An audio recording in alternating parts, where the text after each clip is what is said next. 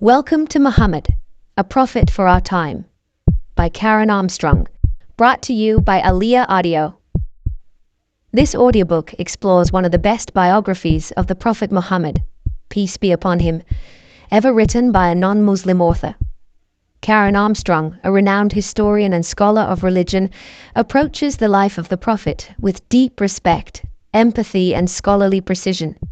Her work transcends stereotypes and misconceptions, presenting Muhammad, peace be upon him, not just as a spiritual leader, but as a transformative figure who reshapes society with compassion, justice, and unwavering faith.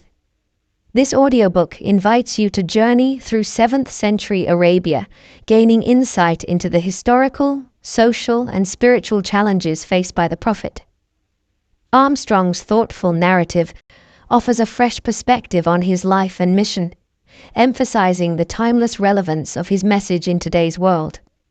Now let's begin. Muhammad, a prophet for our time, a compelling and respectful tribute to the life of Allah's final messenger, crafted with care and reverence.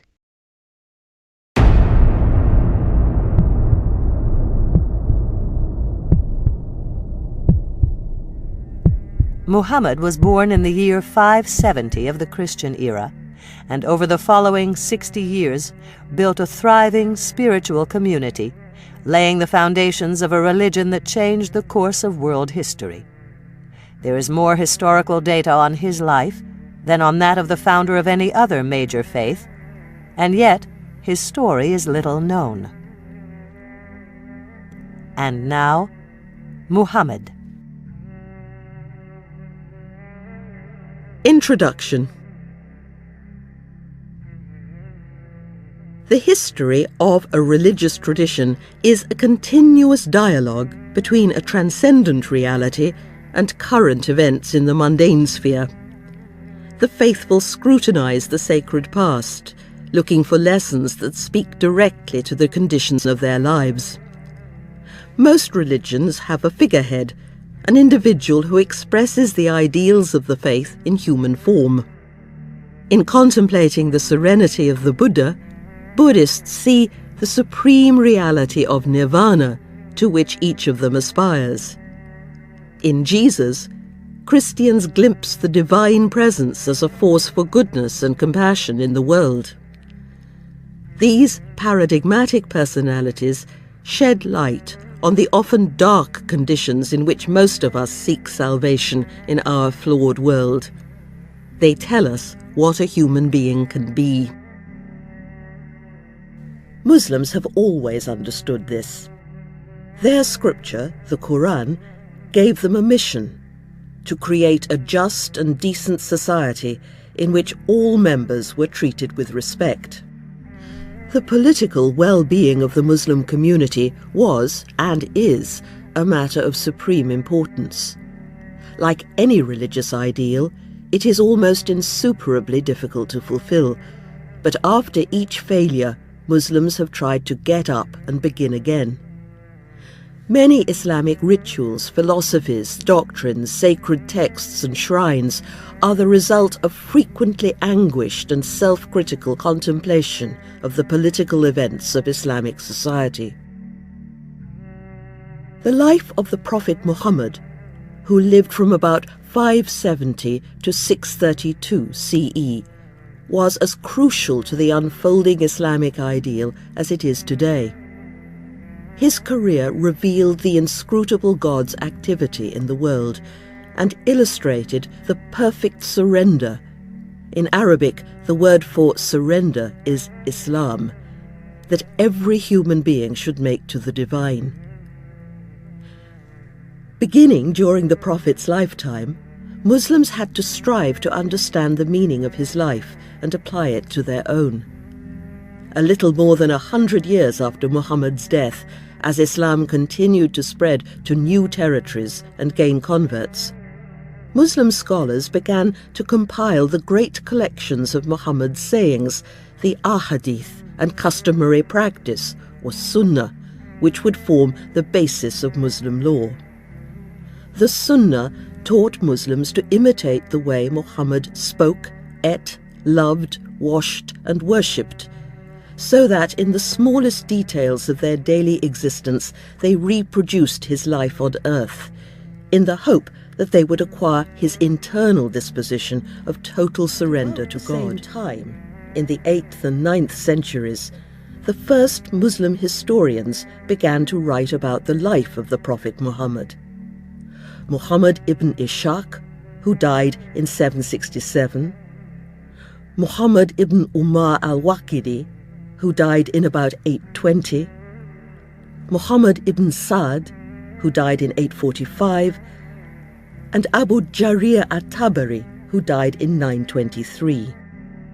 These historians were not simply relying on their own memories and impressions, but were attempting a serious historical reconstruction.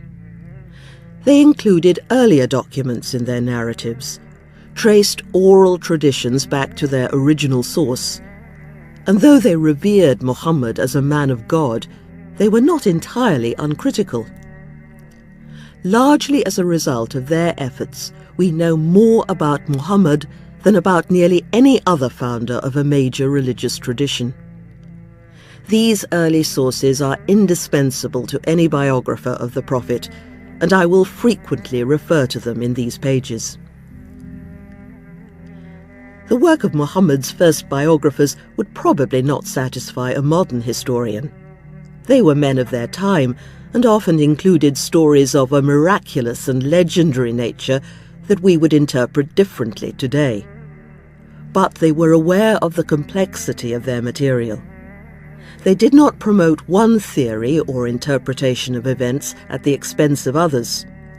Sometimes they put two quite different versions of an incident side by side and gave equal weight to each account so that readers could make up their own minds. They did not always agree with the traditions they included, but were trying to tell the story of their prophet as honestly and truthfully as they could. There are lacunae in their accounts. We know practically nothing about Muhammad's early life before he began to receive what he believed were revelations from God at the age of 40.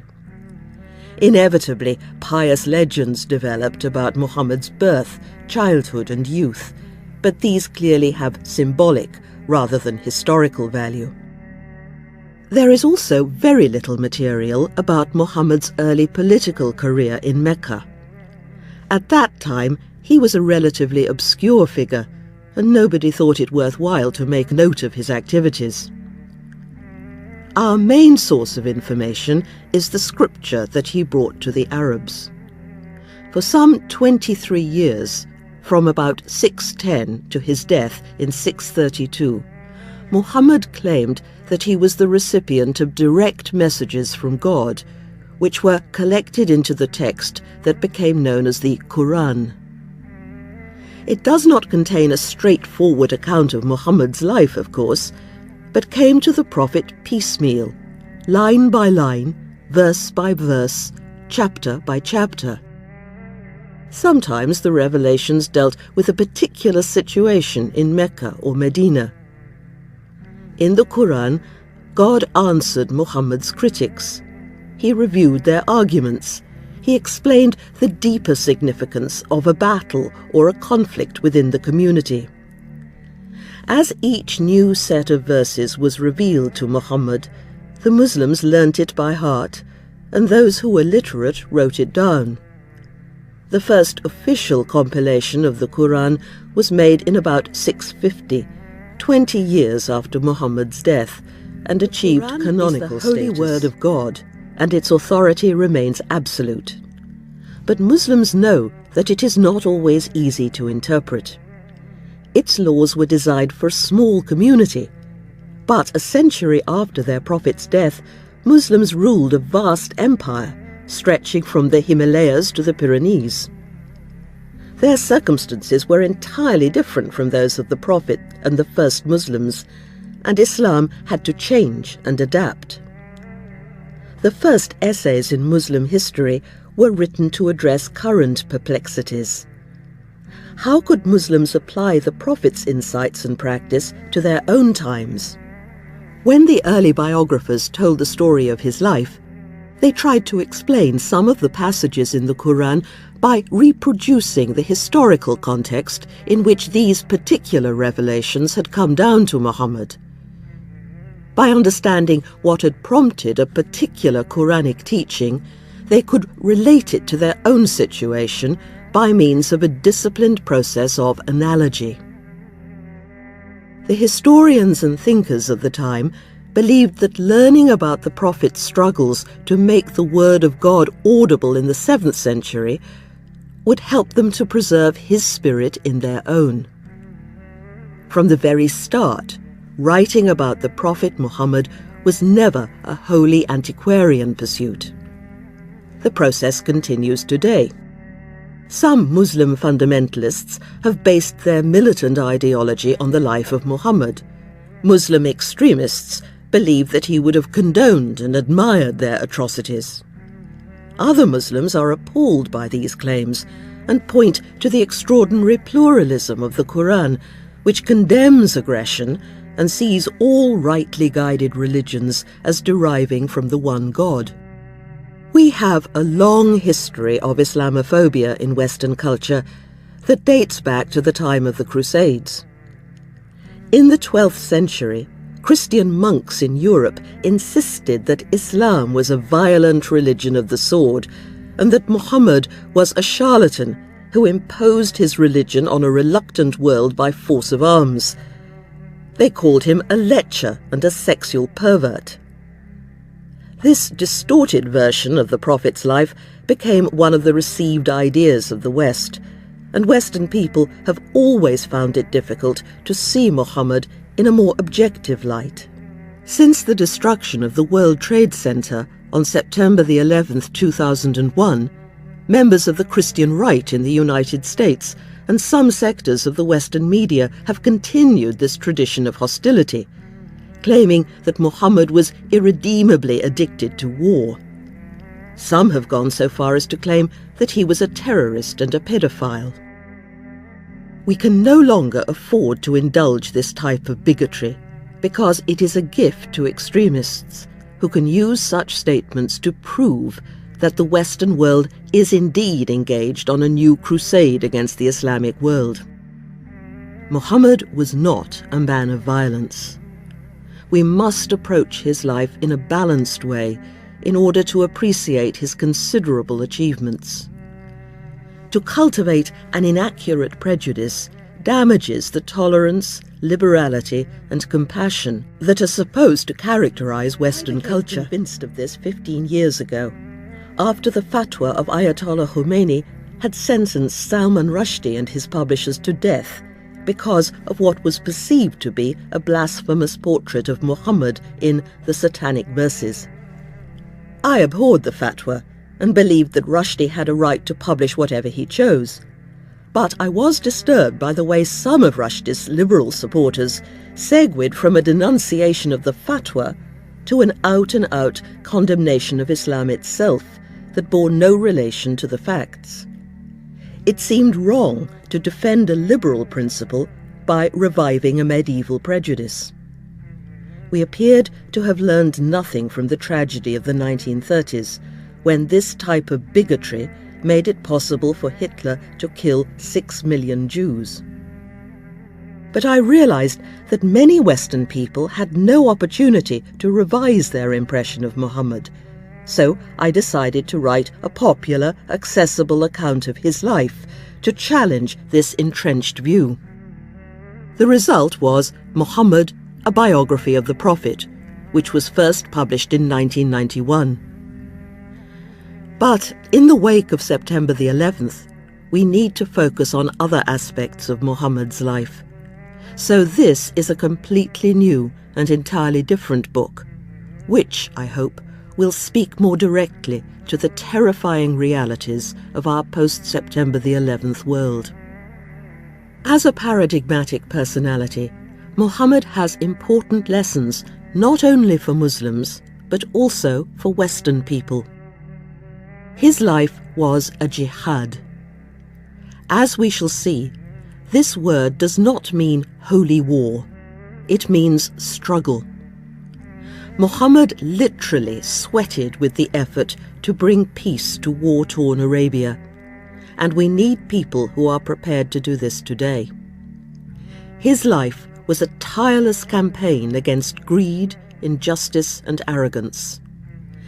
He realized that Arabia was at a turning point and that the old way of thinking would no longer suffice. So he wore himself out in the creative effort to evolve an entirely new solution. We entered another era of history on September the 11th and must strive with equal intensity to develop a different outlook. Strangely, events that took place in 7th century Arabia have much to teach us about the events of our time and their underlying significance. Far more, in fact, than the facile sound bites of politicians. Muhammad was not trying to impose religious orthodoxy. He was not much interested in metaphysics, but to change people's hearts and minds.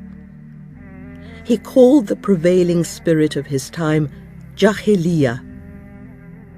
Muslims usually understand this to mean the time of ignorance, that is, the pre-Islamic period in Arabia. But, as recent research shows, Muhammad used the term Jahiliyyah to refer not to an historical era, but to a state of mind that caused violence and terror in 7th century Arabia. Jahiliyyah, I would argue, is also much in evidence in the West today, as well as in the Muslim world. Paradoxically, Muhammad became a timeless personality because he was so rooted in his own period. We cannot understand his achievement unless we appreciate what he was up against. In order to see what he can contribute to our own predicament, we must enter the tragic world that made him a prophet nearly 1400 years ago on a lonely mountaintop just outside the holy city of Mecca. Chapter 1. Mecca. Afterwards, he found it almost impossible to describe the experience that sent him running in anguish down the rocky hillside to his wife.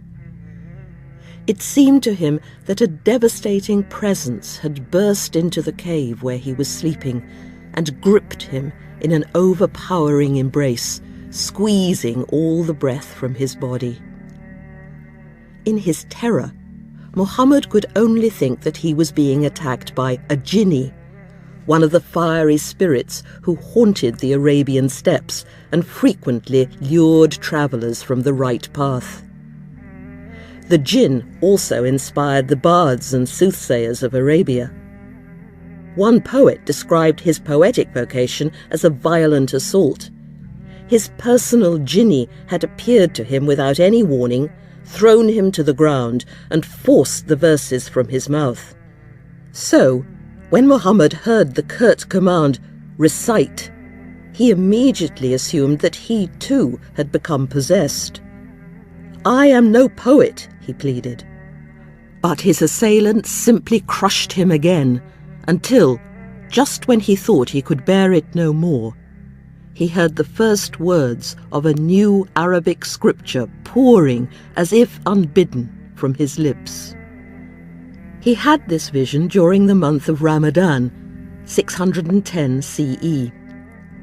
Later, Muhammad would call it Layla al-Qadr, the night of destiny, because it had made him the messenger of Allah, the high god of Arabia. But at the time, he didn't understand what was happening. He was 40 years old, a family man and a respected merchant in Mecca, a thriving commercial city in the Hijaz. Like most Arabs of the time, he was familiar with the stories of Noah, Lot, Abraham, Moses, and Jesus, and knew that some people expected the imminent arrival of an Arab prophet. But it never occurred to him that he would be entrusted with this mission. Indeed, when he escaped from the cave and ran headlong down the slopes of Mount Hira, he was filled with despair. How could Allah have allowed him to become possessed? The jinn were capricious. They were notoriously unreliable because they delighted in leading people astray. The situation in Mecca was serious. His tribe didn't need the dangerous guidance of a jinni. They needed the direct intervention of Allah. In Arabic, the word Allah simply means God. He had always been a distant figure in the past, and many believed he was identical with the God worshipped by Jews and Christians. Had achieved astonishing success. The city was now an international trading centre, and its merchants and financiers had become rich beyond their wildest dreams. Only a few generations earlier, their ancestors had been living a desperate, penurious life in the intractable deserts of northern Arabia. Their triumph was extraordinary, since most Arabs were not city dwellers, but nomads. The terrain was so barren that people could only survive there by roaming ceaselessly from place to place in search of water and grazing land. There were a few agricultural colonies on the higher ground, such as Taif, which supplied Mecca with most of its food, and Yathrib, some 250 miles to the north. But elsewhere, farming, and therefore settled life, was impossible in the steppes. So the nomads scratched out a meagre existence by herding sheep and goats, and breeding horses and camels, living in close-knit tribal groups. Nomadic, or Badwa, life was a grim, relentless struggle, because there were too many people competing for too few resources. Always hungry, perpetually on the brink of starvation, the Bedouin fought endless battles with other tribes for water, pasture land, and grazing rights. Consequently, the Ghazou, the acquisition raid, was essential to the Badwa economy. In times of scarcity, tribesmen would regularly invade the territory of their neighbours in the hope of carrying off camels, cattle or slaves, taking great care to avoid killing anybody, since this could lead to a vendetta. Nobody considered this in any way reprehensible. The Ghazou was an accepted fact of life. It was not inspired by political or personal hatred, but was a kind of national sport, conducted with skill and panache according to clearly defined rules. It was a necessity, a rough and ready way of redistributing wealth in a region where there was simply not enough to go round. Even though the people of Mecca had left the nomadic life behind, they still regarded the Bedouin as the guardians of authentic Arab culture. As a child, Muhammad had been sent to live in the desert with the tribe of his wet nurse in order to be educated in the Badwa ethos. It made a profound impression on him.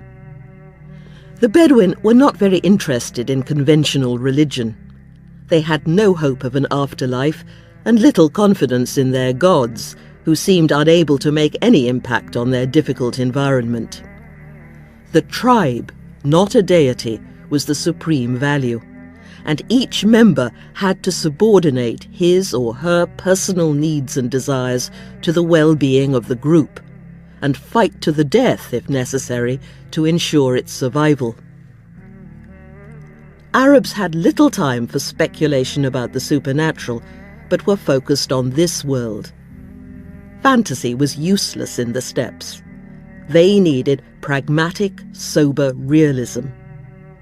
But they had evolved a chivalric code, which, by giving meaning to their lives and preventing them from succumbing to despair in these harsh conditions, performed the essential function of religion. They called it muruwa, a complex term that is difficult to translate succinctly. Muruwa meant courage, patience, endurance. It consisted of a dedicated determination to avenge any wrong done to the group, to protect its weaker members and defy its enemies. To preserve the honor of the tribe, each member had to be ready to leap to the defense of his kinsman at a moment's notice, and to obey his chief without question. A tribesman had to be generous, and share his livestock and food. Life in the steppes would be impossible if people selfishly hoarded their wealth while others went hungry. A tribe that was rich today could easily become destitute tomorrow. If you had been miserly in good days, who would help you in your hour of need? Muruwa made a virtue out of this necessity, encouraging the Karim, the generous hero, to care little for material goods, so that he would not become depressed by his life of deprivation. A truly noble Bedouin would take no heed for the morrow, showing by his lavish gifts and hospitality that he valued his fellow tribesmen more than his possessions. He had to be prepared to give all his wealth, his camels, flocks and slaves, to others, and could squander his entire fortune in a single night by putting on a superb feast for his friends and allies. But the generosity of the Karim could be self-destructive and egotistic. He could reduce his family to poverty overnight, simply to demonstrate the nobility that flowed in his veins and enhance his status and reputation. Muruwa was an inspiring ideal, but by the end of the 6th century, its weaknesses were becoming tragically apparent. Tribal solidarity, or asibiya, encouraged bravery and selflessness, but only within the context of the tribe.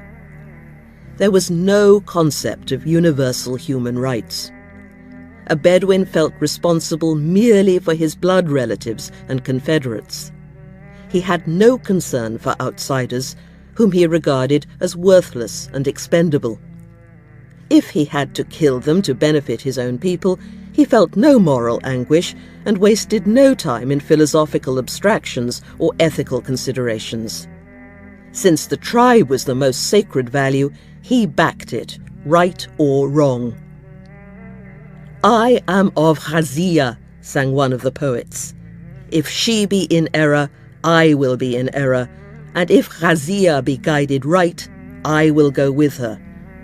Or, in the words of a popular maxim, help your brother, whether he is being wronged or wronging others. Each tribe had its own special brand of Muruwa, which, the Arabs believed, had been inherited from the founding fathers of the tribe, and was passed, like other physical and mental characteristics, from one generation to another. They called this tribal glory hasab, ancestral honor. As the source of their particular genius, tribesmen revered their forefathers as the supreme authority, and this inevitably encouraged a deep and entrenched conservatism. The way of life, the sunnah, that the ancients had bequeathed to their descendants was sacred and inviolable. "He belongs to a tribe whose fathers have laid down for them a sunnah," another poet explained. "Every folk has its own traditional sunnah. Every folk has its objects of imitation."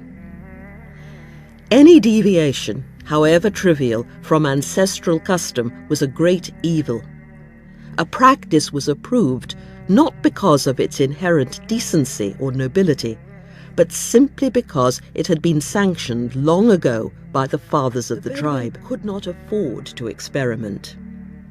It would be criminally irresponsible to ignore the Sharia, the path to the waterhole that had been the lifeline of your people from time immemorial. You learned to survive by following a set of rules whose value had been proven by experience. But this unquestioning acceptance of tradition could lead to rampant chauvinism. The sunnah of your people was the best, and you could contemplate no other way of doing things. You could only preserve the honor of your tribe by refusing to bow to any other authority, human or divine. A Karim, a generous hero, was expected to be proud, self-regarding, self-reliant, and aggressively independent. Arrogance was not a fault, but a sign of nobility, whereas humility showed that you came from defective stock and had no aristocratic blood in your veins. A base-born person was genetically destined to be a slave. That was all he was good for. A true Karim could not submit to anyone at all. "We refuse to all men submission to their leading," sang one poet, "till we lead them ourselves, yea, without reins." A Karim would maintain this defiant self-sufficiency even in the presence of a god, because no deity could be superior to a truly noble human being. In the steppes, the tribe needed men who refused to be bowed by circumstance and who had the confidence to pit themselves against overwhelming odds. But this haughty self-reliance, which they called istighna, could easily become reckless and excessive. The Bedouin was easily moved to extremes at the smallest provocation. Because of his exalted sense of honour, he tended to respond violently to any perceived threat or slight. He did not simply act in self-defence. True courage lay in the preemptive strike. It is not enough for a warrior fierce as a lion to strike back and chastise the enemy who has struck him with a blow, cried the poet Zuhair ibn Abi Salma. He should rather attack first and become an aggressor when no one wrongs him. The courage praised by the tribal poets was an irresistible impulse that could not and should not be restrained. If a wrong was done to a single member of his tribe, a Karim felt the duty of vengeance as a physical pain and a tormenting thirst. It was a tragic worldview. The Bedouin tried to glorify their struggle, but their life was grim, and there was no hope of anything better. All beings, they believed, came under the sway of dahr, time or fate, which inflicted all manner of suffering on humanity. A man's life was determined in advance. All things passed away. Even the successful warrior would die and be forgotten. There was an inherent futility in this life of ceaseless struggle. The only remedy against despair was a life of pleasure, especially the oblivion of wine. Many of the Bedouin had tried to escape from the steppes and build a more settled, secure life. But these attempts were usually frustrated by the scarcity of water and arable land and the frequency of drought. A tribe couldn't establish a viable settlement unless it had either accumulated a surplus of wealth, an almost impossible feat, or took over an oasis, as the tribe of Thaqif had done in Ta'if.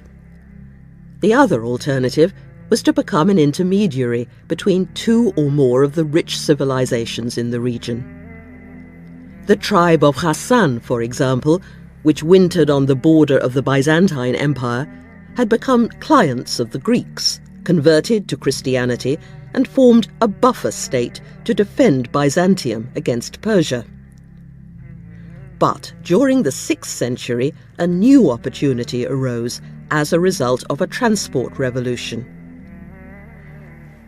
The Bedouin had invented a saddle that enabled camels to carry far heavier loads than before, and merchants from India, East Africa, Yemen and Bahrain began to replace their donkey carts with camels, which could survive for days without water and were ideally suited to navigate the desert.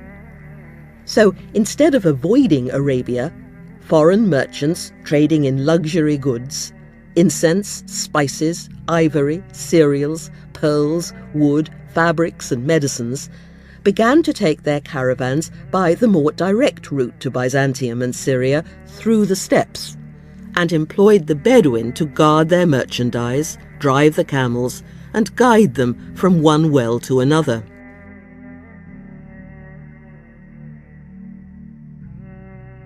Mecca became a station for these northbound caravans. It was conveniently located in the centre of the Hijaz, and even though it was built on solid rock, which made agriculture impossible there, Settlement was feasible because of an underground water source that the Arabs called Zamzam. The discovery of this seemingly miraculous spring in such an arid region had probably made the site holy to the Bedouin long before the development of a city in Mecca. It attracted pilgrims from all over Arabia, and the Kaaba, a cube-shaped granite building of considerable antiquity, may originally have housed the sacred utensils of the Zamzam cult. During the 5th and 6th centuries, the spring and this sanctuary, or haram, were controlled by a succession of different nomadic tribes: Jurham, Khuza'a, and finally, in the early 6th century, by the Quraysh, Muhammad's tribe, who drove out their predecessors and were the first to construct permanent buildings around the Kaaba. The founding father of the Quraysh was Qusay ibn Kilab, who had brought together a number of previously warring clans that were loosely related by blood and marriage, and formed this new tribe, just as Mecca was becoming a popular centre for long-distance trade. The name Quraysh may have been derived from takarush, or accumulation or gaining. Unlike the Jurham and Khuza'a, who had not been able to abandon Badua, they acquired a capital surplus that made settled life possible.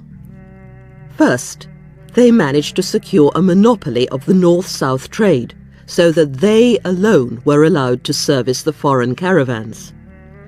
They were also able to control the mercantile activity within Arabia that had been stimulated by the influx of international commerce. In the 6th century, Bedouin tribes had begun to exchange goods with one another. Merchants congregated in a series of regular markets that were held each year in different parts of Arabia, and were so arranged that traders circled the peninsula in a clockwise direction. The first market, or souk, of the year was held in Bahrain, the most densely populated region. The next were held successively in Oman, Hadramaut and Yemen, and the cycle concluded with 5 consecutive souks in and around Mecca. The last fair of the year was held in Ukaz, immediately before the month of the Hajj, the traditional pilgrimage to Mecca and the Kaaba. During the first half of the 6th century, the Quraysh had started to send their own caravans to Syria and Yemen, and gradually they established themselves as independent traders.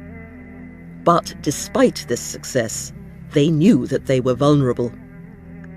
Because agriculture was impossible in Mecca, they relied entirely on the exchange of commodities, so if the economy failed, they would starve to death. Everybody, therefore, was involved in commerce, as bankers, financiers, or merchants. In the agricultural settlements, the Badua spirit remained virtually intact because it was more compatible with farming. But the Quraysh were forced to cultivate a strictly commercial ethos that took them away from many of the traditional values of Muruwa. They had, for example, to become men of peace, because the kind of warfare that was endemic in the steppes would make business impossible. Mecca had to be a place where merchants from any tribe could gather freely without fear of attack. So the Quraysh steadfastly refused on principle to engage in tribal warfare and maintained a position of aloof neutrality. Before their arrival, there had often been bloody battles around Zamzam and the Kaaba as rival tribes tried to gain control of these prestigious sites. Now, with consummate skill, the Quraysh established the Haram, a zone with a 20-mile radius with the Kaaba at its centre, where all violence was forbidden. They made special agreements with Bedouin tribes, who promised not to attack the caravans during the season of the trade fairs. In return, these Bedouin confederates were compensated for the loss of income by being permitted to act as guides and protectors of the merchants. Trade and religion were thus inextricably combined in Mecca. The pilgrimage to Mecca was the climax of the Suk cycle, and the Quraysh reconstructed the cult and architecture of the sanctuary so that it became a spiritual centre for all the Arab tribes. Even though the Bedouin were not much interested in the gods, each tribe had its own presiding deity, usually represented by a stone effigy.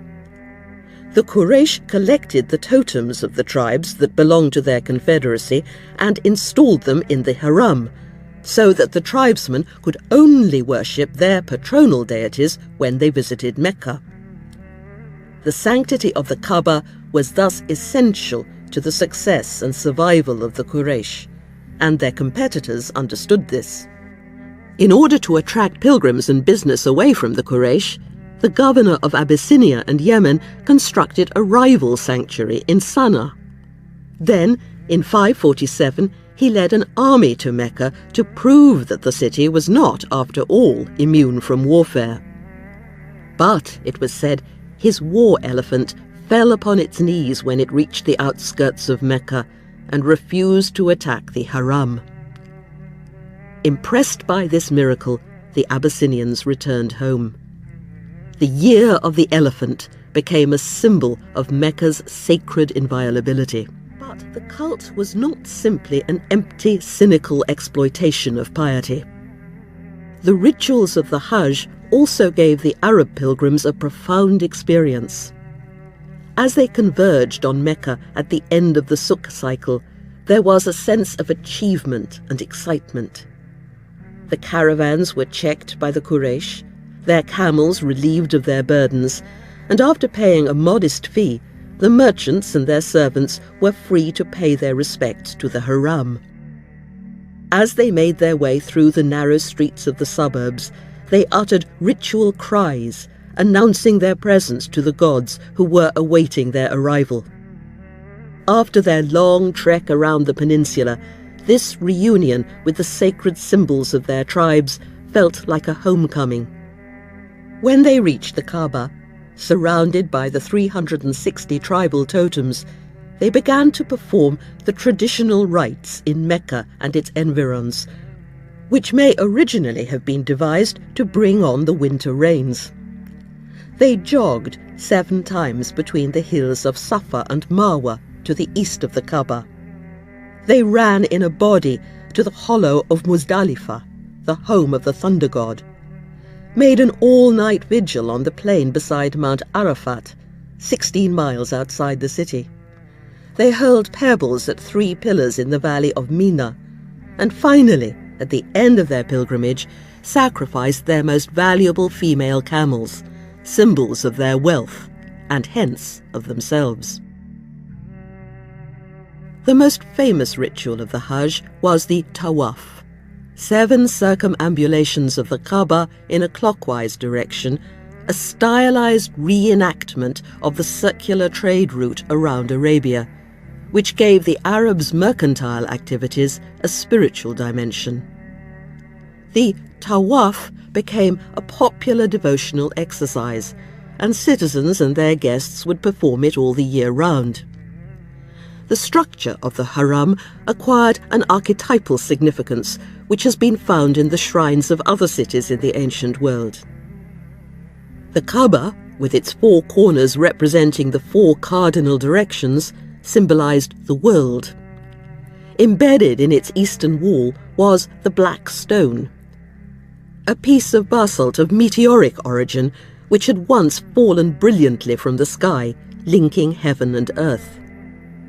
As the pilgrims jogged around the huge granite cube, following the course of the sun around the earth, they put themselves in harmony with the fundamental order of the cosmos. The circle is a common symbol of totality, and the practice of circumambulation, where you constantly come back to your starting point, induces a sense of periodicity and regularity. By circling round and round the Kaaba, pilgrims learned to find their true orientation and their interior center. The steady rhythm of the jog gradually emptied their minds of peripheral thoughts and helped them to enter a more meditative state.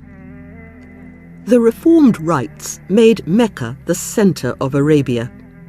Where other pilgrims had to leave their homelands and journey to remote sites, the Arabs had no need to leave the peninsula, which remained a law unto itself. All this reinforced the centrality of Mecca as the focus of the Arab world. The city was also isolated, and this gave the Arabs a rare freedom. Neither Persia nor Byzantium, the great powers of the region, had any interest in the difficult terrain of Arabia, so the Quraysh could create a modern economy without imperial control. The world passed through Mecca, but did not stay long enough to interfere. Arabs were able to develop their own ideology and could interpret the knowledge and expertise of their more sophisticated neighbours as they chose. They were not pressured to convert to an alien religion or conform to official orthodoxy. The closed circle of both the trade cycle and the Hajj rituals symbolized their proud self-sufficiency, which, as the years passed, would become a mark of their urban culture. Their separation from the great powers meant that the Meccan economy was not damaged by their decline in fortune. Indeed, the Quraysh were able to profit from it. By 570, the year of Muhammad's birth, Persia and Byzantium were locked in a debilitating series of wars with one another that would fatally weaken both empires. Syria and Mesopotamia became a battleground. Many of the trade routes were abandoned, and Mecca took control of all the intermediary trade between north and south. The Quraysh had become even more powerful, yet some were beginning to feel that they were paying too high a price for their success. As the 6th century drew to a close, the city was in the grip of a spiritual and moral crisis. The old communal spirit had been torn apart by the market economy, which depended upon ruthless competition, greed, and individual enterprise. Families now vied with one another for wealth and prestige. The less successful clans felt that they were being pushed to the wall. The terms clan and tribe are not easy to distinguish from one another, but here clan refers to a family group within the tribe. Instead of sharing their wealth generously, people were hoarding their money and building private fortunes. They not only ignored the plight of the poorer members of their tribe, but exploited the rights of orphans and widows, absorbing their inheritance into their own estates. The prosperous were naturally delighted with the new security. They believed that their wealth had saved them from the destitution and misery of Badua. But those who had fallen behind in the stampede for financial success felt lost and disoriented. The principles of Muruwa seemed incompatible with market forces, and many felt thrust into a spiritual limbo. The old ideals had not been replaced by anything of equal value, and the ingrained communal ethos told them that this rampant individualism would damage the tribe, which could only survive if its members pooled all their resources.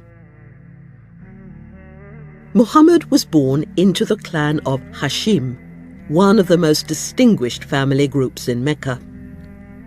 His great-grandfather had been the first merchant to engage in independent trade with Syria and Yemen, and the clan had the privilege of providing the pilgrims with water during the Hajj, one of the most important offices in the city. But recently, Hashim had fallen on hard times.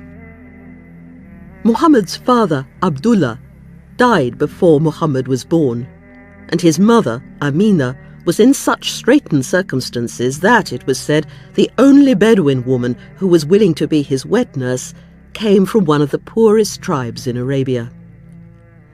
He lived with her family until he was 6 years old, and would have experienced nomadic life at its harshest. Shortly after he was brought back to Mecca, his mother died. This double bereavement made a deep impression on Muhammad.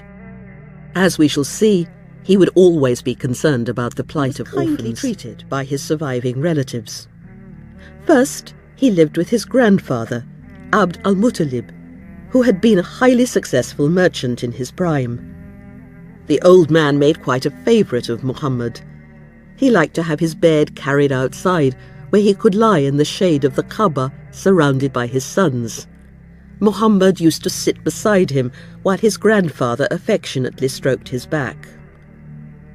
When he died, however, Muhammad, now 8 years old, inherited nothing.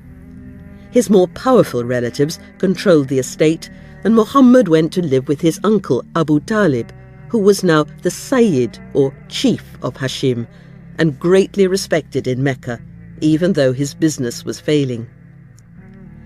Abu Talib was very fond of his nephew, and his brothers also helped with Muhammad's education. Hamza, the youngest, a man of prodigious strength, instructed Muhammad in the martial arts, making him a skilled archer and competent swordsman. His uncle, Abbas, a banker, was able to get Muhammad a job managing the caravans on the northern leg of the journey to Syria. The young Muhammad was well liked in Mecca. He was handsome, with a compact, solid body of average height. His hair and beard were thick and curly, and he had a strikingly luminous expression and a smile of enormous charm, which is mentioned in all the sources. He was decisive and wholehearted in everything he did, so intent on the task at hand that he never looked over his shoulder, even if his cloak got caught in a thorny bush. When he did turn to speak to somebody, he used to swing his entire body around and address him full face. When he shook hands, he was never the first to withdraw his own. He inspired such confidence that he was known as Al-Amin, the reliable one. But his orphaned status constantly held him back. He had wanted to marry his cousin Fakhita, but Abu Talib had to refuse his request for her hand, gently pointing out that Muhammad could not afford to support a wife, and made a more advantageous match for her. But when Muhammad was about 25 years old, his luck suddenly changed. Khadija bint al-Khuwaylid, a distant relative, asked him to take a caravan into Syria for her. She came from the clan of Asad, which was now far more influential than Hashim, and since her husband had died, she had become a successful merchant. Urban life often gives elite women the opportunity to flourish in business, though women of the lower classes had no status at all in Mecca. Muhammad conducted the expedition so competently that Khadija was impressed and proposed marriage to him. She needed a new husband, and her talented kinsman was a suitable choice. "I like you because of our relationship," she told him, "and your high reputation among your people, your trustworthiness, good character, and truthfulness." Some of Muhammad's critics have sneered at this timely match with the wealthy widow, but this was no marriage of convenience. Muhammad loved Khadija dearly, and even though polygamy was the norm in Arabia, he never took another, younger wife while she was alive. Khadija was a remarkable woman, determined, noble, and intelligent, says the historian Ibn Ishaq, Muhammad's first biographer.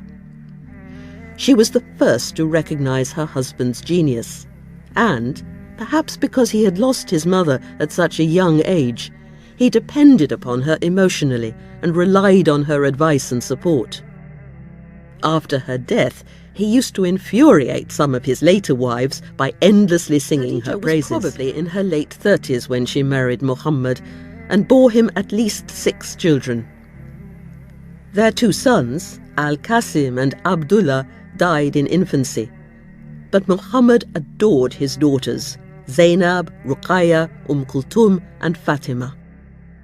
It was a happy household, even though Muhammad insisted on giving a high proportion of their income to the poor.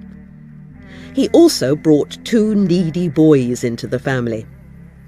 On their wedding day, Khadija had presented him with a young slave called Zayd ibn al-Harith from one of the northern tribes.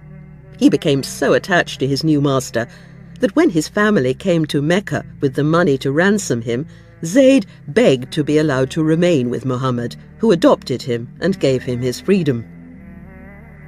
A few years later, Abu Talib was in such financial trouble that Muhammad took his 5-year-old son, Ali, into his household to ease his burden.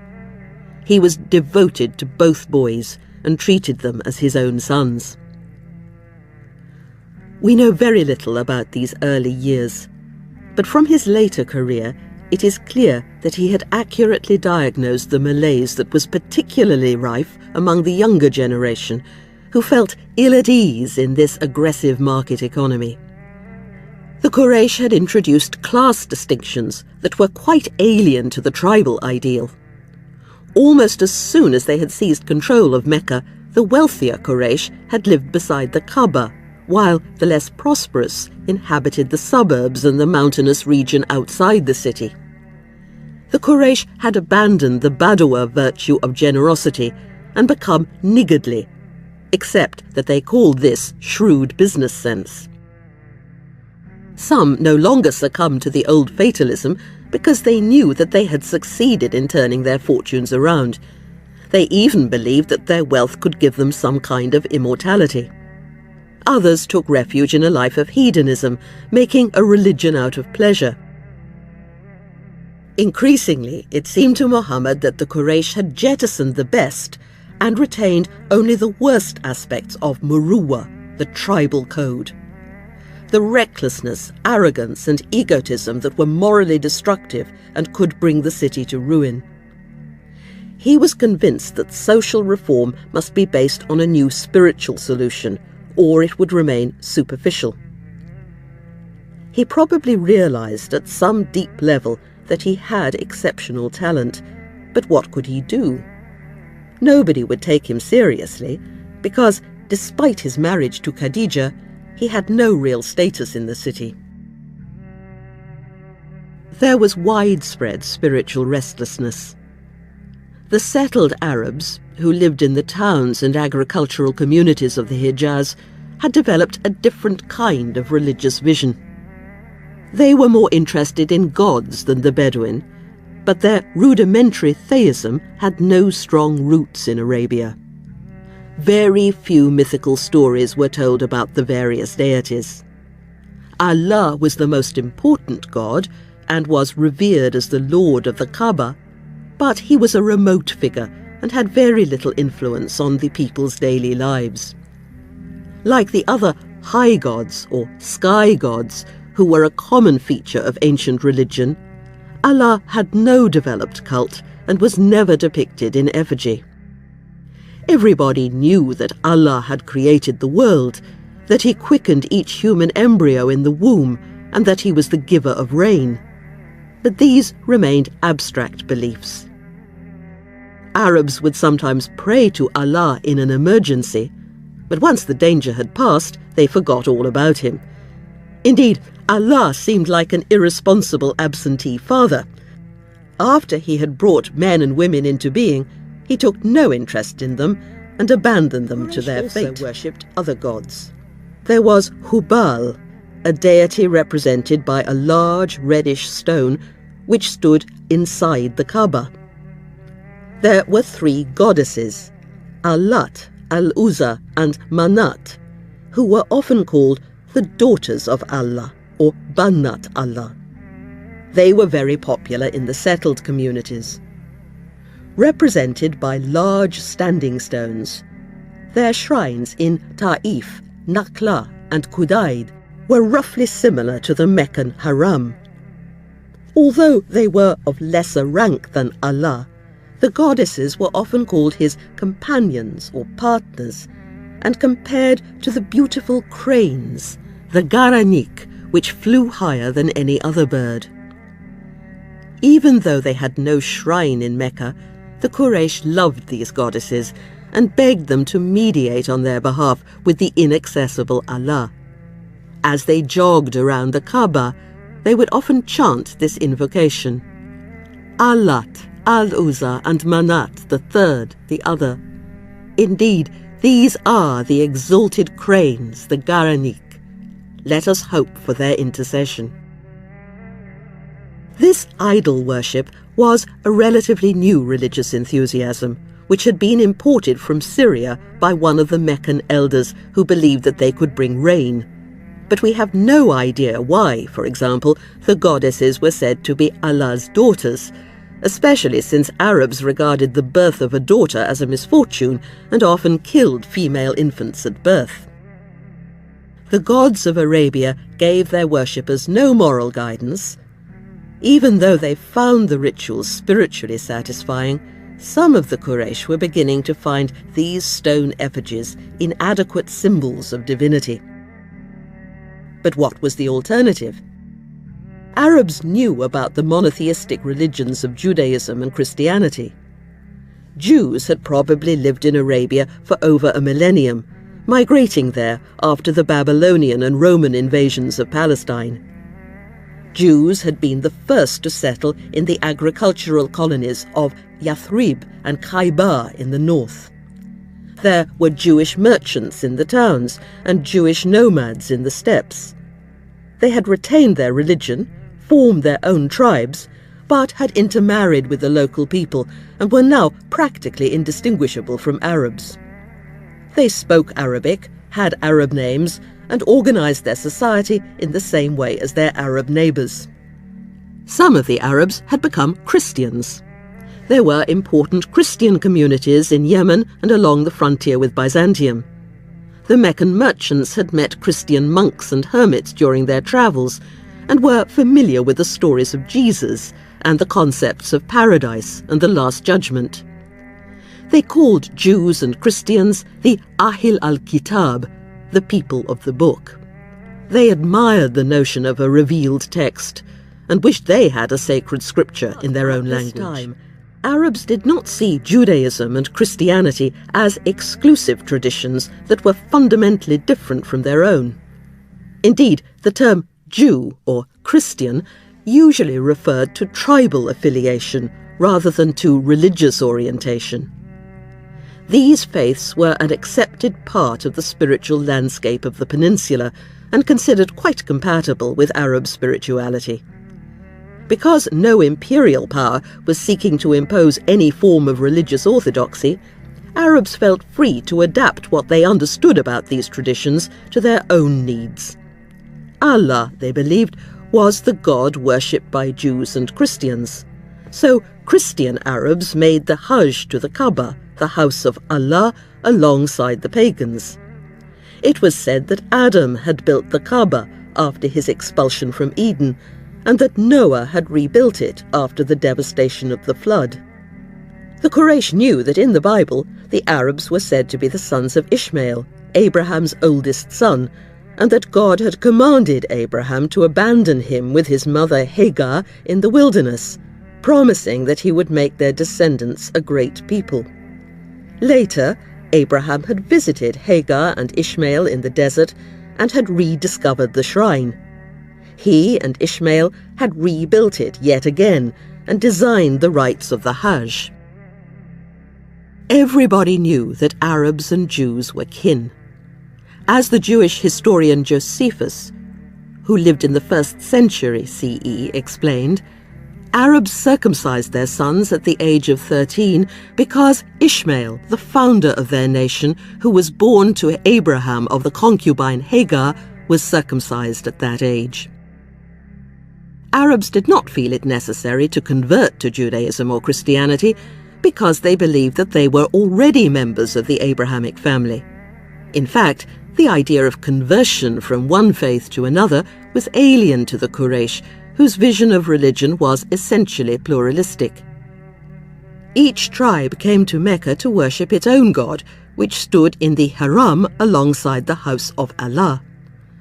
Arabs didn't understand the idea of a closed system of beliefs, nor would they have seen monotheism as incompatible with polytheism. They regarded Allah, who was surrounded by the ring of idols in the Kaaba, as lord of a host of deities. in much the same way as some of the biblical writers saw Yahweh as surpassing all other gods. Some of the settled Arabs were becoming dissatisfied with this pagan pluralism and were attempting to create an indigenous Arabian monotheism. Shortly before Muhammad received his first revelation, they had seceded from the religious life of the Haram. It was pointless, they told their tribesmen, to run round and round the black stone, which could neither see, nor hear, nor hurt, nor help.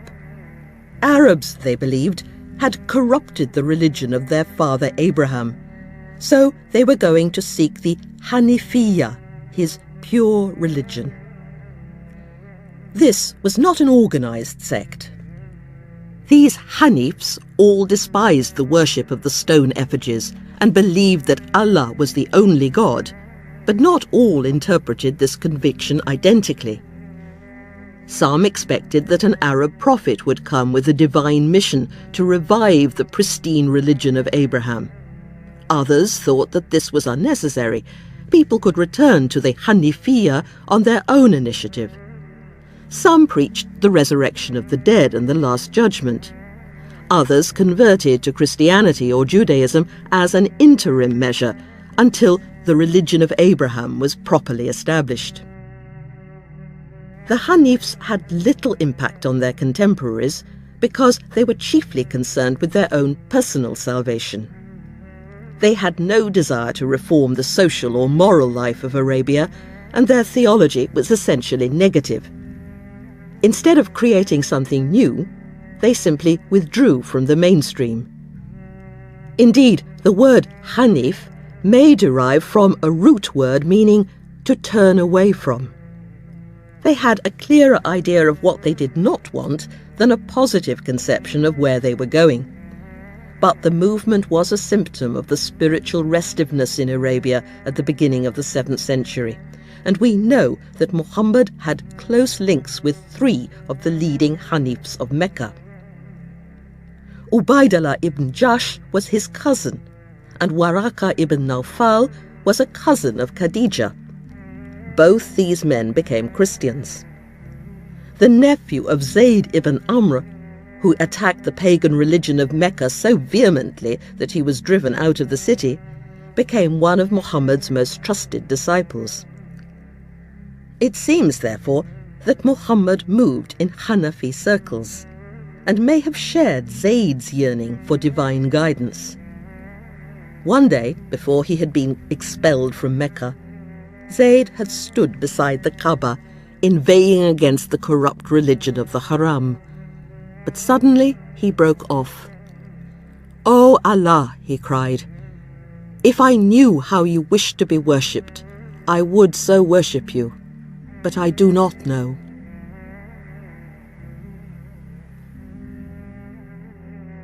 Muhammad. This ends Disc 1. Muhammad was also seeking a new solution. For some years, accompanied by Khadija, he had made an annual retreat on Mount Hira during the month of Ramadan, distributing alms to the poor who visited him in his mountain cave and performing devotions. We know very little about these practices, which were believed by some of the sources to have been inaugurated by Muhammad's grandfather. They seem to have combined social concern with rituals that may have included deep prostrations before Allah and intensive circumambulation of the Kaaba. At this time, Muhammad had also started to have numinous dreams, radiant with hope and promise, that burst upon him like the dawn of the morning, a phrase that in Arabic expresses the sudden transformation of the world when the sun breaks through the darkness in these eastern lands where there is no twilight. It was while he was making his annual retreat on Mount Hira in about the year 610 that he experienced the astonishing and dramatic attack.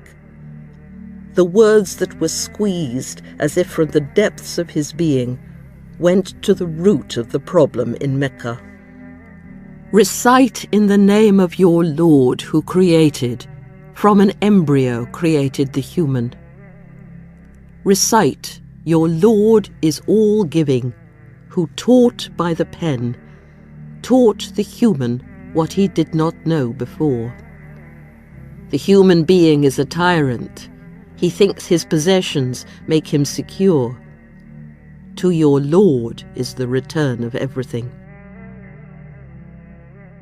This verse was an extension of the Quraysh's belief that Allah had created each one of them.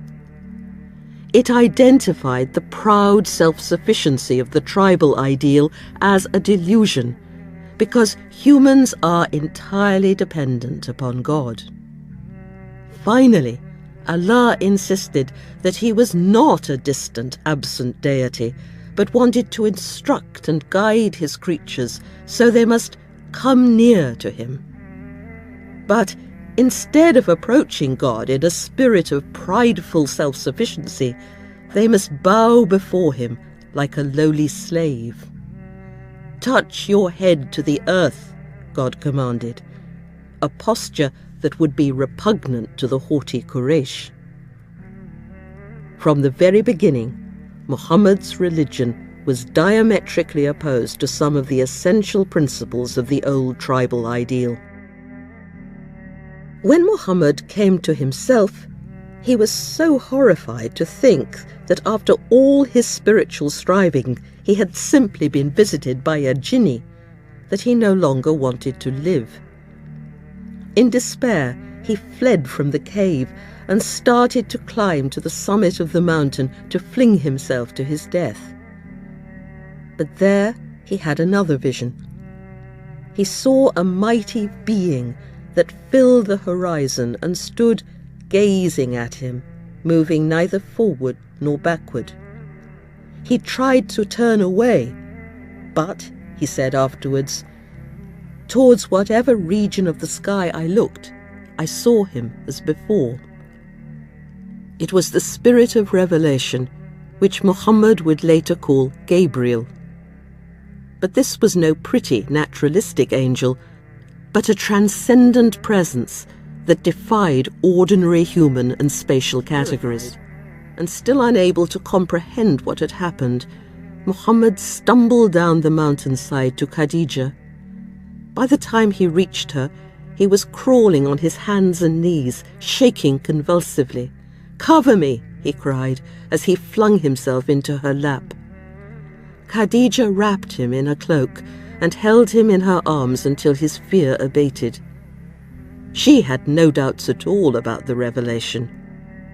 This was no jinni, she insisted. God would never play such a cruel trick on a man who had honestly tried to serve him. You are kind and considerate to your kin, she reminded him. You help the poor and forlorn and bear their burdens. You're striving to restore the high moral qualities that your people have lost. You honor the guest and go to the assistance of those in distress. This cannot be, my dear. Muhammad and Khadija had probably discussed their dawning understanding of the true nature of a religion that went beyond ritual performance and required practical compassion and sustained moral effort. To reassure Muhammad, Khadija consulted her cousin Waraka, the Hanif, who had studied the scriptures of the people of the book and could give them expert advice. Waraka was jubilant. "Holy, holy," he cried when he heard what had happened. "If you have spoken the truth to me, O Khadija, there has come to him the great divinity who came to Moses aforetime, and lo, he is the prophet of his people." The next time Waraka met Muhammad in the haram, he kissed him on the forehead and warned him that his task would not be easy. Waraka was an old man and not likely to live much longer, but he wished he could be alive to help Muhammad when the Quraysh expelled him from the city. Muhammad was dismayed. He could not conceive of a life outside Mecca. Would they really cast him out? He asked in dismay. Waraka sadly told him that a prophet was always without honor in his own country.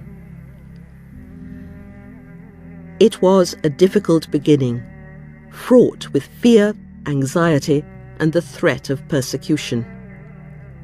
Yet the Quran has preserved another account of the experience on Mount Hira, in which the descent of the Spirit is described as an event of wonder, gentleness, and peace, similar to the conception of Jesus in the womb of Mary. We sent him down on the night of destiny. And what can tell you of the night of destiny? The night of destiny is better than 1,000 months. The angels come down, the Spirit upon her, by permission of their Lord from every order. Peace she is, until the rise of dawn. In this surah, or chapter of the Quran, there is a suggestive blurring of masculine and feminine, especially in pronouns, which is often lost in translation. In the Quran, the question, "What can tell you?" regularly introduces an idea that would have been strange to Muhammad's first audience, indicating that they were about to enter the realm of the ineffable.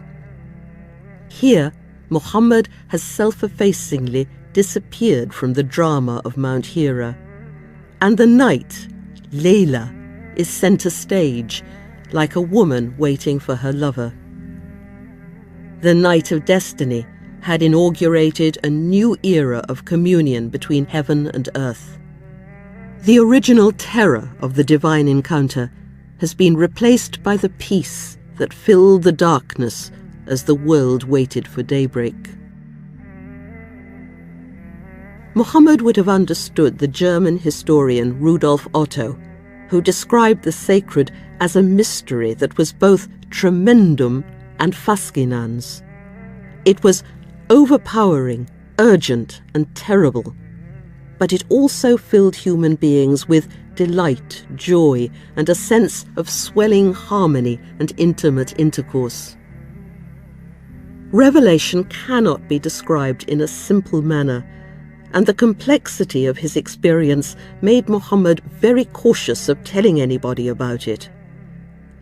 After the experience on Mount Hira, there were more visions. We do not know exactly how many. And then, to Muhammad's dismay, the divine voice fell silent, and there were no further revelations. It was a time of great desolation. Had Muhammad been deluded after all? Was the present simply a mischievous jinni? Or had God found him wanting and abandoned him? For 2 long years, the heavens remained obdurately closed.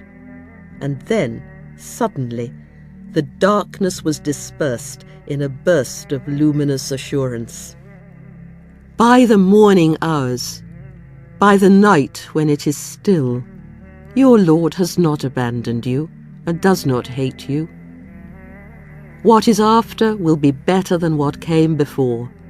To you the Lord will be giving. You will be content.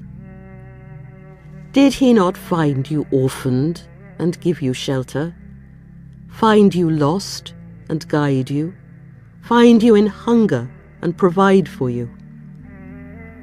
As for the orphan, do not oppress him, and one who asks for help, do not turn him away, and the grace of your Lord proclaim. Here, Allah offered his assurance that he did not abandon his creatures, and reminded men and women to imitate his continuous kindness and generosity. Human beings who had experienced the care of God had a duty to help the orphan and the deprived.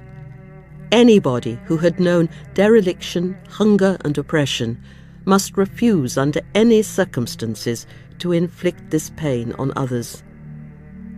The revelation concluded by telling Muhammad that it was time to proclaim this message to the Quraysh. But how would they respond? Chapter 2. Jahiliyyah.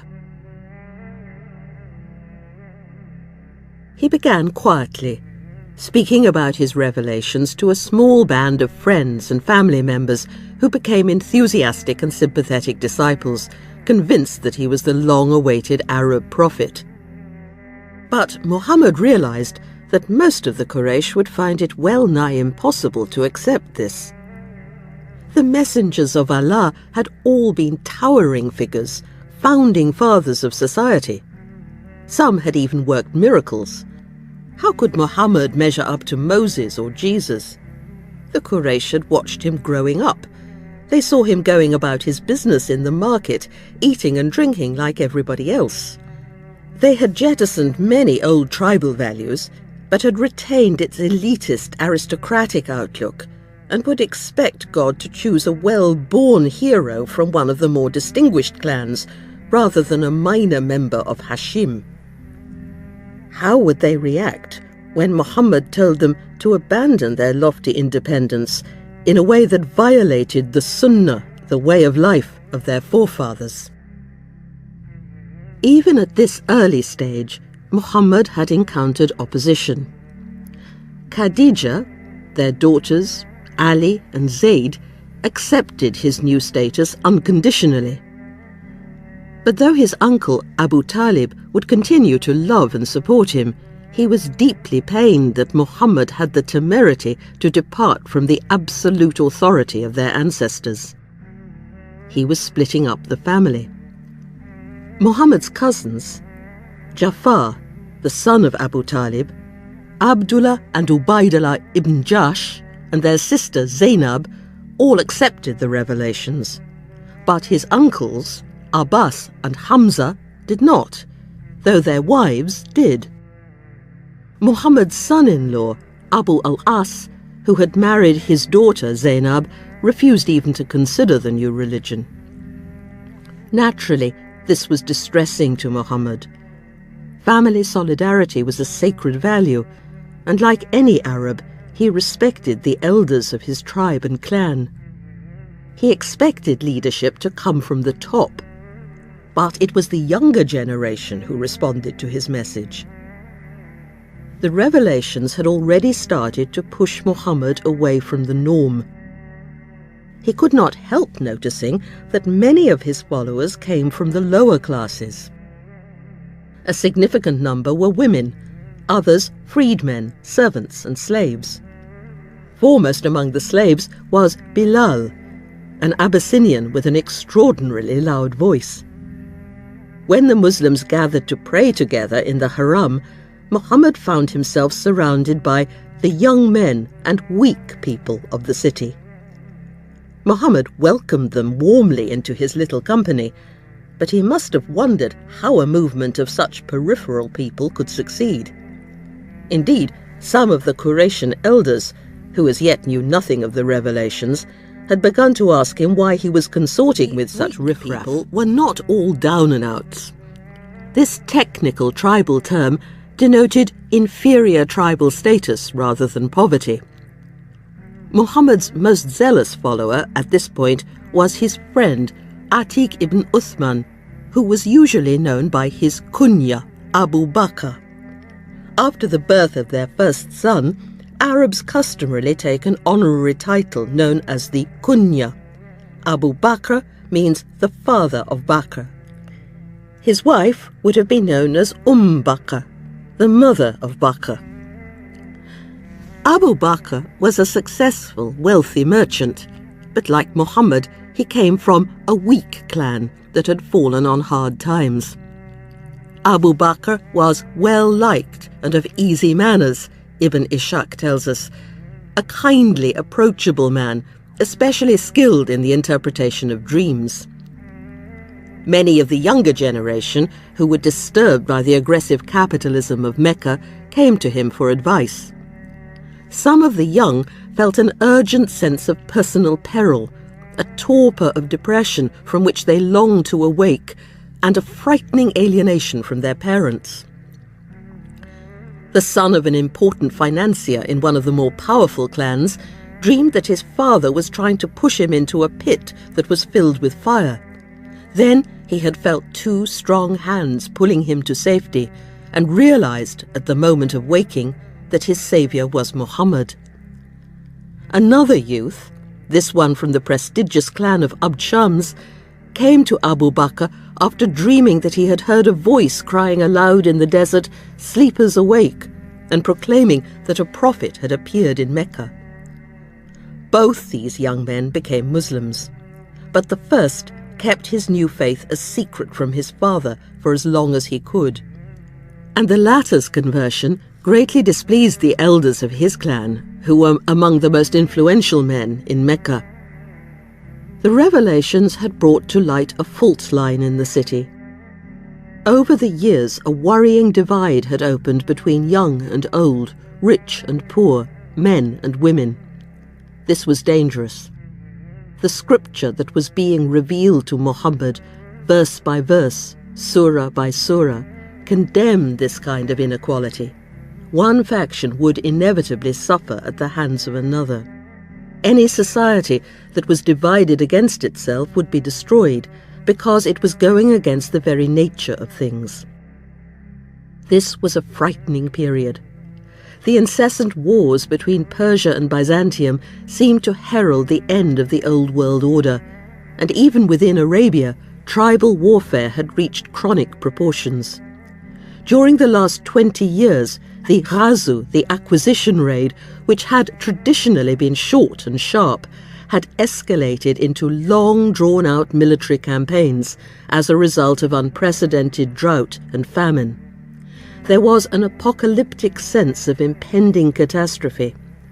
Muhammad was convinced that unless the Quraysh reformed their attitudes and behavior, they too would fall prey to the anarchy that threatened to engulf the world. Under the inspiration of Allah, Muhammad was feeling his way towards an entirely new solution, convinced that he was not speaking in his own name, but was simply repeating the revealed words of God.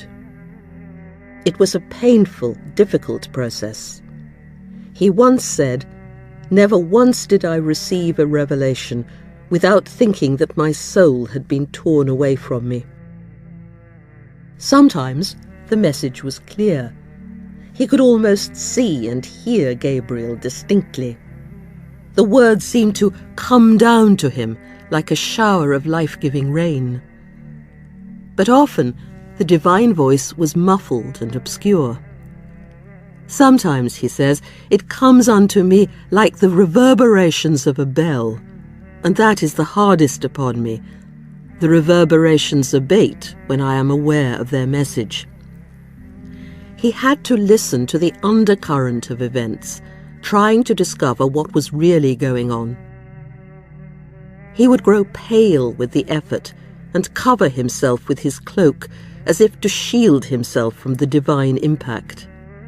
He would perspire heavily, even on a cold day, as he turned inwards, searching his soul for a solution to a problem, in rather the same way as a poet has to open himself to the words that he must haul from the depths of himself to the conscious level of his mind. In the Quran, God instructed Muhammad to listen intently to each revelation as it emerged. He must be careful not to impose a meaning on a verse prematurely, before its full significance had become entirely clear. In the Quran, therefore, God spoke directly to the people of Mecca, using Muhammad as his mouthpiece, just as he spoke through the Hebrew prophets in the Jewish scriptures. Hence, the language of the Quran is sacred because, Muslims believe, it records the words spoken in some way by God himself. When Muhammad's converts listened to the divine voice, chanted first by the prophet and later by the skilled Quran reciters, they felt that they had an immediate encounter with Allah. Biblical Hebrew is experienced as a holy tongue in rather the same way. Christians do not have this concept of a sacred language because there is nothing holy about New Testament Greek. Their scriptures presented Jesus as the word spoken by God to humanity. Like any scripture, the Quran thus provided an encounter with transcendence, bridging the immense gulf between our frail mortal world and the divine. Muhammad's converts eagerly awaited each new revelation. After he had recited it, they would learn it by heart, and those who were literate wrote it down. They felt moved and stirred by the exquisite language of their scripture, which, they were convinced, could only have come from God. It is difficult for a non-Arabic speaker to appreciate the beauty of the Quran, because this is rarely conveyed in translation. The text seems wearyingly repetitive. It has no apparent structure, no sustained argument or organizing narrative. But the Quran was not designed to be read sequentially. In its final form, the chapters or surahs of the Quran had been arranged arbitrarily, beginning with the longest and ending with the shortest, so the order is not important. Each surah contains essential teachings, and it is possible to dip into the text at any point and imbibe crucial lessons. In common with the majority of Arabs at this time, Muhammad could neither read nor write. The word Quran means recitation. It was not designed for private perusal, but, like most scriptures, it was meant to be read aloud, and the sound was an essential part of the sense. Poetry was important in Arabia. The poet was the spokesman, social historian, and cultural authority of his tribe. And over the years, the Arabs had learned how to listen to a recitation and had developed a highly sophisticated critical ear. Bards chanted their odes at the annual trade fairs to excited audiences from all over the peninsula. Every year there was an important poetry contest at the fair of Ukaz just outside Mecca, and the winning poems were embroidered in gold on fine black cloth and hung on the walls of the Kaaba. Muhammad's followers would therefore have been able to pick up verbal signals in the text that are lost in translation. They found that themes, words, phrases, and sound patterns recurred again and again, like the variations in a piece of music which subtly amplify the original melody and add layer upon layer of complexity. The Quran was deliberately repetitive. Its ideas, images, and stories were bound together by these internal echoes, which reinforced its central teaching with instructive shifts of emphasis. They linked passages that initially seemed separate and integrated the different strands of the text as one verse delicately qualified and supplemented others. The Quran was not imparting factual information that could be conveyed instantaneously. Like Muhammad, listeners had to absorb its teachings slowly.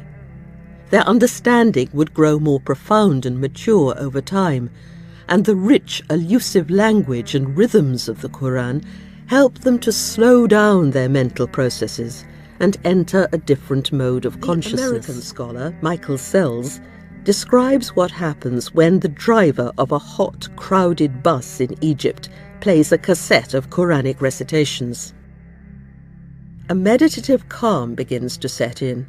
People relax. The jockeying for space ends. The voices of those who are talking grow quieter and less strained. Others are silent, lost in thought. A sense of shared community overtakes the discomfort. Breath control is crucial to most of the contemplative traditions. Yogins have found that it brings a feeling of expansiveness, comparable to the effect of music, especially when played by oneself. Quranic reciters chant long phrases on a slow exhalation and, when they inhale, leave silent pauses for meditation. It is natural for the audience to adjust their breathing too, and find that this has a calming, therapeutic effect which enables them to grasp the more elusive teachings of the text. God was not booming clear instructions from on high. The divine voice constantly changed the way it referred to itself as we, he, your Lord, Allah, or I, shifting its relationship to both the prophet and his audience. Nor was God distinctively male. Each recitation began with the invocation, in the name of Allah, the compassionate, Al-Rahman, and the merciful, Al-Rahim. Allah was a masculine noun, but the divine names Al-Rahman and Al-Rahim are not only grammatically feminine, but related etymologically to the word for womb. A partly personified female figure was central to nearly all the early revelations. We find veiled allusions to a woman conceiving a child or giving birth, the image of a woman who has lost her only child, and the poignant evocation of a baby girl murdered by her disappointed parents. This strong female presence was remarkable in the aggressive patriarchy of Mecca, and may explain why women were among the first to respond to the message of the Quran. In each of the early surahs, God spoke intimately to the individual, often preferring to pose many of his teachings in the form of a question. Have you not heard? Do you consider? Have you not seen? Each listener was thus invited to interrogate him or herself. Any response to these queries was usually grammatically ambiguous or indefinite, leaving the audience with an image on which to meditate, but with no decisive answer. This new religion was not about achieving metaphysical certainty. The Quran wanted people to develop a different kind of awareness. The Christian notion of the Last Judgment was central to the early message of the Quran. Muhammad believed that Mecca was in crisis because the Quraysh no longer felt accountable for their actions. A tribal hero may have been arrogant and egotistic, but he had felt responsible for all the members of his tribe. The Quraysh, however, were busily amassing private fortunes without giving a thought to the plight of the weak. They did not seem to realize that their deeds would have long-lasting consequence. To counter this heedlessness, the Quran taught that individuals would have to explain their behavior to God. There would be a day of reckoning, Yawm ad-Din. The Arabic term also implies a moment of truth. At the end of their lives, human beings would have to face up to uncomfortable realities they had tried to avoid. They would experience a terrifying ontological reversal in which everything that had seemed solid, important, and permanent would prove to be ephemeral. In staccato, lapidary verses, the early chapters tore this veil of delusion away. When the sun is overturned, when the stars fall away, when the mountains are moved, when the 10-month pregnant camels are abandoned, when the beasts of the wild are herded together, when the seas are boiled over, then a soul will know what it has prepared. Sun, moon, and stars would disappear. Even a pregnant camel, the desert Arab's most precious possession, had no lasting value. All that really mattered was a person's conduct. At that time, people will straggle forth to be shown what they have done. Whoever does a mote's weight good will see it. Whoever does a mote's weight wrong will see it. Deeds that had seemed unimportant at the time would prove to have been momentous. A tiny act of selfishness and unkindness, or, conversely, an unconsidered act of generosity, would become the measure of a human life. To free a slave, to feed the destitute on a day of hunger, a kinsman, orphan, or a stranger out of luck, in need. Anybody who had performed these works of justice, or salihat, would be rewarded eternally in paradise. But those who had concentrated on the selfish acquisition of material possessions would be punished in the Jahim, a strange word usually translated raging fire. But the Quran was not preaching a crudely apocalyptic vision of hell. The passages describing the Jahim Our Later sad Muslim rather tradition than would elaborate on the themes of heaven, hell, and judgment, but the Quran remains reticent, its language characteristically elusive and mysterious. More crucially, it compels the listener to face up to the judgment in the immediate present. The Day of Reckoning was not merely a distant event, it was also a moment of truth here and now. The probing, intimate questioning and the use of the present tense obliged listeners to face up to the implications of their behavior on a daily basis. What would it be like to know that you had wasted your time on earth when it was too late to do anything about it? The Quran asks insistently, where are you going with your life? Human beings were not inherently evil, but they were forgetful, all too eager to push these uncomfortable ideas to the back of their minds. So they needed a constant reminder, or zikr.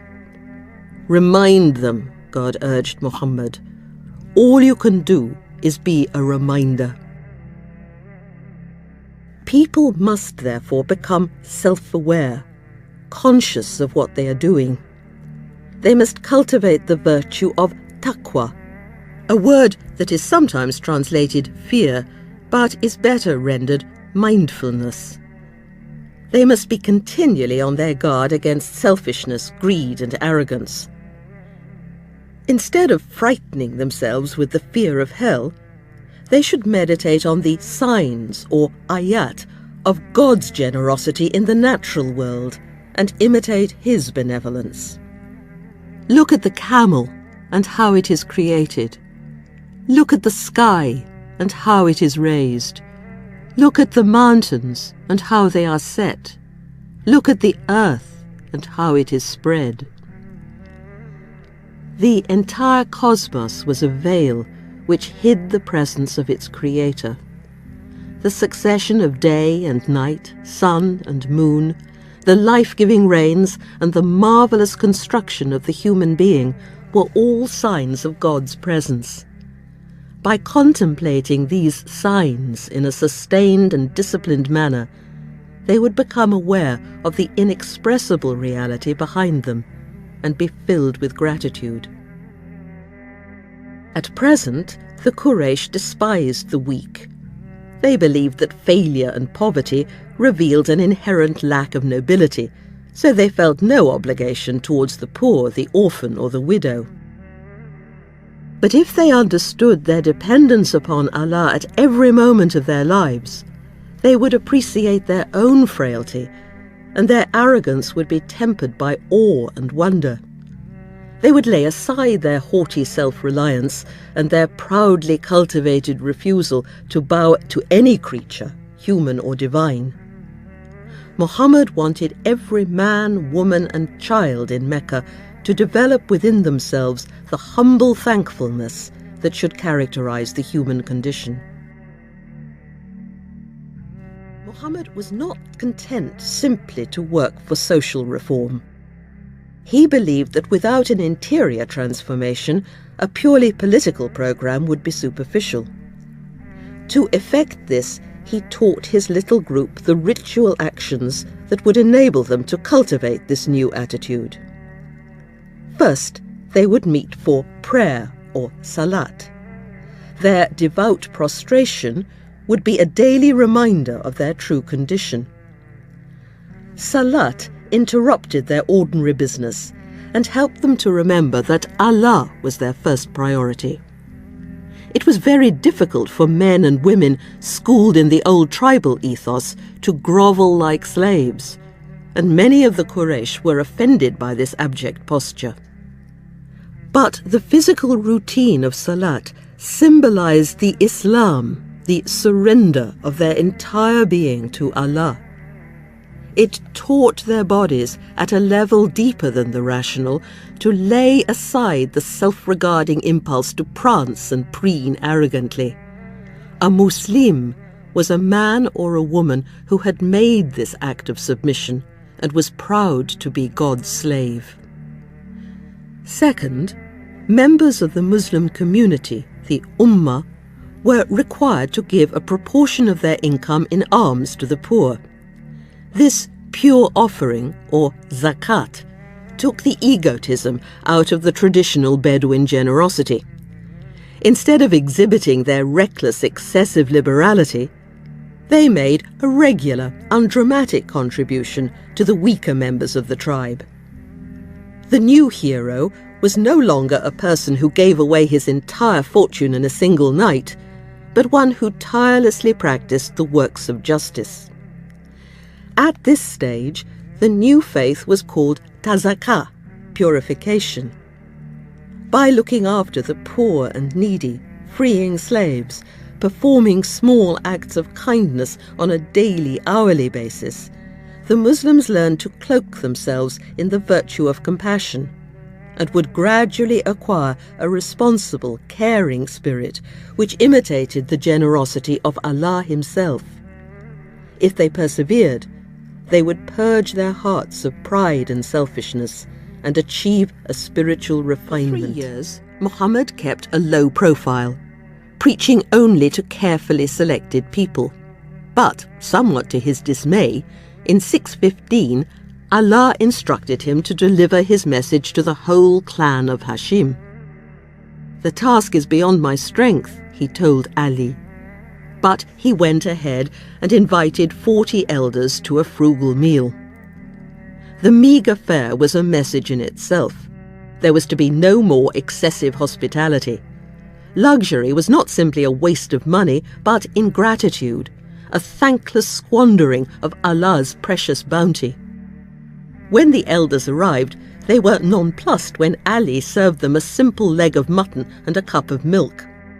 When he told the story later, Ali made it sound like Jesus' miracle of the loaves and fishes. Even though there was scarcely enough for one person, everybody ate his fill. After the meal, Muhammad rose to address the gathering, told them about his revelations, and started to expound the principles of his religion of Islam. But Abu Lahab, Abu Talib's half-brother, rudely interrupted him. "He's put a spell on you," he cried, and the meeting broke up in disorder. Muhammad had to invite them back the following day, and this time he managed to finish his presentation.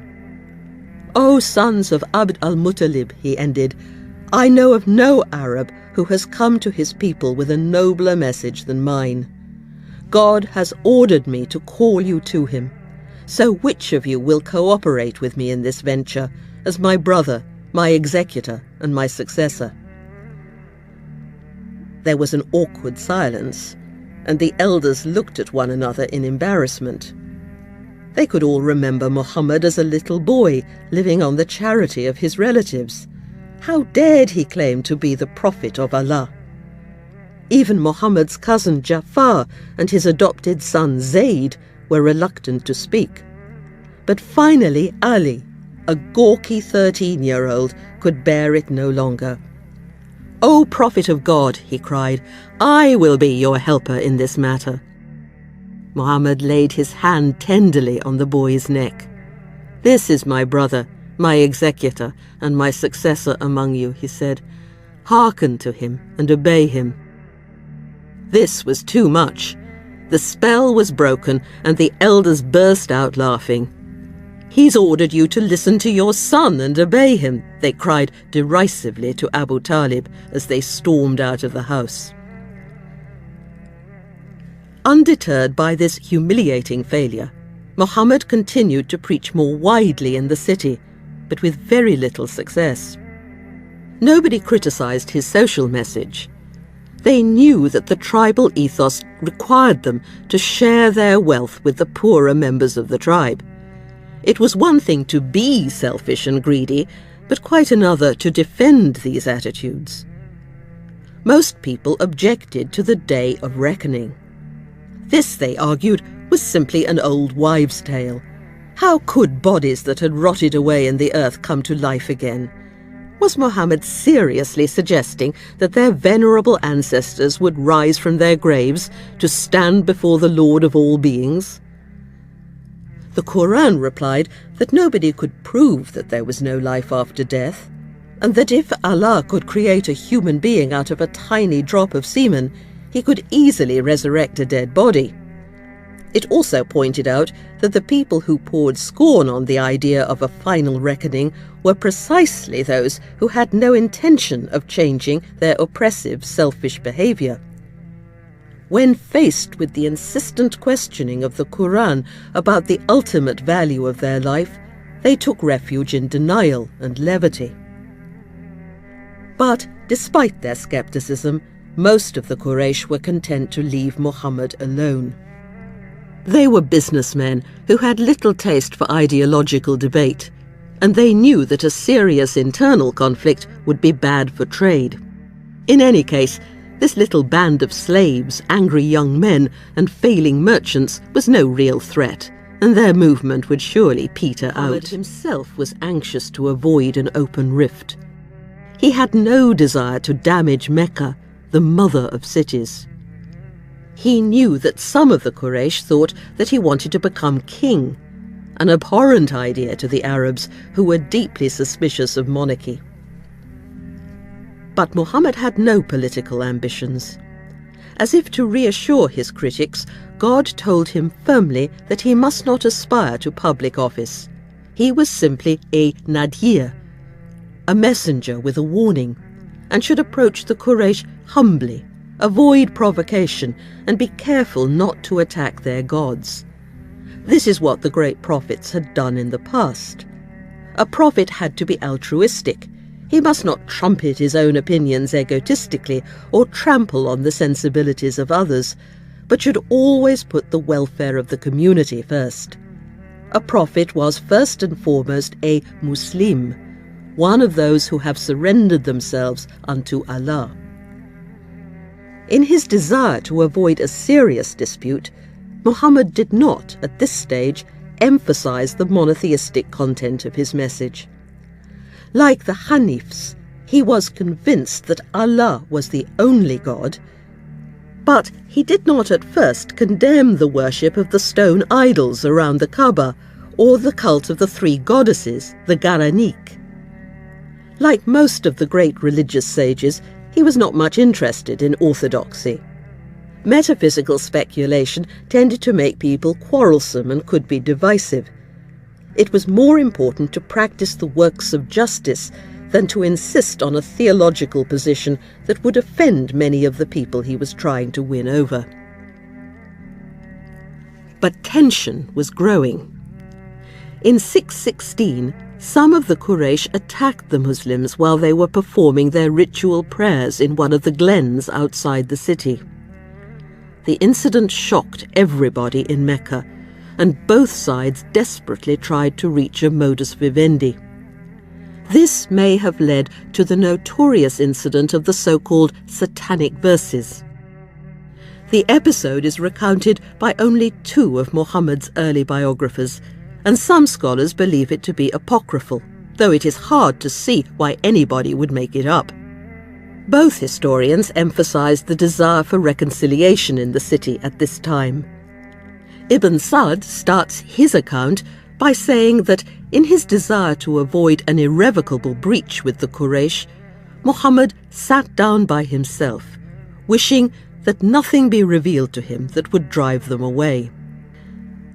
The historian Tabari, however, begins, "When the apostle saw that his people had turned their backs on him, and he was pained by their estrangement from what he had brought them from God, he longed that there should come to him, from God, a message that would reconcile his people to him. Because of his love for his people and his anxiety over them, it would delight him that the obstacle that made his task so difficult could be removed. So he meditated on the project and longed for it, and it was dear to him." One day, Tabari continues, Muhammad was sitting beside the Kaaba with some of the elders, reciting a new surah, in which Allah tried to reassure his critics. To cause all this trouble, the divine voice insisted. He was not deluded nor inspired by a jinni. He had experienced a true vision of the divine and was simply telling his people what he had seen and heard. But then, to his surprise, Muhammad found himself chanting some verses about the three goddesses, the daughters of God. Have you then ever considered what you are worshipping in Alat and Al-Uzza, as well as Manat, the third, the other? Immediately, the Quraysh sat up and listened intently. They loved the goddesses who mediated with Allah on their behalf. These are the exalted cranes, the Garanik, Muhammad continued, whose intercession is approved. Tabari claims that these words were put on his lips by the shaitan, the tempter. This is a very alarming notion to Christians, who regard Satan as a figure of monstrous evil. The Quran is certainly familiar with the story of the fallen angel who defied God. It calls him Iblis, a contraction of the Greek diabolos, devil. But the shaitan who inspired this gracious compliment to the goddesses was a far less threatening creature. Shaitans were simply a species of jinn.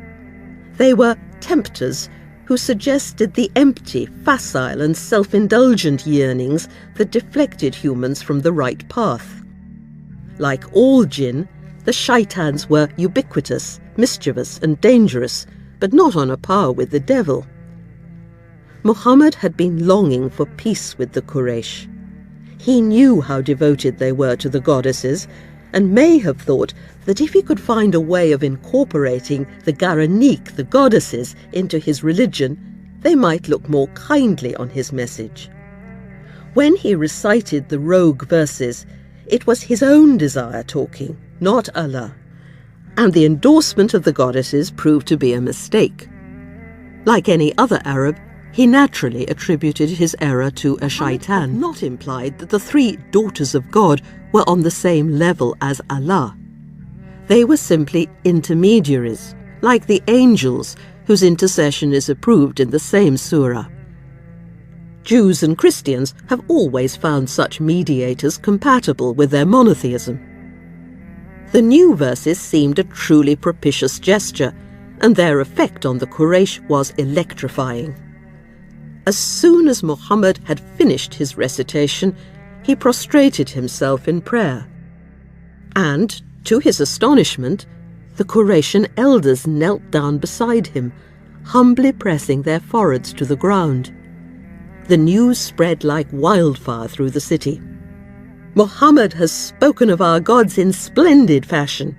He alleged in what he recited that they are the exalted Garanik, the heavenly birds whose intercession is approved.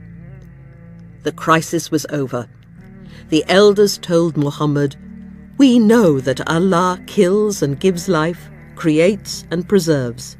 But these, our goddesses, pray to him for us. And since you have now permitted them to share divine honors with Allah, we therefore desire to unite with you." But Muhammad was troubled. This was too easy. Were the Quraysh really going to amend their behavior, share their wealth with the poor, and be content to become the humble slaves of God? It did not seem likely. He was also disturbed by the jubilant words of the elders. He had certainly not meant to imply that the goddesses shared divine honors with Allah. While everybody else was celebrating, Muhammad went home, shut himself away, and meditated. That night, Gabriel, the spirit of revelation, came to him. "What have you done, Muhammad?" he asked. "You have recited to those people something I did not bring you from God, and have said what he did not say to you." Muhammad's wish for a compromise had distorted the divine message. He was immediately contrite, but God consoled him with a new revelation. All the previous prophets had made similar satanic mistakes. It was always a struggle to make sense of the revelations, and all too easy to confuse the deeper current of inspiration with a more superficial idea of one's own. But, the revelation continued, God renders null and void whatever aspersion the shaitan might cast, and God makes his messages clear in and by themselves. An important principle had been established. God could alter his scriptures at the time that they were being revealed to a particular prophet. Revelation was progressive. We might say that Muhammad sometimes saw fresh implications in his message that qualified some of his earlier insights. Now Muhammad had to go back to the Quraysh with a new verse that amended the satanic ones. Once again God asked, "Have you then ever considered what you are worshipping in Alat and Al-Uzza as well as in Manat?" But this time his answer was scathing. Why did they attribute daughters to Allah when they themselves preferred sons? These so-called goddesses were simply empty names, human projections fabricated by the Quraysh and their forefathers. Those who worship them follow nothing but surmise and their own wishful thinking. This was a slap in the face that not only eliminated the goddesses, but insulted the revered ancestors. Why did the Quran find it impossible to accommodate these three goddesses alongside the angels? Why ruin the chance of peace with this uncompromising rejection of an apparently harmless devotion? After 4 years of Islam, Muslims could no longer take the traditional religion seriously. For most of the Quraysh, Allah was still a remote high god who did not impinge on their daily lives. But this was no longer true for Muhammad's converts. The beauty of the Quran had made Allah a vibrant, indeed overwhelming reality.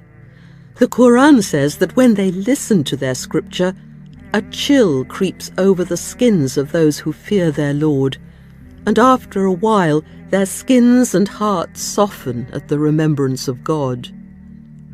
The word of God was experienced as a powerful reality that could shatter the world. "Had we bestowed this Quran from on high upon a mountain," God told Muhammad, "thou would see it humbling itself, breaking asunder for awe of God." Allah was now completely different from the deity worshipped by the Quraysh, and the so-called satanic verses were wrong to suggest that Islam was the same as the old religion. It was ludicrous to imagine that the 3 stone idols of the goddesses could influence the God of Islam. The Quran now began to make this distinction clear. The other deities were as helpless and ineffective as dangerously weak tribal chiefs. They could not provide food for their worshippers, as Allah did, and they would not be able to intercede on behalf of their devotees on the day of reckoning. Nothing was on a par with Allah. Shortly after the repudiation of the satanic verses, the Surah of Sincerity was revealed. Say, He is God, one God, forever, not begetting, unbegotten, and having as equal none. The principle of Tawheed, unity, became the crux of Muslim spirituality. It was not simply an abstract metaphysical affirmation of the singularity of the divine, but, like all Quranic teaching, a call to action. Because Allah was incomparable, Muslims must not only refuse to venerate the idols, but must also ensure that other realities did not distract them from their commitment to God alone. Wealth, country, family, material prosperity, and even such noble ideals as love or patriotism must take second place. Tawheed demanded that Muslims integrate their lives. In the struggle to make God their sole priority, a Muslim would glimpse in the properly ordered self the unity that was God. It was perhaps at this time that new converts were first required to utter the Shahada, the declaration of faith recited by all Muslims today. I bear witness that there is no God but Allah, and that Muhammad is his prophet. The Quraysh would not have been shocked by monotheism per se, which was not, after all, a new idea to them. They had long found the religion of Jews and Christians compatible with their own traditions, and had not been particularly disturbed by the Hanif's attempt to create an authentically Arabian monotheism. But Muhammad was doing something different. Most Hanifs had retained a deep respect for the haram and had made no attempt to reform the social order. But in attacking the effigies that surrounded the Kaaba, Muhammad implied that the haram, on which the Meccan economy depended, was worthless. The Bedouin tribes did not make the Hajj to visit the house of Allah, but to pay their respects to their own tribal gods, whose cult was now condemned by the Quran in the strongest terms. Quraysh often invoked the three goddesses as they circumambulated the Kaaba. Now this practice was dismissed as deluded and self-indulgent. Ta'if, where Alat had her shrine, provided Mecca with its food. Many of the Quraysh had summer homes in this fertile oasis. How could Ta'if remain on friendly terms with them if they condoned the insult to their goddess? Overnight, Muhammad had become the enemy. The Quraysh leaders sent a delegation to Abu Talib, asking him to disown his nephew. Nobody could survive in Arabia without an official protector. A man who had been expelled from his clan could be killed with impunity without fear of vendetta. Abu Talib, who was genuinely fond of Muhammad and not himself a Muslim, was in an impossible position.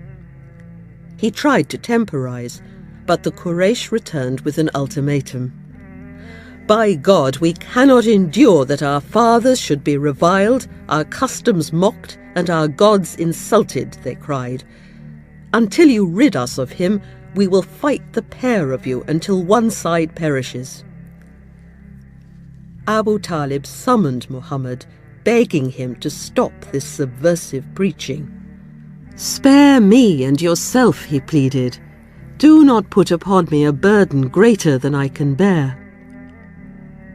Convinced that Abu Talib was about to abandon him, Muhammad replied with tears in his eyes, "O my uncle, by God, if they put the sun in my right hand and the moon in my left on condition that I abandon this course until God has made it victorious or I perish therein, I would not abandon it."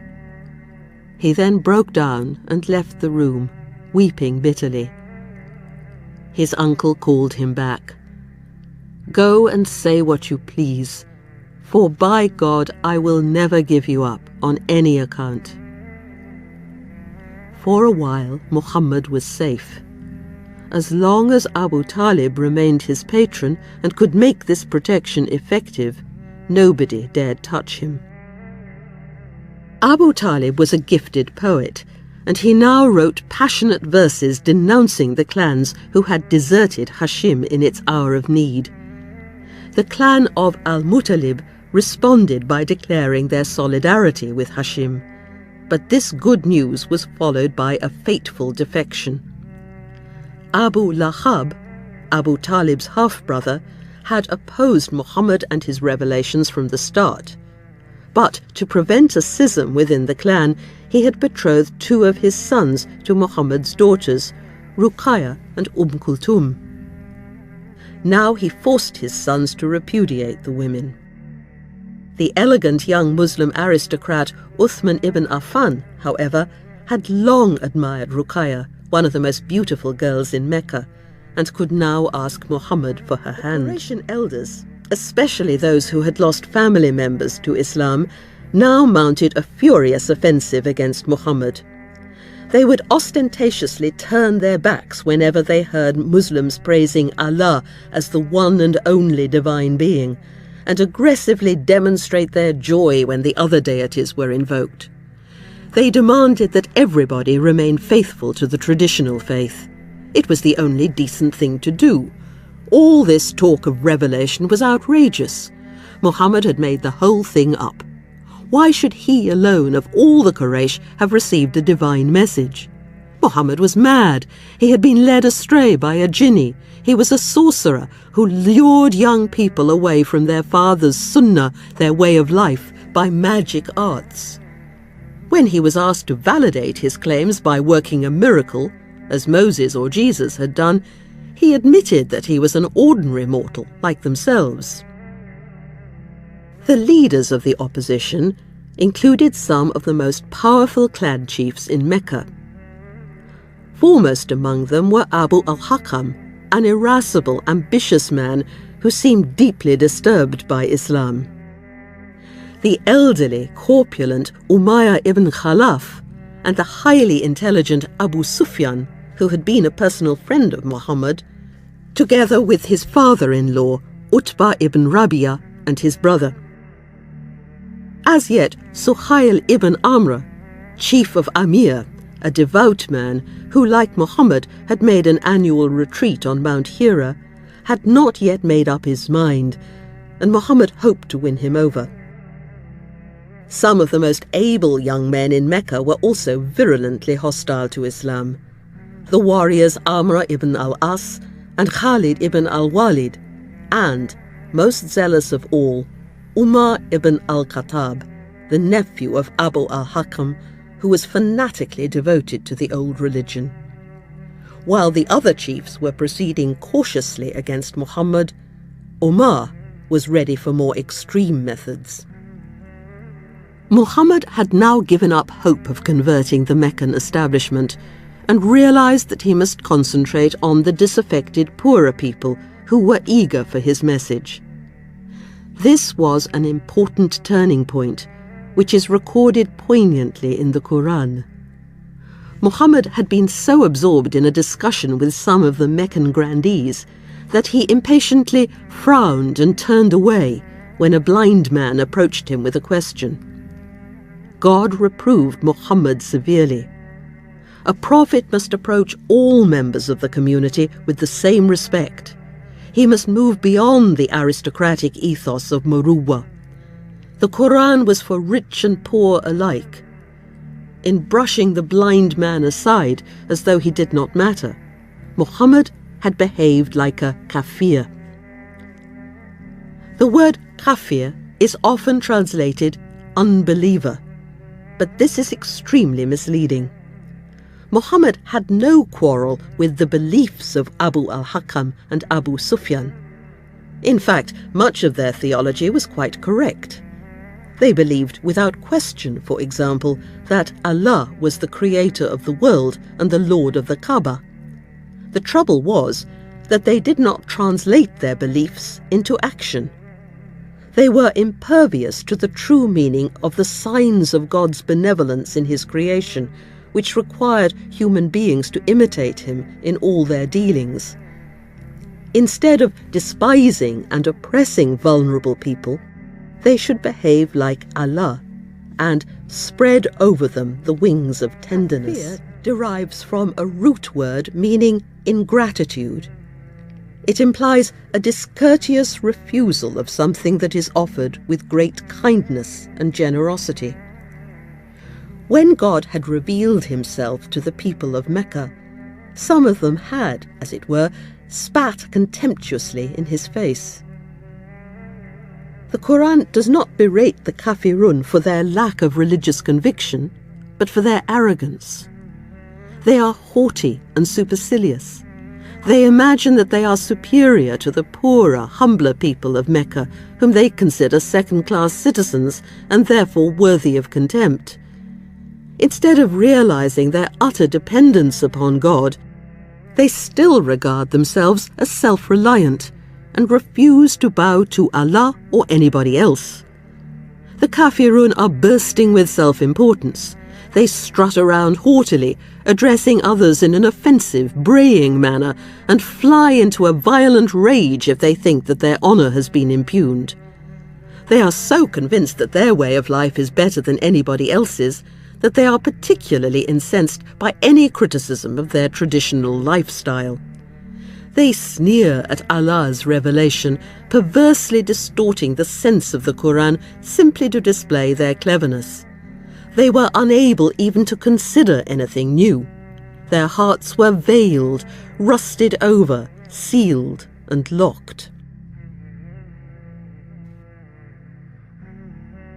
Muhammad, Disc 3, Disc 2. The chief vice of the Kafirun was Jahiliyyah. Muslims have traditionally used this term to refer to the pre-Islamic period in Arabia, and so it is usually translated the time of ignorance. But although the root word jahil has some connotations of ignorance, its primary meaning is irascibility, an acute sensitivity to honour and prestige, arrogance, excess, and, above all, a chronic tendency to violence and retaliation. Jahili people were too proud to make the surrender of Islam. Why should a noble hero moderate his behaviour and act like a slave, praying with his nose on the ground and treating the baseborn like equals? The Muslims called Abu al-Hakam, their chief enemy, Abu Jahil, not because he was ignorant of Islam, he understood it all too well, but because he fought Islam arrogantly, with blind, fierce and reckless passion. But the tribal ethos was so ingrained that, as we shall see, Muslims continued to exhibit Jahili symptoms long after they had converted to Islam. Jahiliyyah could not be eradicated overnight, and it remained a latent menace, ready to flare up destructively at any moment. Instead of succumbing to the Jahili spirit, the Quran urges Muslims to behave with hilm, a traditional Arab virtue. Men and women of hilm were forbearing, patient and merciful. They could control their anger and remain calm in the most difficult circumstances instead of exploding with rage. They were slow to retaliate. They did not hit back when they suffered injury, but left revenge to Allah. Hilm also inspired positive action.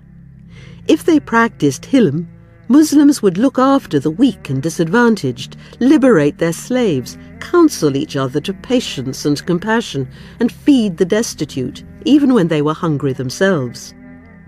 Muslims must always behave with consummate gentleness and courtesy. They were men and women of peace. As the Quran says, "For true servants of the Most Gracious are they who walk gently on the earth, and who, whenever the Jahilun address them, reply, 'Peace.'" After the affair of the so-called satanic verses, the conflict with the Kafirun became very nasty. Abu Jahil regularly subjected any Muslims he met to vitriolic verbal abuse and slandered them with vicious lies and rumour. He threatened merchants with ruin and simply beat up the weaker Muslims.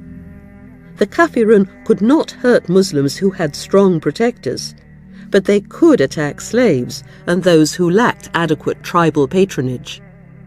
Umayyah, chief of Juma, used to torture Bilal, his Abyssinian slave, by tying him up and forcing him to lie, exposed to the grueling sun with a huge boulder on his chest. Abu Bakr could not bear to watch Bilal suffering, so he bought him from Umayyah and set him free. He also liberated a Muslim slave girl when he saw Umar ibn al-Khattab flogging her. Some of the younger Muslims were locked up by their families, who even tried to starve them into submission. The situation became so serious that Muhammad sent the more vulnerable members of the Ummah, the community, to Abyssinia, where the Christian governor gave them asylum. It was becoming painfully clear that, unthinkable as it might seem, there might be no future for the Muslims in Mecca. It must have been very difficult indeed for the Muslims, brought up in the Jahili spirit, to practice hilm and turn the other cheek. Even Muhammad sometimes had to struggle to maintain his composure. One of the early surahs expresses his rage against his uncle Abu Lahab and his wife, who used to scatter sharp thorns outside his house. On one occasion, Muhammad overheard some of the Quraysh chiefs jeering at him contemptuously while he was circumambulating the Kaaba. For a while, he was able to keep his rising anger in check, but by the time he had completed the third circuit, his face was as black as thunder. He stopped in his tracks, faced the Kafirun, and instead of wishing them peace, as the Quran enjoined, said grimly, "Will you listen to me, O Quraysh? By him who holds my life in his hand, I bring you slaughter." He uttered the last word so threateningly that the chiefs were silenced. But the next day they had recovered their nerve. They leapt on Muhammad when he arrived in the Haram, encircled him menacingly, and started to rough him up, pulling him about by his robe. This time Muhammad did not respond aggressively, but allowed the chiefs to manhandle him until Abu Bakr intervened, weeping, "Would you kill a man for saying Allah is my Lord?" But this kind of behavior could sometimes be counterproductive. One day, Abu Jahil came upon Muhammad near the Safa gate, an important site of the Hajj, and was so incensed to see him calmly occupying this sacred spot that he exploded in true Jahili style. Again, Muhammad refused to retaliate, but sat and listened to the string of devastating insults without uttering a word. Abu Jahil ended his tirade and went to join some of the other chiefs in the Haram, while Muhammad went sadly and silently home. But that evening his uncle Hamza, who had been out hunting, heard what had happened and became incandescent with fury. He set off immediately to find Abu Jahil and hit him hard with his bow. "Will you insult him when I follow his religion?" he yelled. "Hit me back if you can." Loath to take on Hamza, whose physical strength was legendary in Mecca, Abu Jahil hastily restrained his companions, admitting that he had grievously insulted Muhammad. Hamza became a devout Muslim, but this was not exactly the way that Muhammad would have wished his uncle to enter Islam. Toward the end of 616, there was another, even more surprising conversion.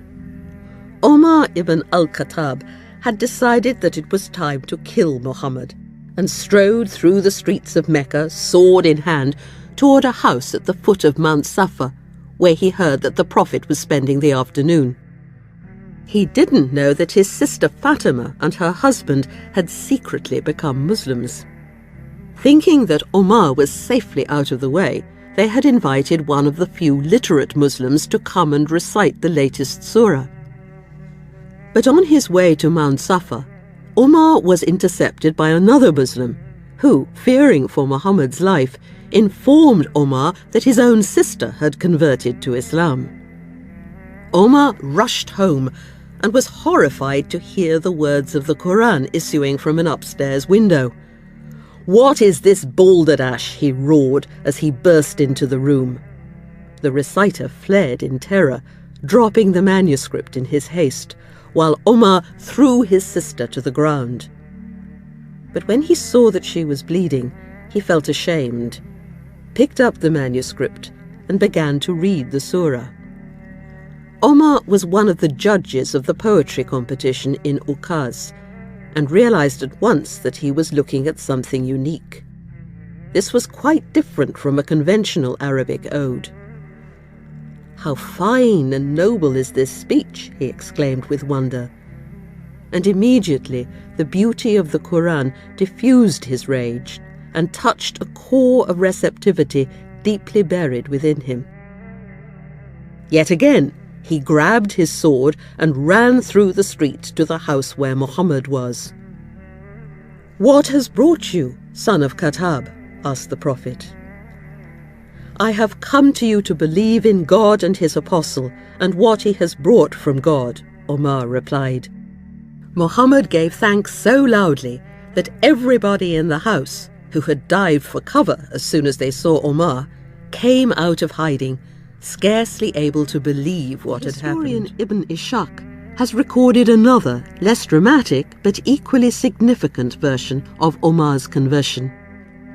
He had set out to join some friends for a drink in the market one evening, but when his friends failed to turn up, decided to perform the circumambulation around the Kaaba instead. The haram was entirely deserted, except for Muhammad, who was standing close to the Kaaba, reciting the Quran quietly to himself. Omar decided that he wanted to listen, so he crept under the damask cloth that covered the shrine and edged his way round until he was standing directly in front of Muhammad. As he said later, there was nothing between us but the cover of the Kaaba. All his defences but one were down.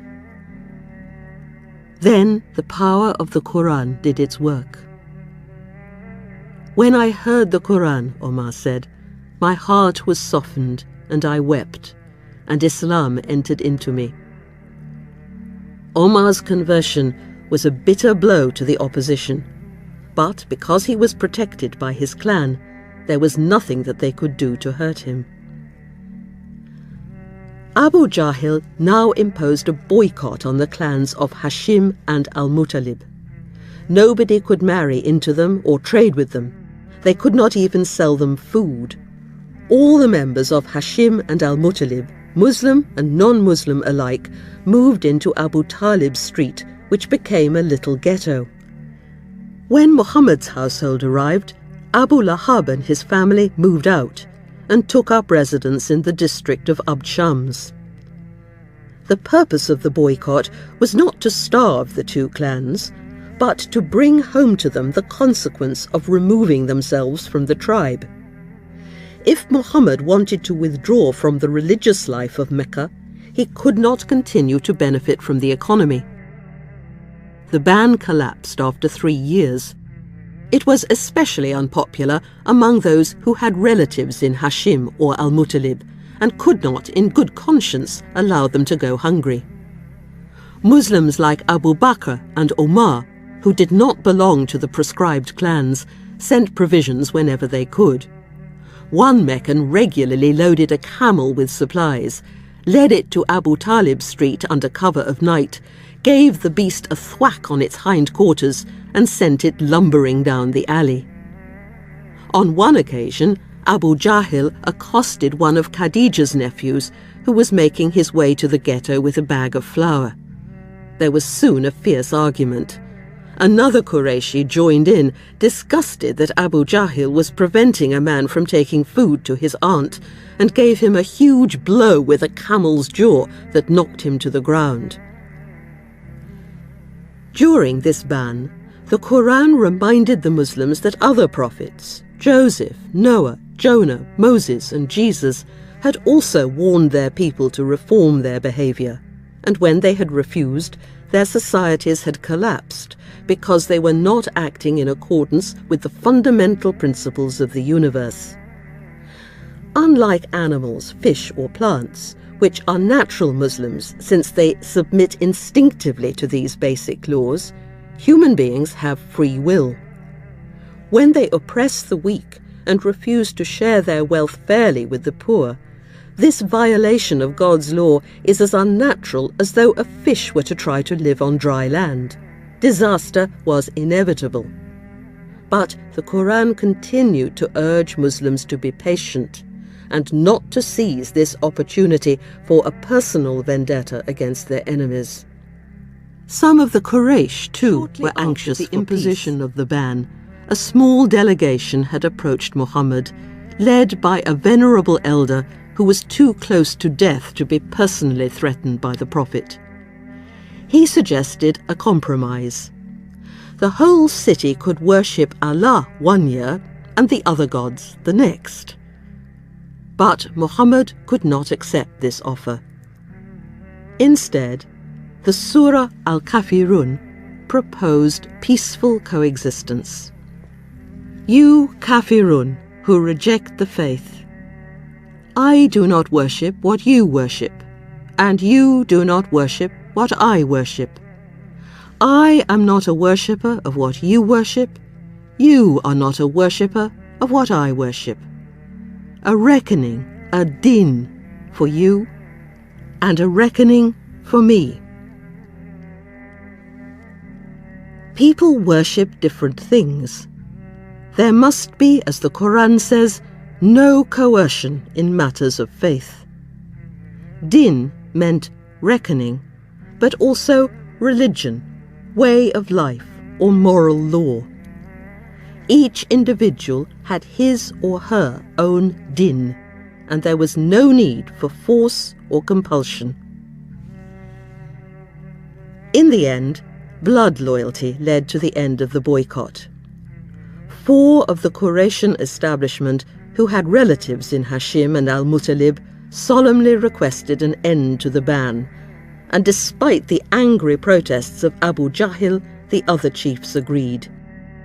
There must have been great rejoicing in the Muslim community.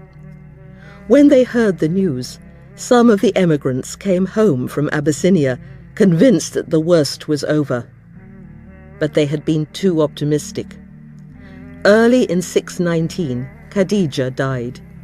She was aging, and her health may have been irrevocably damaged by the food shortages. She had been Muhammad's closest companion, and nobody, not even Abu Bakr or the fervent Omar, would ever be able to provide Muhammad with the same intimate support. The early biographers call 619 Muhammad's year of sadness. Not long afterwards, a second death had even more far-reaching implications. Abu Talib had been ruined financially, and may also have been physically weakened by the boycott. Later that year, he fell ill and died. And the new chief of Hashim was the hostile Abu Lahab. Chapter 3. Hijrah. Everybody in Mecca was immediately aware of Muhammad's new vulnerability. Abu Lahab did not repudiate Muhammad. A chief was expected to give all his clansmen a measure of protection, and to fail in this duty at the very start of his office would have been a sign of weakness. But it was obvious that he extended his patronage very grudgingly. Muhammad's neighbours played disgusting tricks with a sheep's uterus, thwacking him with it while he was at prayer, and once even dropping it into the family cooking pot. One day, a young Qurayshi threw filth all over Muhammad while he was walking in the city. When his daughter Fatima saw him in this state, she burst into tears. "Don't cry, my little girl," Muhammad reassured her tenderly while she tried to clean him up. "God will protect your father." But to himself he added grimly, "Quraysh never treated me thus while Abu Talib was alive." His weakness probably affected the position of some of the more vulnerable Muslims. Abu Bakr, for example, had been almost ruined by the boycott. He lived in the district of the Juma clan, and its chief, the corpulent Umayyah ibn Khalaf, who used to expose Bilal to the sun, now felt free to do the same to Abu Bakr, tying him to his young cousin and leaving them parched and sick in this humiliating position in the sweltering heat. Time, their clan, was too weak to protect them. So, realizing that he had no future in Mecca, Abu Bakr set off to join the Muslim emigrant community in Abyssinia. But on the road, he met Ibn Dugunna, one of the Bedouin allies of the Quraysh, who was horrified to hear what had happened. He insisted on returning to Mecca and formally took Abu Bakr under his own protection. Since the Quraysh establishment was anxious to cultivate Ibn Dugunna, they agreed to this arrangement, but asked him to make sure that Abu Bakr did not pray or recite the Quran in public. He was so popular and charismatic, they explained, that he would lure the young men away from the official religion. So Abu Bakr worshipped alone, making a little masjid, a place for prostration, in front of his house. But the situation was clearly unsatisfactory. Muhammad tried to find a new protector for himself in the pleasant, fertile oasis of Taif, but it was a hopeless venture, which revealed the measure of his desperation, because the tribe of Thaqif had been greatly offended by Muhammad's repudiation of their goddess Alat. Muhammad visited 3 of the leaders of Thaqif, asking them to accept his religion and extend their protection to him, but they were so enraged by his effrontery that they had their slaves chase him through the streets. He was only able to escape by diving into the garden of Utbah ibn Rabi'a, one of the chief Meccan Kafirun, who had a summer home in Taif. Utbah and his brother Shaiba saw Muhammad's humiliating flight, but did not wish to hand a fellow tribesman over to the Thaqif. So, instead of reporting Muhammad, they sent a slave to him with a platter of grapes. Crouching ignominiously behind a tree, Muhammad was close to despair. It was customary for Arabs to take refuge with a god or a jinni in times of crisis. So now, Muhammad took refuge with Allah. O God, to Thee I complain of my weakness, my little resource and lowliness before men. O most merciful, Thou art Lord of the weak, and Thou art my Lord. To whom wilt Thou confide me? To one afar, who will misuse me, or an enemy to whom Thou hast given power over me? If Thou art not angry with me, I care not. Thy favour is more wide for me. I take refuge in the light of Thy countenance, by which the darkness is illumined, and the things of this world and the next are rightly ordered, lest Thy anger descend upon me, or Thy wrath light upon me. It is for Thee to be satisfied, until Thou art well pleased. There is no power, and no might, save in Thee. It is unusual for the historian Ibn Ishaq to give such an intimate account of Muhammad's state of mind. It indicates a moment of spiritual truth. In this act of Islam, of surrender, Muhammad realized more fully than ever before that he had no security and no true protector but Allah. God seemed to answer his prayer, because no sooner had he finished speaking than Adas, Utbah's slave boy, arrived with the grapes. He was a Christian, and Muhammad was delighted to learn that he came from Nineveh, the city of the prophet Jonah. He told Adas that Jonah was his brother, because he was a prophet too. Adas was so overwhelmed that, to the disgust of Utbah, who was watching the encounter, he kissed Muhammad's head, hands and feet. After this unexpected encounter with one of the people of the book, Muhammad felt less isolated. It reminded him that even though the Arabs had rejected him, there was a multitude of worshippers in the great world outside Arabia who would understand his mission. He felt cheered as he began his homeward journey, and stopped to pray in the small oasis of Nakhla, where he was overheard by a group of jinn, of unseen beings. The word jinn did not always refer to the whimsical sprites of Arabia. It could also be used for strangers, people who had hitherto been unseen.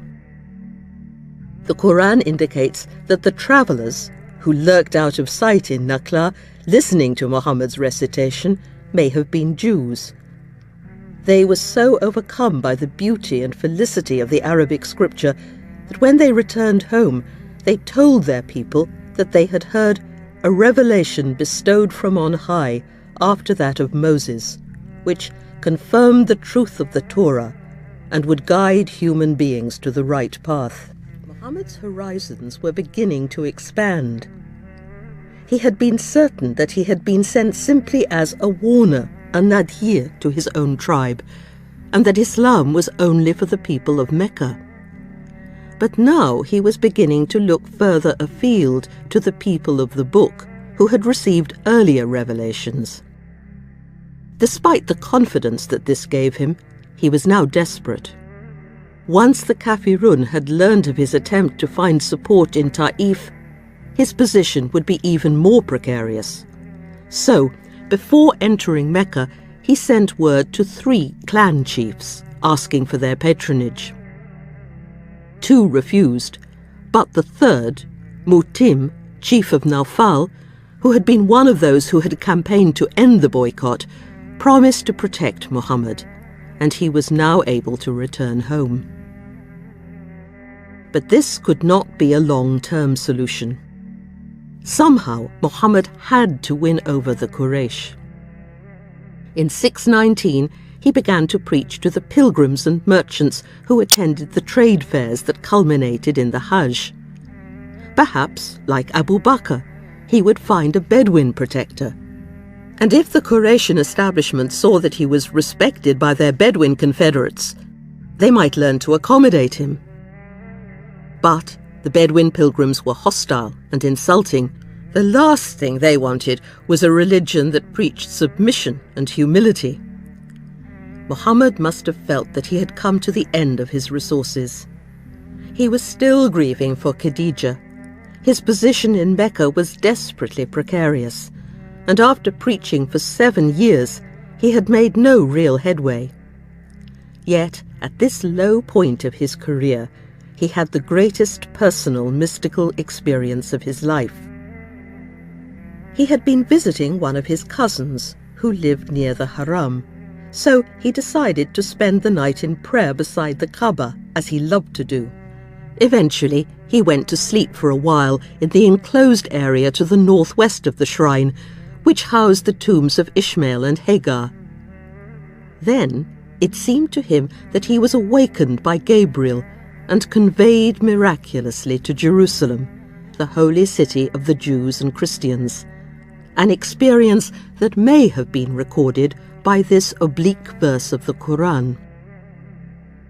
Limitless in his glory is he who transported his servant by night from the inviolable house of worship to the remote house of worship, the environs of which we had blessed, so that we might show him some of our symbols. Jerusalem is not mentioned by name, but later tradition associated the remote house with the holy city of the people of the book, the Jews and the Christians.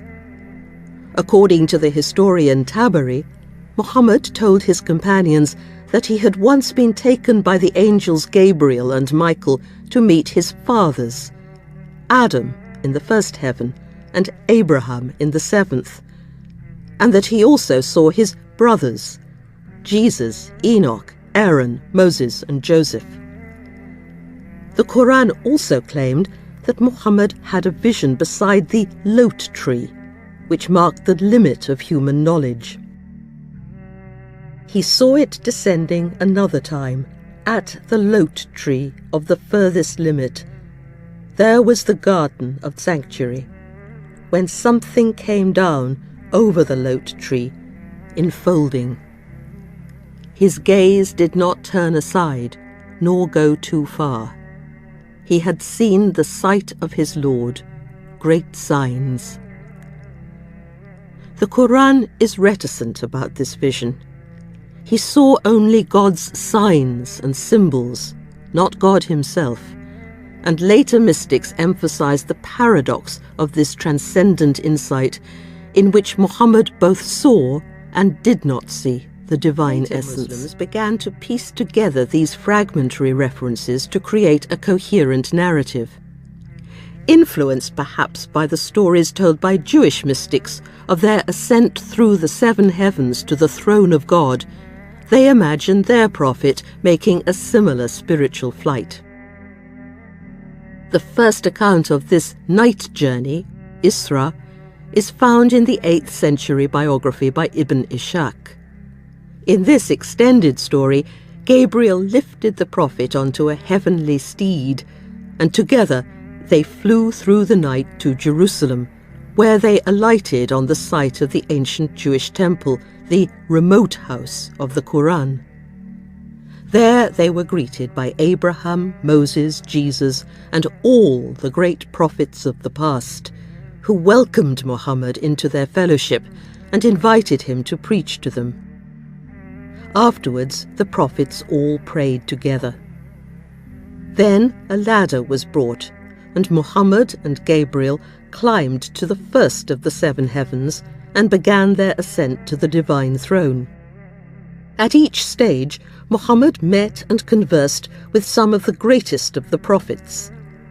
Adam presided over the first heaven, where Muhammad was shown a vision of hell. Jesus and John the Baptist were in the 2nd heaven, Joseph in the 3rd, Enoch in the 4th, Moses and Aaron in the 5th and 6th, and finally Muhammad met Abraham in the 7th, on the threshold of the divine realm. Most writers leave the final vision of God in reverent obscurity because it was literally ineffable, lying beyond the reach of speech. Muhammad had to abandon ordinary human concepts, going beyond the lot tree, the boundary of mundane knowledge. Even Gabriel could not accompany him on this last stage of his journey. He had to leave everybody, and, the later mystics insisted, even himself behind, to lose himself in God. The story of the night journey and the heavenly ascent is an event that, in some sense, happened once, but which also happens all the time. It represented a perfect act of Islam, a self-surrender that was also a return to the source of being. The story became the paradigm of Muslim spirituality, outlining the path that all human beings must take, away from their preconceptions, their prejudices, and the limitations of egotism. The vision did not result in a Quranic revelation. It was a personal experience for the Prophet himself. But placed as it is by the early biographers at this particular moment of Muhammad's life, it is a wonderful commentary on the deeper subtext of these external events. Muhammad was being compelled by circumstances over which he had little control to leave Mecca and everything that was dear and familiar to him, at least for a while. He had to move beyond his original expectations and transcend the received ideas of his time. Arabian ode, the poet usually began with a zikr, a remembrance of his lost beloved, who was travelling with her tribe further and further away from him. In the next section, the bard embarked on a night journey, breaking out of his nostalgic reverie and setting off alone across the steppes on his camel, a fearful trek during which he had to confront his own mortality. Finally, the poet was reunited with his tribe. In the final section of the ode, he proudly boasted of the heroic values of his people, their prowess in battle, and their ceaseless war against all strangers who threatened their survival. In Muhammad's night journey, these old tribal values were reversed. Instead of returning to his tribe, the Prophet travelled far away from it to Jerusalem. Instead of asserting his tribal identity with the arrogant chauvinism of Jahiliyyah, Muhammad surrendered his ego. Instead of rejoicing in fighting and warfare, Muhammad's journey celebrated harmony, transcendence of the blood group, and the integration with the rest of humanity. The story of the night journey reveals Muhammad's longing to bring the Arabs of the Hijaz, who felt they had been left out of the divine plan, into the heart of the monotheistic family. This is a story of pluralism. Muhammad was abandoning the pagan pluralism of Mecca because it had degenerated into the self-destructive arrogance and violence of Jahiliyyah. But he was beginning to embrace monotheistic pluralism. In Jerusalem, he discovered that all the prophets, sent by God to all peoples, are brothers. Muhammad's prophetic predecessors do not spurn him as a pretender, but welcome him into their family. The prophets do not revile or try to convert each other. Instead, they listen to each other's insights. They invite the new prophet to preach to them. And, in one version of the story, Muhammad asks Moses for advice about how frequently Muslims should pray. Originally, God wanted salat 50 times a day, but Moses kept sending Muhammad back to God until the number of prescribed prayers had been reduced to 5, which Moses still found excessive. The fact that this appreciation of other traditions is written into the archetypal myth of Muslim spirituality shows how central this pluralism was to early Islam. From this point, the Quran began to emphasize this shared vision. In one remarkable passage, Allah makes it clear that the faithful must believe indiscriminately in the revelations of every single one of God's messengers. Say, "We believe in God, and in that which has been bestowed from on high upon us, and that which has been bestowed upon Abraham and Ishmael and Isaac and Jacob and their descendants, and that which has been vouchsafed by their sustainer unto Moses and Jesus and all the other prophets. We make no distinction between any of them, and unto him do we surrender ourselves." You could not be a Muslim unless you also revered Moses and Jesus. True faith required surrender to God, not to an established faith. Indeed, exclusive loyalty to only one tradition could become shirk, an idolatry that puts a human institution on the same level as God. This is one of the first passages in the Quran to emphasize the words Islam and Muslim, which both derive from the verb aslama, surrendering oneself entirely to someone else's will. The verse continues, "For if one goes in search of a religion other than self-surrender, Islam, unto God, it will never be accepted from him, and in the life to come he shall be among the lost."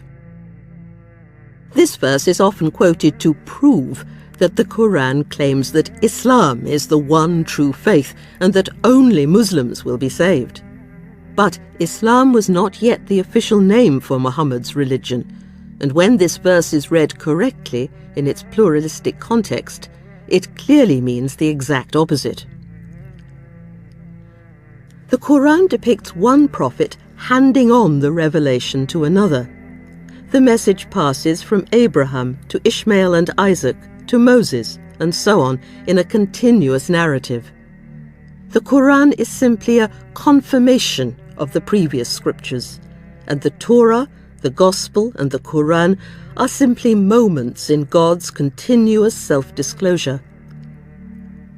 Verily, those who have attained to faith in this divine writ, as well as those who follow the Jewish faith and the Sabians and the Christians, all who believe in God and the last day and do righteous deeds, no fear need they have, and neither shall they grieve.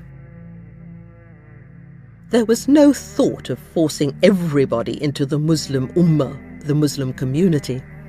Each of the revealed traditions had its own din, its own practices and insights. Unto every one of you have we appointed a different law and way of life, God told Muhammad. And if God had so willed, he could surely have made you all one single community. But he willed it otherwise, in order to test you by means of what he has vouchsafed unto you. Vie then with one another in doing good works. Unto God you must all return, and then he will make you truly understand all that on which you were wont to differ. God was not the exclusive property of one tradition, but was the source of all human knowledge. God is the light of the heavens and the earth, Allah explained in one of the most mystical verses in the Quran. The divine light could not be confined to any individual lamp, but was common to them all, enshrined in every one of them. The parable of this light is, as it were, that of a niche containing a lamp. The lamp is enclosed in glass, the glass shining, like a radiant star, a lamp lit from a blessed tree, an olive tree that is neither of the east nor the west, the oil whereof is so bright that it would well nigh give light of itself, even though fire had not touched it, light upon light. The olive tree signifies the continuity of revelation, which springs from one root but branches into a multitudinous variety of religious experience that cannot be confined to a single faith or locality, and is neither of the East nor the West. Muhammad's position in Mecca remained dangerously insecure. During the Hajj of 620, he again visited the pilgrims who were camping in the valley of Mina, going from tent to tent in the hope of attracting support and protection. This time, instead of wholesale rejection, he met a group of 6 Arabs from Yathrib, who had camped in the gully of Aqaba. As usual, Muhammad sat with them, explained his mission, and recited the Quran. But this time, he noticed that the pilgrims were attentive and excited. When he had finished, they turned to one another and said that this must be the prophet expected by their Jewish and Hanafi neighbors. If Muhammad really was the messenger of Allah, he might be just the person to solve the seemingly insuperable problems of Yathrib. Yathrib was not a city like Mecca, but a series of hamlets, each occupied by a different tribal group and each heavily fortified. The settlement was situated in an oasis, a fertile island of about 20 square miles, surrounded by volcanic rocks and uncultivable stony ground. Some of its inhabitants engaged in trade, but most were farmers, making a living out of their dates, palm orchards and arable fields.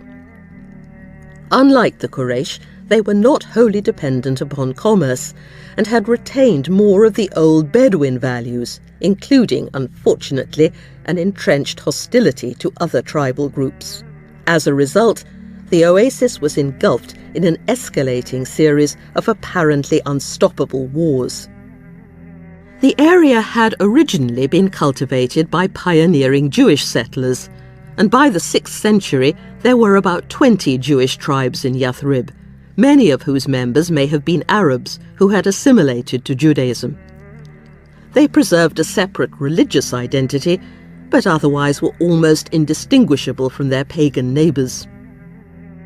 Clan and tribal loyalty came first, and there was no united Jewish community.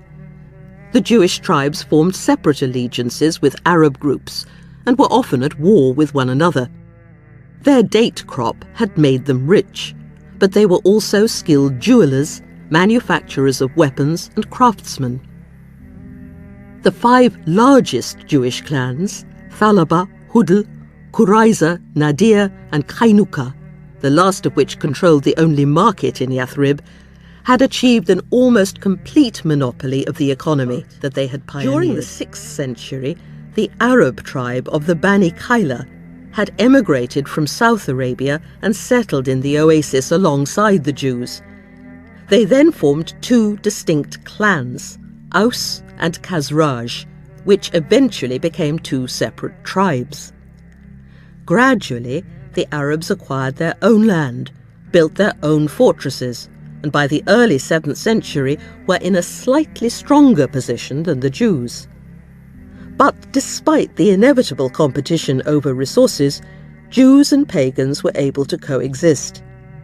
The Jews often employed the Arabs to transport their dates, while the Arabs respected the skills and heritage of the Jews, seeing them as a people of high lineage and properties, whereas we were but an Arab tribe who did not possess any palm trees nor vineyards, being people of only sheep and camels.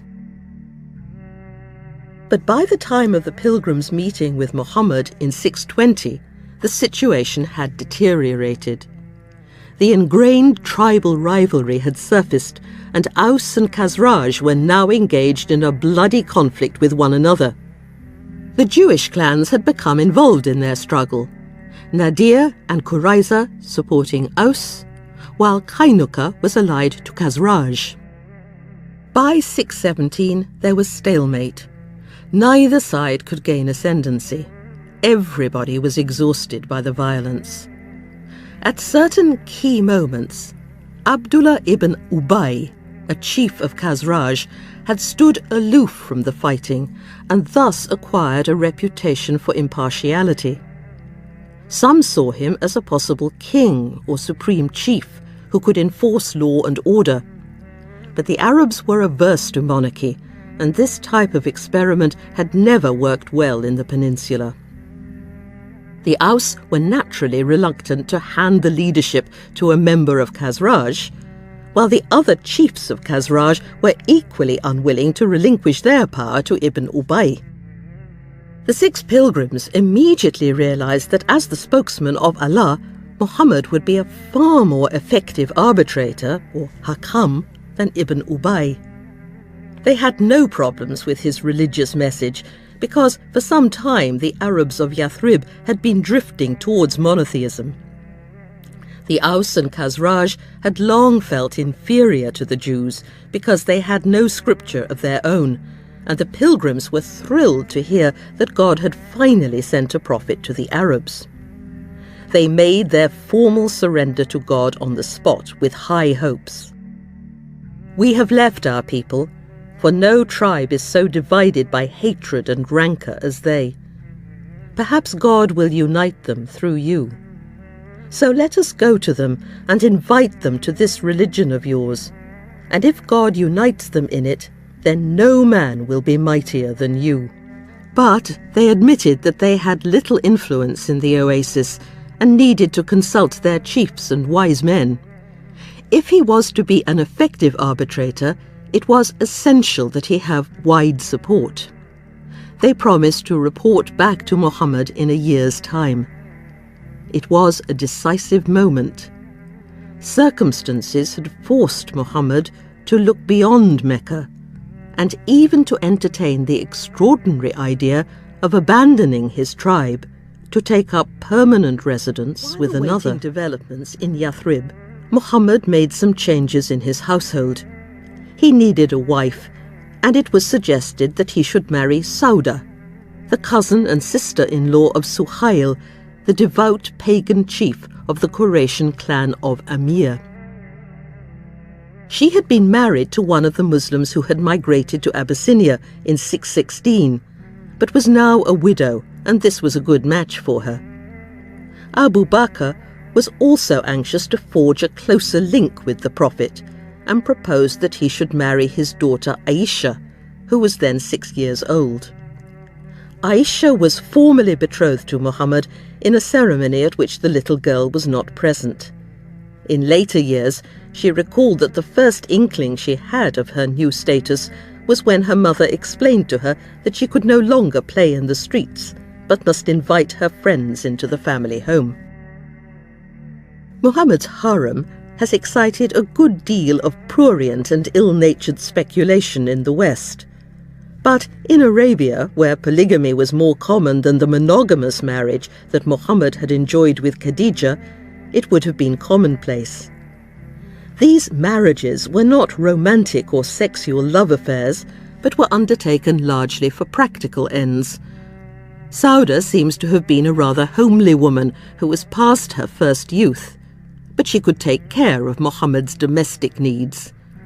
Muhammad may also have hoped to win over Suhail, who was still undecided about the revelations. There was no impropriety in Muhammad's betrothal to Aisha. Marriages conducted in absentia to seal an alliance were often contracted at this time between adults and minors who were even younger than Aisha. This practice continued in Europe well into the early modern period.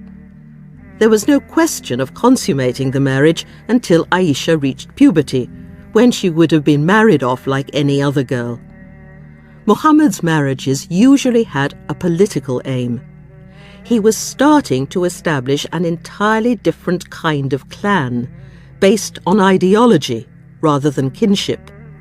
but the blood tie was still a sacred value and helped to cement this experimental community. During the Hajj of 621, the 6 converts from Yathrib duly returned to Mecca, bringing 7 others with them. Again, they met Muhammad in the Gully of Aqaba, and, in what would become known as the Pledge of Aqaba, promised to worship Allah alone, to refrain from stealing, lying and infanticide, and pledged to obey Muhammad's directives concerning social justice. In return, Muhammad promised them paradise. The emphasis was on religion and ethics, and there was, as yet, no political commitment. When the pilgrims returned to Yathrib, they took with them Musab ibn Umayyah, a trusted Muslim, to instruct the people of Yathrib in their new faith. This was a wise move. Tribal hatred was so intense in the oasis that neither Aus nor Khazraj could bear to hear a rival leading the prayers or reciting the Quran, so it was important that these offices were performed by a neutral outsider. At first, the Aus were antagonistic to the faith, but gradually the power of the Quran broke down their reserves. One day, Sa'd ibn Mu'adh, chief of one of the leading Aus clans, was horrified to hear that Musab was preaching in his territory, so he dispatched his second-in-command to drive him away, who bore down on the little group, brandishing his lance, and asked the Muslim how he had the temerity to spread these lies among weak, foolish people. But instead of retaliating with Jahili rage, Musab quietly asked him to sit down and judge for himself. The deputy agreed, stuck his lance in the ground, and, as he listened to the recitation, his face changed. "What wonderful and beautiful discourse this is," he cried. "What does one do to enter this religion?" After he had proclaimed his faith in Allah and prostrated himself in prayer, he went back to report to his chief. Sa'd was furious, grasped his own lance, and marched off to confront Musab himself, only to be overwhelmed in his turn by the Quran. He then summoned his people and asked them to follow him. Trusting his leadership implicitly, the entire clan converted en masse. The news of Sa'd's dramatic about-face made a great impression on other chiefs, who began to take Musab more seriously. It was not long before there were Muslims in almost every family in the oasis. In Mecca, Muhammad's preaching mission had stalled, largely because the Quraysh could not believe that such an ordinary person could become the messenger of Allah. But conditions in Yathrib were different. Muhammad was no commonplace fellow who could be seen strolling around the marketplace and eating and drinking like anybody else, but a remote, mysterious figure whose coming was eagerly anticipated. In Mecca, Muhammad's teaching threatened to damage the cult of the haram, which was crucial to the economy. But there was no sanctuary full of idols in Yathrib. Not everybody was enamored of the new faith, however. Ibn Ubay naturally feared that his position was being undermined. Others were still committed either to the old paganism or to the Hanifiya, but at this stage the opposition was muted. If the new prophet really could solve the problems of Yathrib, there might be some material advantage to be gained from him. The Jewish tribes were also prepared to give Muhammad the benefit of the doubt, especially since the Muslims honored their prophets and had adopted some of their own customs. Muhammad had recently introduced some new practices. As a result of the night journey, perhaps, Muslims now prayed facing the direction, or Qibla, of Jerusalem, reaching out to the holy city of the people of the book.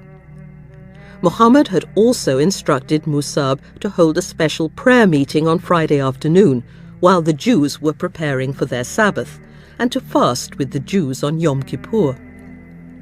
Muslims would now pray in the middle of the day, as the Jews did, and observe a modified version of the Jewish dietary laws, similar to those adopted by the early Christians. Used to think that Muhammad introduced these new devotions in order to appeal to the Jews of Yathrib. But this view has recently been challenged. Muhammad would not have expected the Jews to convert to his religion because they had their own revealed din. God had decreed that each community should have its own messenger. But it was natural for Muslims to pray and fast in the same way as the other members of the Abrahamic family.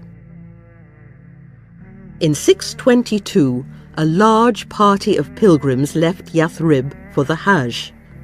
Some were pagans, but 73 of the men and 2 of the women were Muslims.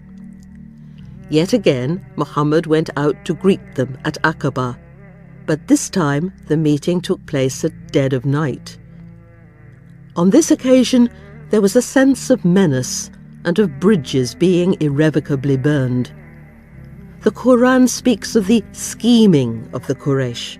Perhaps Muhammad had reason to believe that the Kafirun were plotting to expel him and bar the Muslims from the Haram. At all events, Muhammad was now taking practical steps to leave his tribe. Ibn Ishaq claims that this was a positive decision on his part, but the Quran repeatedly claims that the Muslims were expelled or driven out of Mecca. The meeting was conducted in deadly secrecy. The Muslims from Yathrib did not even mention it to the pagans in their party, in case they gossiped and alerted the Quraysh to what was afoot. Muhammad was about to do something absolutely unprecedented. He was asking the Muslims of Mecca to make a hijrah, migration, to Yathrib. This did not merely involve a change of address.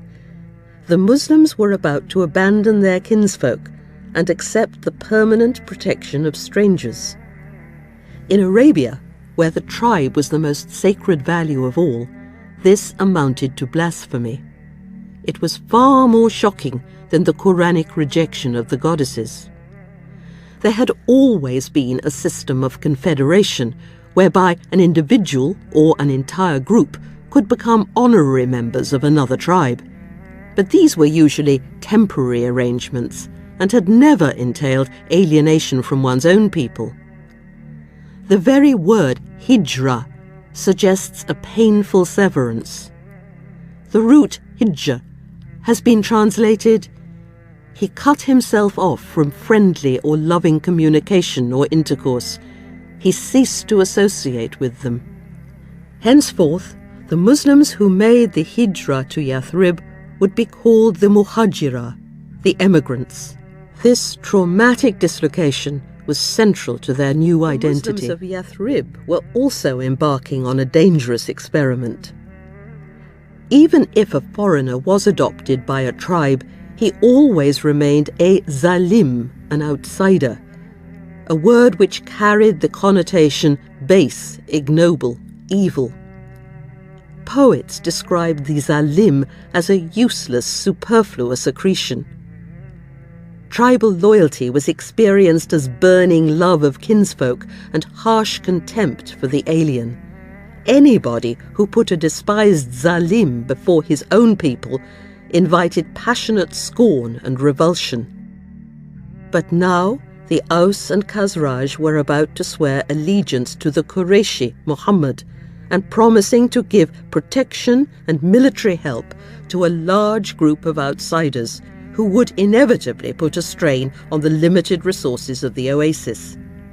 Henceforth, the Muslims of Yathrib would be known as the Ansar. This is usually translated the helpers. But this gives a somewhat anemic impression of what was involved. Narsa, or help, meant that you had to be ready to back up your aid with force. When they met Muhammad that night in Aqaba, the helpers had decided to make a second pact with Muhammad, which would be known as the Pledge of War. When the time came, the Ansar left their pagan companions sleeping in their tents and stole softly like sandgrouse to Aqaba, where they met Muhammad and his uncle Abbas, who acted as his spokesman. Abbas had not converted to Islam, and he must have been shocked by Muhammad's decision to leave Mecca, but he wanted to make sure that he would be safe in Yathrib. Muhammad, he said, was protected by the Hashim in Mecca, but was ready to forego this security in order to join the Ansar. If they had the smallest doubt about his safety, they should give up the entire project immediately. But the Ansar stood firm. Bara ibn Murur, a chief of Khazraj, took Muhammad by the hand and swore that Aus and Khazraj would both extend to Muhammad exactly the same protection as they gave to their own women and children. But while he was speaking, another helper interrupted. What if Muhammad went back to Mecca and abandoned Yathrib to the wrath of the Quraysh?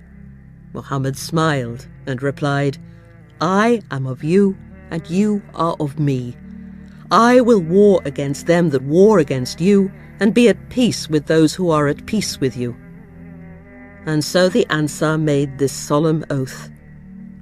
We pledged ourselves to war in complete obedience to the Apostle, in weal or woe, in ease and hardship and evil circumstances, that we would not wrong anyone, that we would speak the truth at all times, and that in God's service we would fear the censure of none.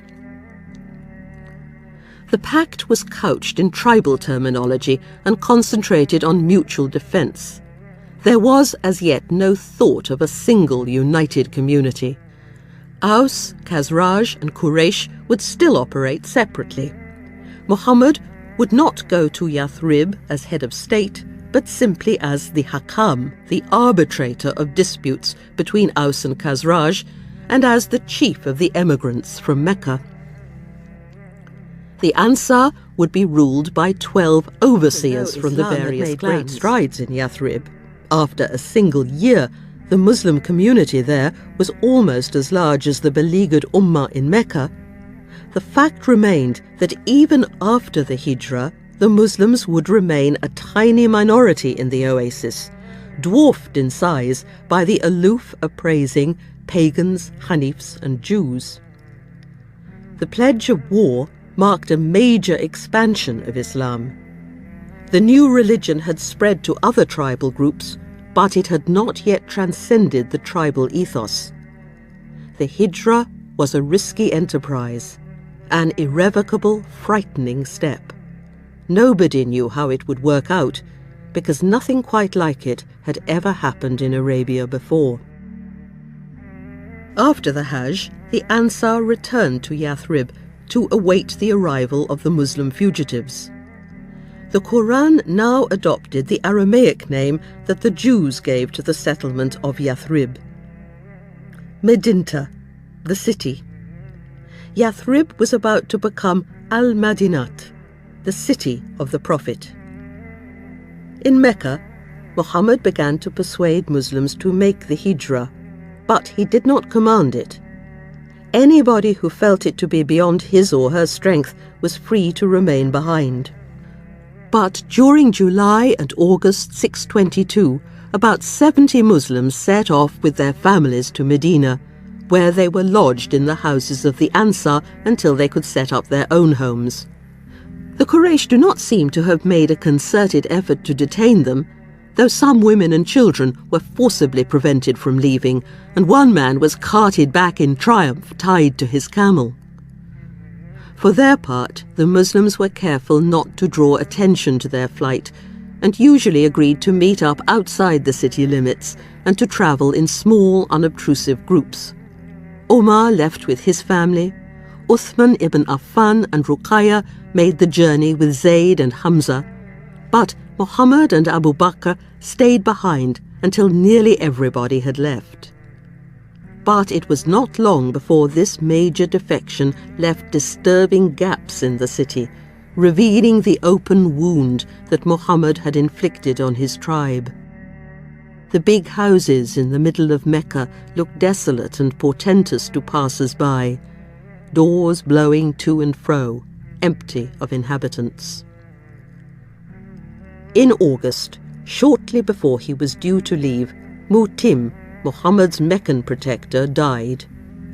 Muhammad's position in Mecca was now untenable, because he was fair game for assassination.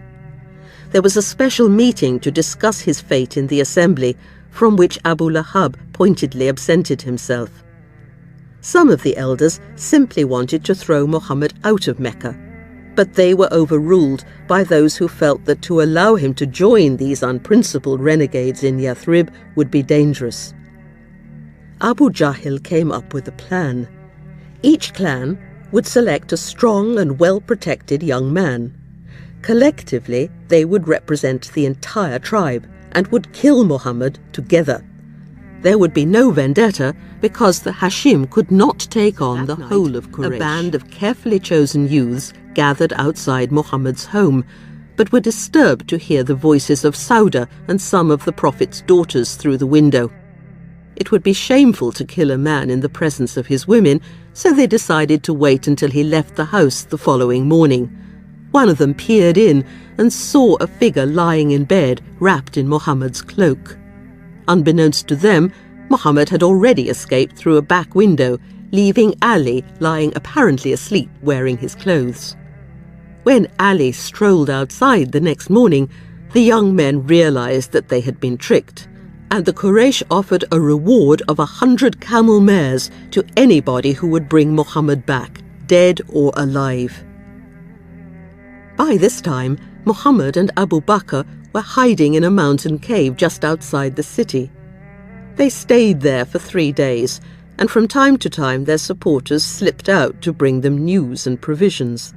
At one point, it was said, a search party actually passed the cave, but did not bother to look inside because an enormous spider's web covered the entrance, and a rock dove, who had clearly been sitting on her eggs for some time, had her nest in an acacia tree in exactly the place where a man would have to put his foot when climbing into the cave.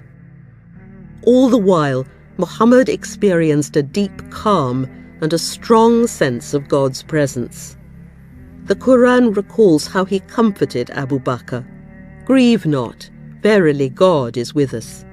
And thereupon God bestowed upon him from on high his gift of inner peace.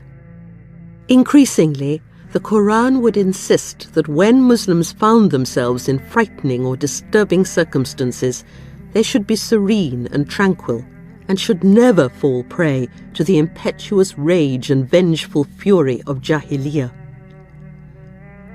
When the hue and cry had died down, Muhammad and Abu Bakr climbed out of the cave, taking care not to disturb the rock dove, and mounted the 2 camels that Abu Bakr had prepared for their journey. Abu Bakr wanted to give the better camel to Muhammad, but he insisted on paying for her. This was his personal hijrah, his sacrifice to Allah, and it was important to make the whole event entirely his own. Muhammad called the camel mare Qaswa, and she remained his favorite mount for the rest of his life. It was a dangerous trip because while he was on the road, Muhammad did not enjoy anybody's protection. So their guide took them by a circuitous route, and they zigzagged back and forth to throw any pursuers off the scent. Muhammad, Disc 4. Disc 3. In the meantime, the Muslims were anxiously awaiting their arrival in Medina. Several of the emigrants from Mecca were living in Quba, the southernmost point of the oasis, and every day after morning prayers they used to climb the volcanic rocks and scan the barren terrain outside the settlement. On the morning of September the 4th, 622, one of the Jews spotted a cloud of dust on the horizon and called out to the Ansar, "Sons of Kyla, he's come, he's come." At once, men, women and children surged out to meet the travellers and found them resting under a palm tree. Muhammad and Abu Bakr stayed in Quba for 3 days, but the Muslims in the city, as the most densely populated part of the oasis was called, were impatient to see him, so he set off to meet them and decide where he was going to live. Along the way, several people begged him to alight and make his home with them, but Muhammad courteously refused because he was anxious to remain independent of the warring groups within Medina. Instead, he gave Qaswa her head and asked God to guide her. Eventually, she fell to her knees outside a mirbad, a place for drying dates, which belonged to one of the Ansar. Muhammad got down, allowed his luggage to be carried into the nearest house, and then began to negotiate with the owner for the sale of the land. Once the price was agreed upon, all the Muslims got to work to build the Prophet's residence, which would also serve as a place for prayer.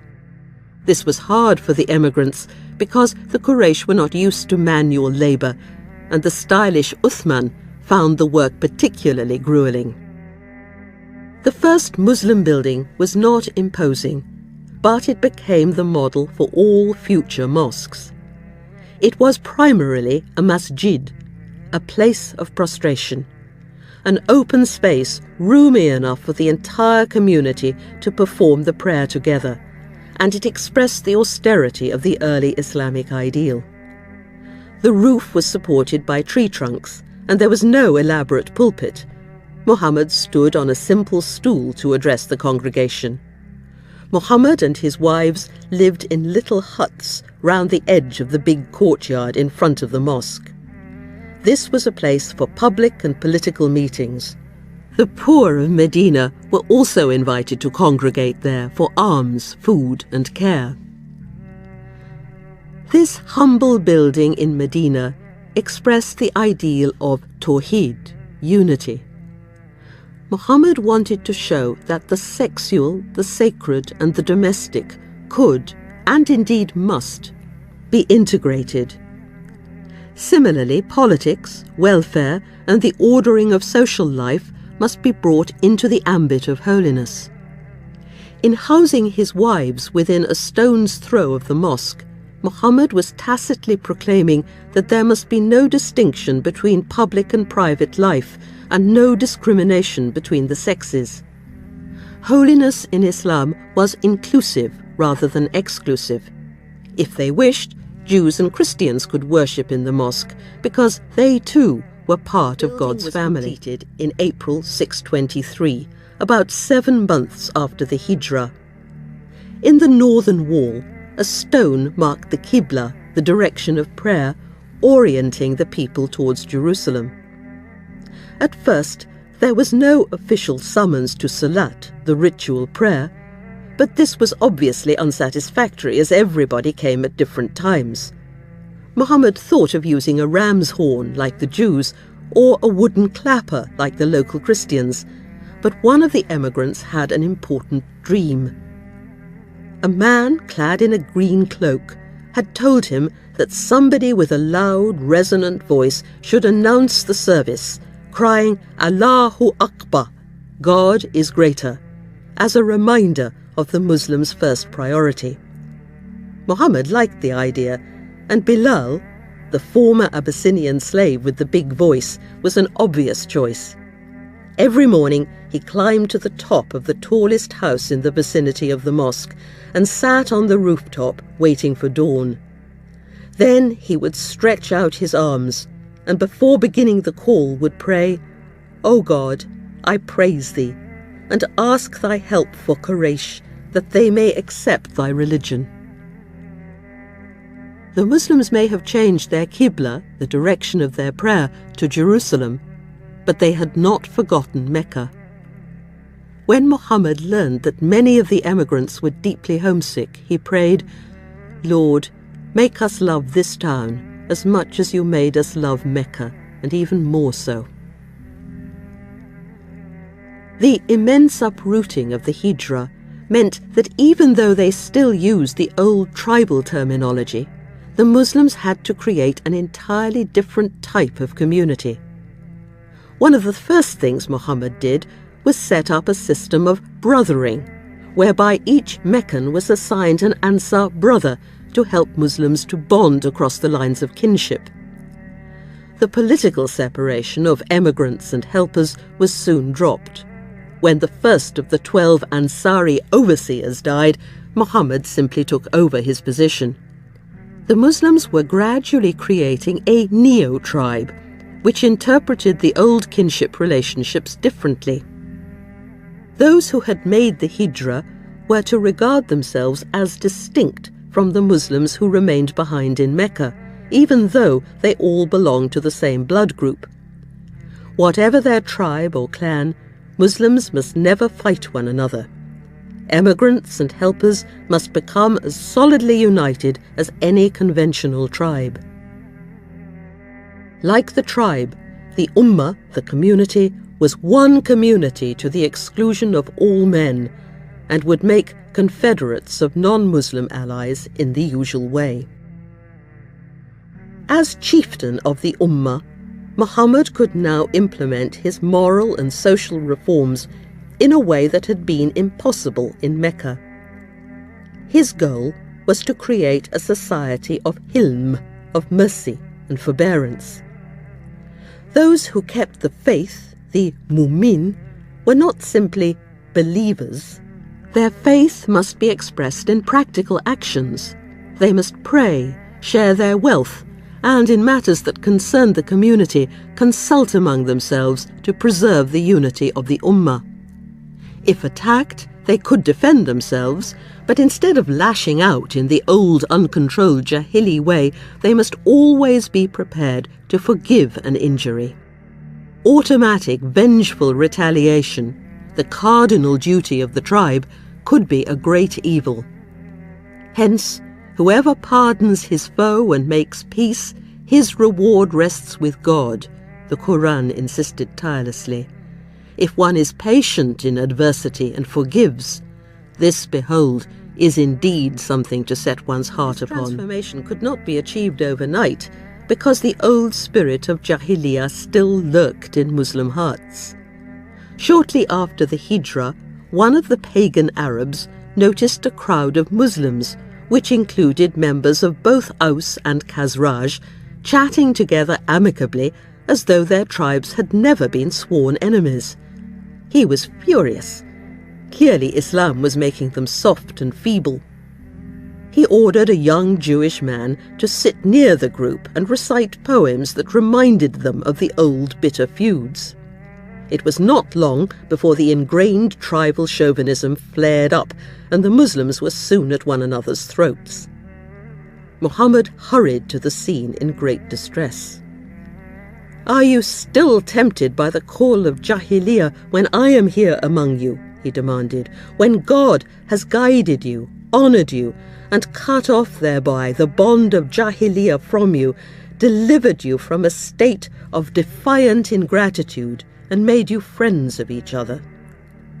Deeply ashamed, the Ansar wept and embraced. Not all the Muslims of Medina were committed to change.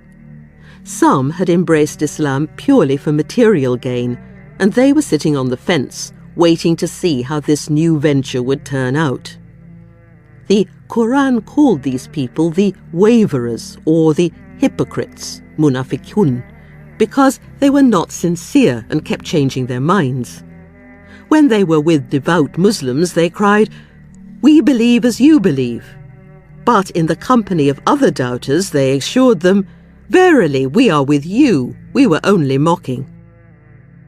Their leader was Ibn Ubay, who had become a Muslim but remained resentful and critical of the new faith.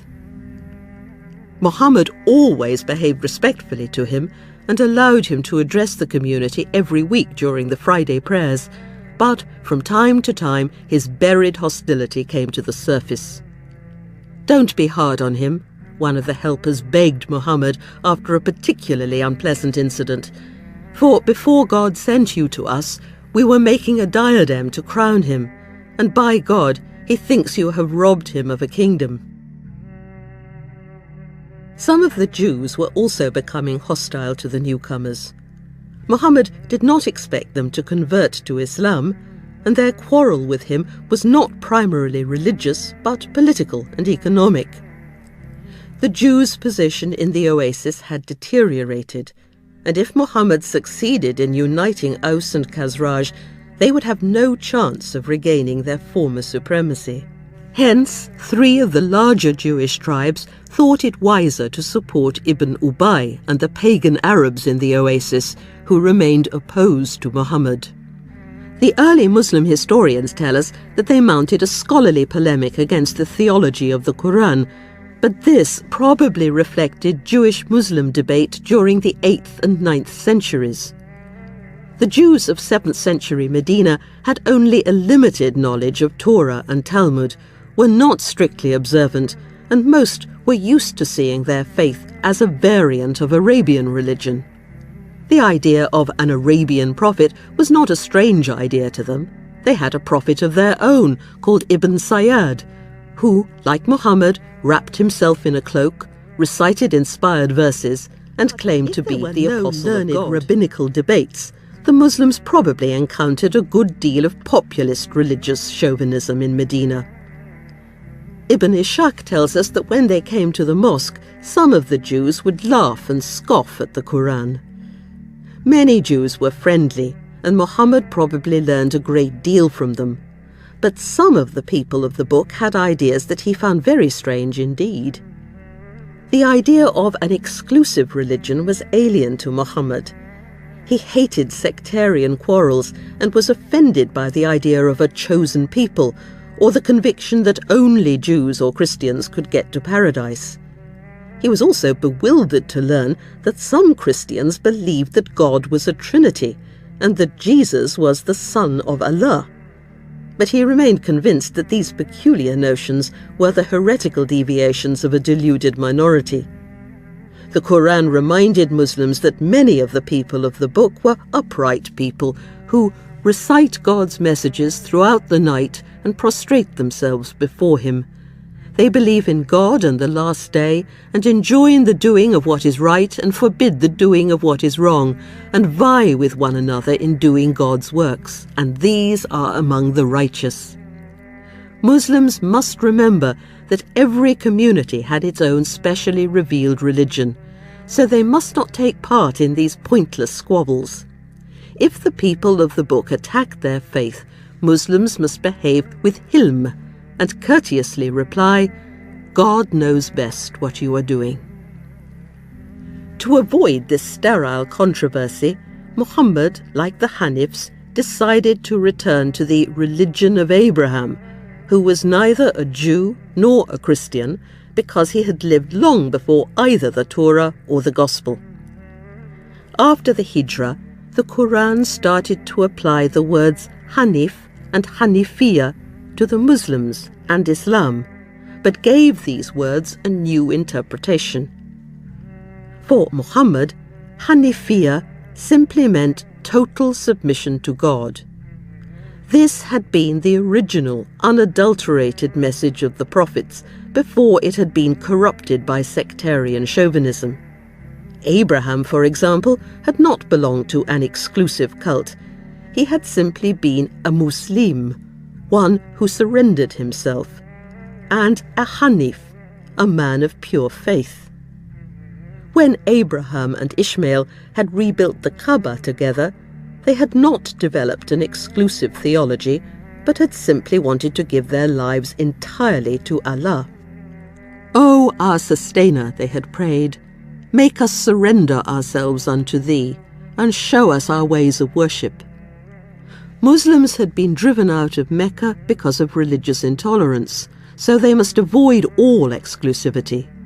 Instead of stridently insisting that they alone had the monopoly of truth, the true Muslims merely said, "Behold, my prayer and all my acts of worship and my living and my dying are for God alone, the sustainer of all the worlds." It was idolatry to take pride in belonging to a particular religious tradition, rather than concentrating upon Allah himself. At the end of January 624, Muhammad received a revelation while he was leading the Friday prayers, and made the congregation turn around and pray in the direction of Mecca instead of Jerusalem. They would now face the house built by Abraham, the man of pure faith. "We have seen thee, O prophet," said God, "often turn thy face towards heaven for guidance. And now we shall indeed make thee turn too in prayer in a direction which will fulfill thy desire. Turn then thy face towards the inviolable house of worship. And wherever you all may be, turn your faces towards it in prayer." It was a reminder that they were not following any of the established religions, but God himself. It was a declaration of independence. Muslims need no longer feel that they were following lamely in the footsteps of the older faiths. "Hold them not in awe," God said, "but stand in awe of me and obey me." The new Qibla, or direction of prayer, delighted both the emigrants and the helpers, and would bind them more closely together. They all loved the Kaaba, which was more deeply rooted in Arab tradition than the distant city of Jerusalem. But there was a problem. The Kaaba was in Mecca, and relations with the Quraysh had recently become more strained than ever before. Chapter 4. Jihad. The change of Qibla, the direction of prayer, had occurred at the end of a period of uncertainty. Muhammad and the community had been restlessly turning this way and that, searching for guidance in their confusion. Muhammad knew that a prophet had to make a difference to the world. He could not simply withdraw from the mainstream. He had to put God's revealed will into practice and create a just, egalitarian society. But the Hijra had pushed the Muslims into a peripheral and anomalous position. Even though Muhammad had begun to implement his social reforms, he knew that he would make no lasting impression on Arabia as long as he was confined to and isolated in Medina. Mecca, the mother of cities, was crucial to the development of the peninsula. Arabia needed the commercial genius of the Quraysh. Mecca was now the center of the Muslim world. Muslims yearned towards it in prayer several times a day, but it was coming to seem like an absent, inaccessible lover. Muslims could not even make the Hajj like other Arabs. Muhammad realized that Mecca was the key to his mission. The hostility of the Quraysh had eradicated the Ummah from the tribal map and pushed it into a political limbo. Without Mecca, Islam was doomed to marginality. Somehow Muhammad would have to make peace with his people. But after the first shock of the Hijra, most of the Quraysh seemed to have forgotten all about the Muslims. Before Muhammad could seek reconciliation with Mecca, he had to make the Quraysh take notice of him. He also had to secure his position in Medina. He knew that as far as most of the Medinese were concerned, he was still on trial. They had defied the might of the Quraysh by taking the migrants in because they expected some material advantage. And here too, Muhammad had to deliver. At the very least, he had to ensure that the emigrants did not become a drain upon the economy. But it was difficult for them to earn a living. Most of them were merchants or bankers, but there was very little opportunity for trade in Medina, where the wealthier Arab and Jewish tribes had achieved a monopoly. The emigrants had no experience of farming, and in any case all the available land had already been taken. They would become a burden to the helpers unless they found an independent source of income, and there was one obvious way to achieve this. Was well placed to attack the Meccan caravans on their way to and from Syria. And shortly after Muhammad had arrived in Medina, he had started to send bands of emigrants on raiding expeditions.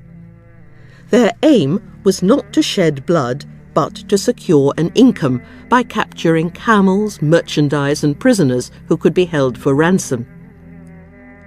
Nobody would have been particularly shocked by this development. The ghazu, the acquisition raid, was a normal expedient in times of hardship.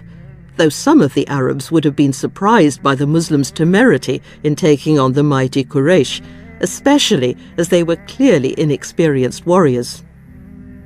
During the first 2 years after the Hijrah, Muhammad dispatched 8 of these expeditions. He did not usually go himself, but commissioned people such as Hamza and Ubaidah ibn al-Harith. But it was difficult to get accurate information about the caravan's itinerary, and none of these early raids was successful. The Quraysh were not a warlike people. They had left the nomadic life behind long ago and had lost both the habit and the skill of the ghazu, the warrior. The Quran shows that some of the emigrants found the very idea of fighting distasteful. But Muhammad was not discouraged. Even though the emigrants desperately needed an income, plunder was not his primary objective. The raiders may have come back empty-handed, but they had at least brought the Muslims to the attention of Mecca. The Quraysh were rattled. They had to take precautions that had never been necessary before. Merchants complained that they felt more vulnerable. They had to make inconvenient detours, and the flow of trade in and out of Mecca was slightly disrupted. In September 623, Muhammad himself led a ghazu against a large caravan led by Umayyah ibn Khalaf. The spoils looked so promising that a record 200 Muslims volunteered for the expedition. But yet again, the caravan eluded the raiders, and there was no fighting. In the steppes, the ghazu needed no theoretical justification. It was seen as an unavoidable necessity in time of scarcity. But Muhammad had been determined to transcend the old tribal norms. The Quran had instructed Muslims to say, "Peace be with you," to the kafirun, not attack them while they were going about their business. Shortly after Muhammad arrived in Medina, he received a revelation that took a more militant line. Permission to fight is given to those against whom war is being wrongfully waged, and verily, God has indeed the power to succor them. Those who have been driven from their homelands against all right for no other reason than their saying, "Our sustainer is God." For if God had not enabled people to defend themselves against one another, all monasteries and churches and synagogues and mosques, in all of which God's name is abundantly extolled, would surely have been destroyed ere now. Begun to develop a primitive just war theory. In the steppes, aggressive warfare was praiseworthy, but in the Quran, self-defense was the only possible justification for hostilities, and the preemptive strike was condemned. War was always a terrible evil, but it was sometimes necessary in order to preserve decent values such as freedom of worship. Even here, the Quran did not abandon its pluralism. Synagogues and churches, as well as mosques, should be protected. The Muslims felt that they had suffered a fearful assault. Their expulsion from Mecca was an act that had no justification. Exile from the tribe violated the deepest sanction of Arabia. It had attacked the core of the Muslims' identity. But Muhammad had embarked upon a dangerous course. He was living in a chronically violent society, and he saw these raids not simply as a means of bringing in much-needed income, but as a way of resolving his quarrel with the Quraysh. We have discovered in our own day that waging war for the sake of peace is a high-risk venture. The ruthlessness of battle can lead to actions that flout the very principles that the warriors are fighting for, so that, in the end, neither side can claim the high moral ground. Muhammad tried to give his ghazu ethical grounding, but he had no experience of a long military campaign, and would learn that once it had started, a cycle of violence achieves an independent momentum and can spin tragically out of control. At first, Muhammad fought according to the traditional rules, but in January 624, just before the change of the Qibla, he had his first experience of the unpredictability of warfare. The emigrants were becoming more confident. During the winter months, the Quraysh sent their caravans south, so they no longer had to pass Medina. But, ever anxious to attract their attention, Muhammad sent a small raiding party of 9 men to attack one of these southbound caravans. It was the end of Rajab, one of the sacred months when all fighting was forbidden. On the last day of Rajab, the Muslims came upon a small caravan encamped in Nakhla. What should they do? If they waited until the following day when the truce ended, the caravan would be able to return unscathed to Mecca. They decided to attack. The first arrow killed one of the merchants. Most of the others fled, but the Muslims took 2 prisoners whom they brought back to Medina with the captured merchandise. But instead of greeting the raiders as conquering heroes, the Muslims were horrified to hear that the raid had violated the sacred month. For a few days, Muhammad did not know how to respond. He had, after all, abandoned much Meccan religion and may have imagined that he could jettison the forbidden months too. The raid had been a success. Not only were there rich pickings, but he had shown the Quraysh that he could attack them almost on their own doorstep. He had also impressed many of the Medinese. But there was something dubious about the whole business. Muhammad had never condemned the practice of the forbidden months before. The sources seem uneasy about the incident. Muhammad had discovered that, however idealistic your war might be at the outset, something distasteful is likely to occur sooner rather than later. Muhammad received a new revelation that reiterated the central principle of his just war. Yes, it had been wrong to break the sacred truce, but the policy of the Quraysh in driving the Muslims from their homes had been even more heinous. They will not cease to fight you till they have turned you away from your faith, the Quran warned Muhammad. As to fighting during the forbidden month, this was indeed an awesome thing. But turning men away from the path of God and denying him, and turning them away from the inviolable house of worship and expelling its people therefrom, all this is far more awesome in the sight of God, since oppression is more awesome than killing. Muhammad therefore accepted the booty and reassured the community. He divided the spoils equally among the emigrants and began negotiations with the Quraysh for an exchange of prisoners. He would trade the Meccan captives for 2 Muslims still living in Mecca who wanted to make the Hijra. But one of the prisoners was so impressed by what he saw in Medina that he decided to remain and convert to Islam. The incident is a good example of the way Muhammad was beginning to work. In his novel position, he could not rely on customary procedure. He was feeling his way forward step by step, responding to events as they unfolded. He had no fixed master plan, and, unlike some of his more impetuous companions, he rarely responded to a crisis immediately, but took time to reflect until finally, sometimes pale and sweating with the effort, he would bring forth what seemed an inspired solution. A few weeks later, during the month of Ramadan, March 624, Muhammad led a large Muslim contingent to intercept a Meccan caravan that Abu Sufyan was bringing back from Syria. This was one of the most important caravans of the year, and, encouraged by the success of Nakhla, a large contingent of helpers volunteered to join the raid.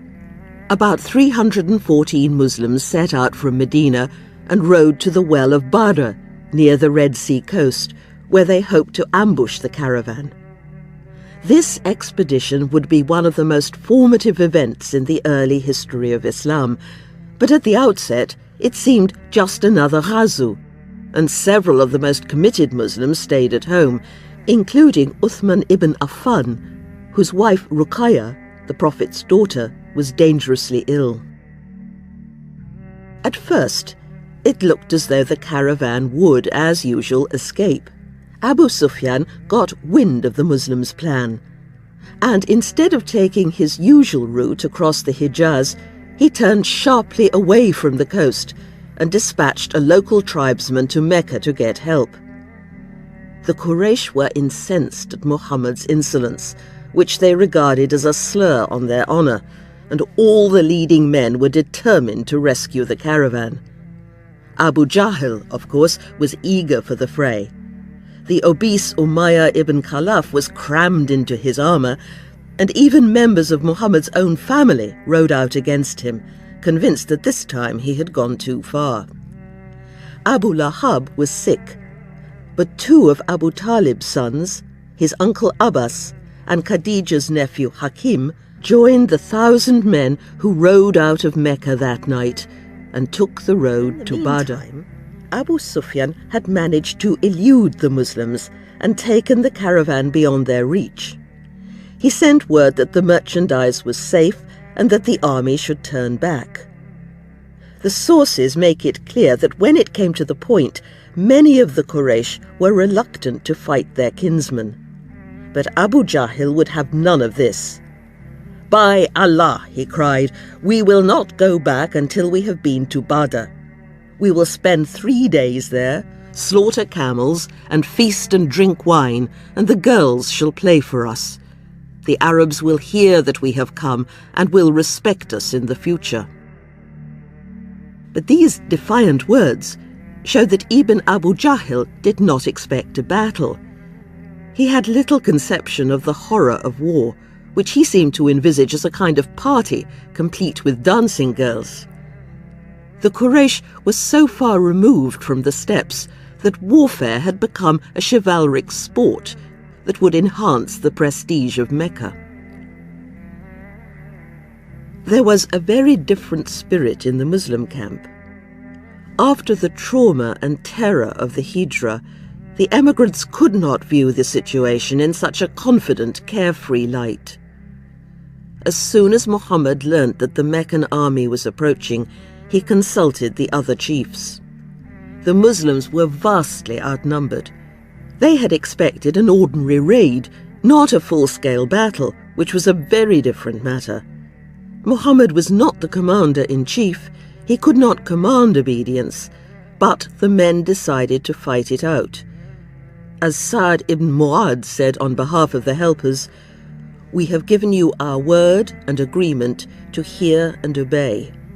So go where you wish, and we are with you. And by God, if you were to ask us to cross this sea and you plunged into it, we would plunge into it with you. We do not dislike the idea of meeting your enemy tomorrow. We are experienced in war, trustworthy in combat." Unlike the Quraysh, the Aus and Khazraj were practiced soldiers after years of tribal warfare in Yathrib. But even so, the odds were overwhelmingly against them, and all the Muslims hoped that they would not have to fight. For 2 days, the two armies gazed bleakly at one another from opposite ends of the valley. The Quraysh looked impressive in their white tunics and glittering armor, and despite Sa'd's stirring words, some of the Muslims wanted to retreat. There was great fear in the camp. The Prophet tried to rouse their spirits. He told them that in a dream God had promised to send 1,000 angels to fight alongside them. But while the Quraysh were feasting and drinking, certain that the Muslims would surrender, Muhammad was making practical preparations. He lined up his troops in close formation and positioned his men by the wells, depriving the Quraysh of water and forcing them, when the time came, to advance uphill, fighting with the sun in their eyes. But when he looked at the huge Meccan army, he wept. "O Allah," he prayed, "if this band that is with me perishes, there will be no one after me to worship you. All the believers will abandon the true religion." He realized that this battle would be decisive. If the Muslims allowed the Quraysh to force them back into Medina, the Ummah would make no lasting impact on Arabia. Something of his determined resolve must have been conveyed to his men. The Quran describes the great peace that descended upon the soldiers at this frightening moment. There was a sudden rainstorm, which seemed a good omen. The Quraysh had become more alarmed. The chiefs had dispatched a spy to report on the enemy troops. He was aghast to see the grim resolution on the faces of the Muslims and begged the Quraysh not to fight. He had seen camels carrying death, the camels of Yathrib laden with certain death. Not one of the Muslims would die before he had killed at least one of the Meccans. And, the spy concluded despairingly, how could the Quraysh live with themselves after that? They would constantly be looking into the face of a neighbour who had killed one of their kinsfolk. But Abu Jahl was beyond reason and accused him of cowardice, a jibe that no Arab could ignore. He then turned to the brother of the man slain by the Muslim raiders at Nakhla, who emitted a savage war cry. Immediately, said the historian Ibn Ishaq, war was kindled and all was marred, and the folk held stubbornly to their evil course. The Quraysh began to advance slowly over the sand dunes. Observing the command of the Quran, Muhammad refused to strike first, and even after the battle commenced, he seemed reluctant to unleash his men until Abu Bakr told him to leave his prayers and engage his troops, because God would certainly give them victory. In the fierce skirmish that followed, the Quraysh soon found that they were getting the worst of it. They fought with careless bravado, as though this was a nightly tournament, and had no concerted strategy. But the Muslims did have a disciplined plan. They began by bombarding the enemy with arrows, drawing their swords for hand-to-hand combat only at the last minute. By midday, the Quraysh had fled in disarray, leaving some 50 of their leading men, including Abu Jahl himself, dead on the field. There were only 14 Muslim casualties. Jubilantly, the Muslims began to round up the prisoners and draw their swords. In tribal warfare, there was no quarter for the vanquished. Casualties were mutilated, and captives were either slain or tortured. Muhammad immediately ordered his troops to desist. A revelation came down to ensure that the prisoners of war must either be released or ransomed. Even in war, Muslims would abjure the savage customs of the past. Constantly, the Quran insists upon the importance of mercy and forgiveness, even during armed conflict. While engaged in hostilities, Muslims must fight with courage and steadfastness in order to bring the conflict to an end as quickly as possible. But the moment the enemy asks for peace, Muslims must lay down their arms. They must accept any offer of truce, whatever conditions are imposed, even if they suspect the enemy of double-dealing. And although it is important to fight persecution and oppression, the Quran constantly reminds Muslims that it is much better to sit down and solve the problem by courteous discussion. True, God permitted retaliation in the Torah, eye for eye, tooth for tooth. But, said the Quran, he who shall forego it out of charity will atone better for some of his past sins. Would be strictly confined to those who had actually perpetrated the atrocity, a great advance on the law of vendetta, which permitted revenge against any member of the killer's tribe. The Quran reminded the Muslims that they were not fighting the whole tribe of Quraysh. Those who had remained neutral throughout the conflict, and those Muslims who had chosen to remain in Mecca, must not be attacked or injured in any way. Muhammad was not a pacifist. He believed that warfare was sometimes inevitable and even necessary. After the Battle of Badr, the Muslims knew that it was only a matter of time before Mecca took her revenge, and they dedicated themselves to a long, grueling jihad. But the primary meaning of that word jihad, which we hear so often today, is not holy war, but the effort or struggle necessary to put the will of God into practice. Muslims are exhorted to strive in this endeavour on all fronts: intellectual, social, economic, spiritual, and domestic. Sometimes they would have to fight, but this was not their chief duty. On their way home from Badr, Muhammad uttered an important and oft-quoted maxim.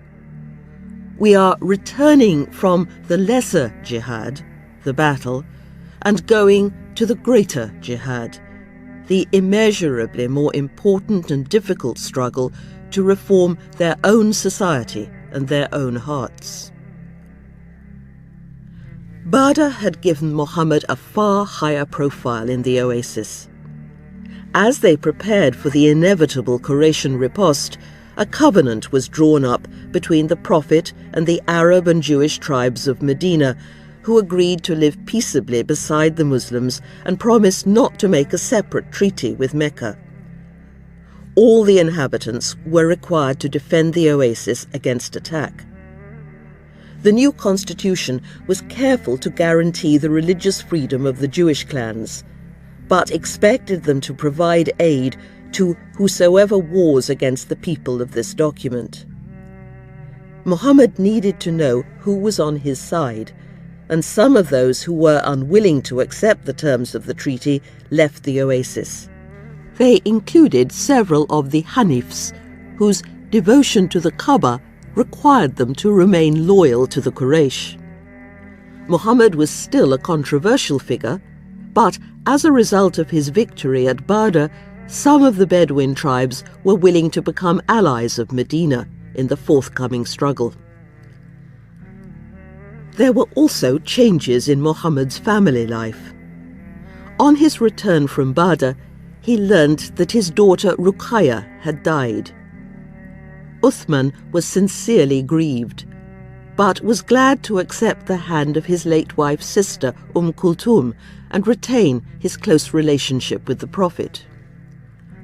One of the prisoners of war was Muhammad's pagan son-in-law, Abu al-As, who had remained true to the traditional faith.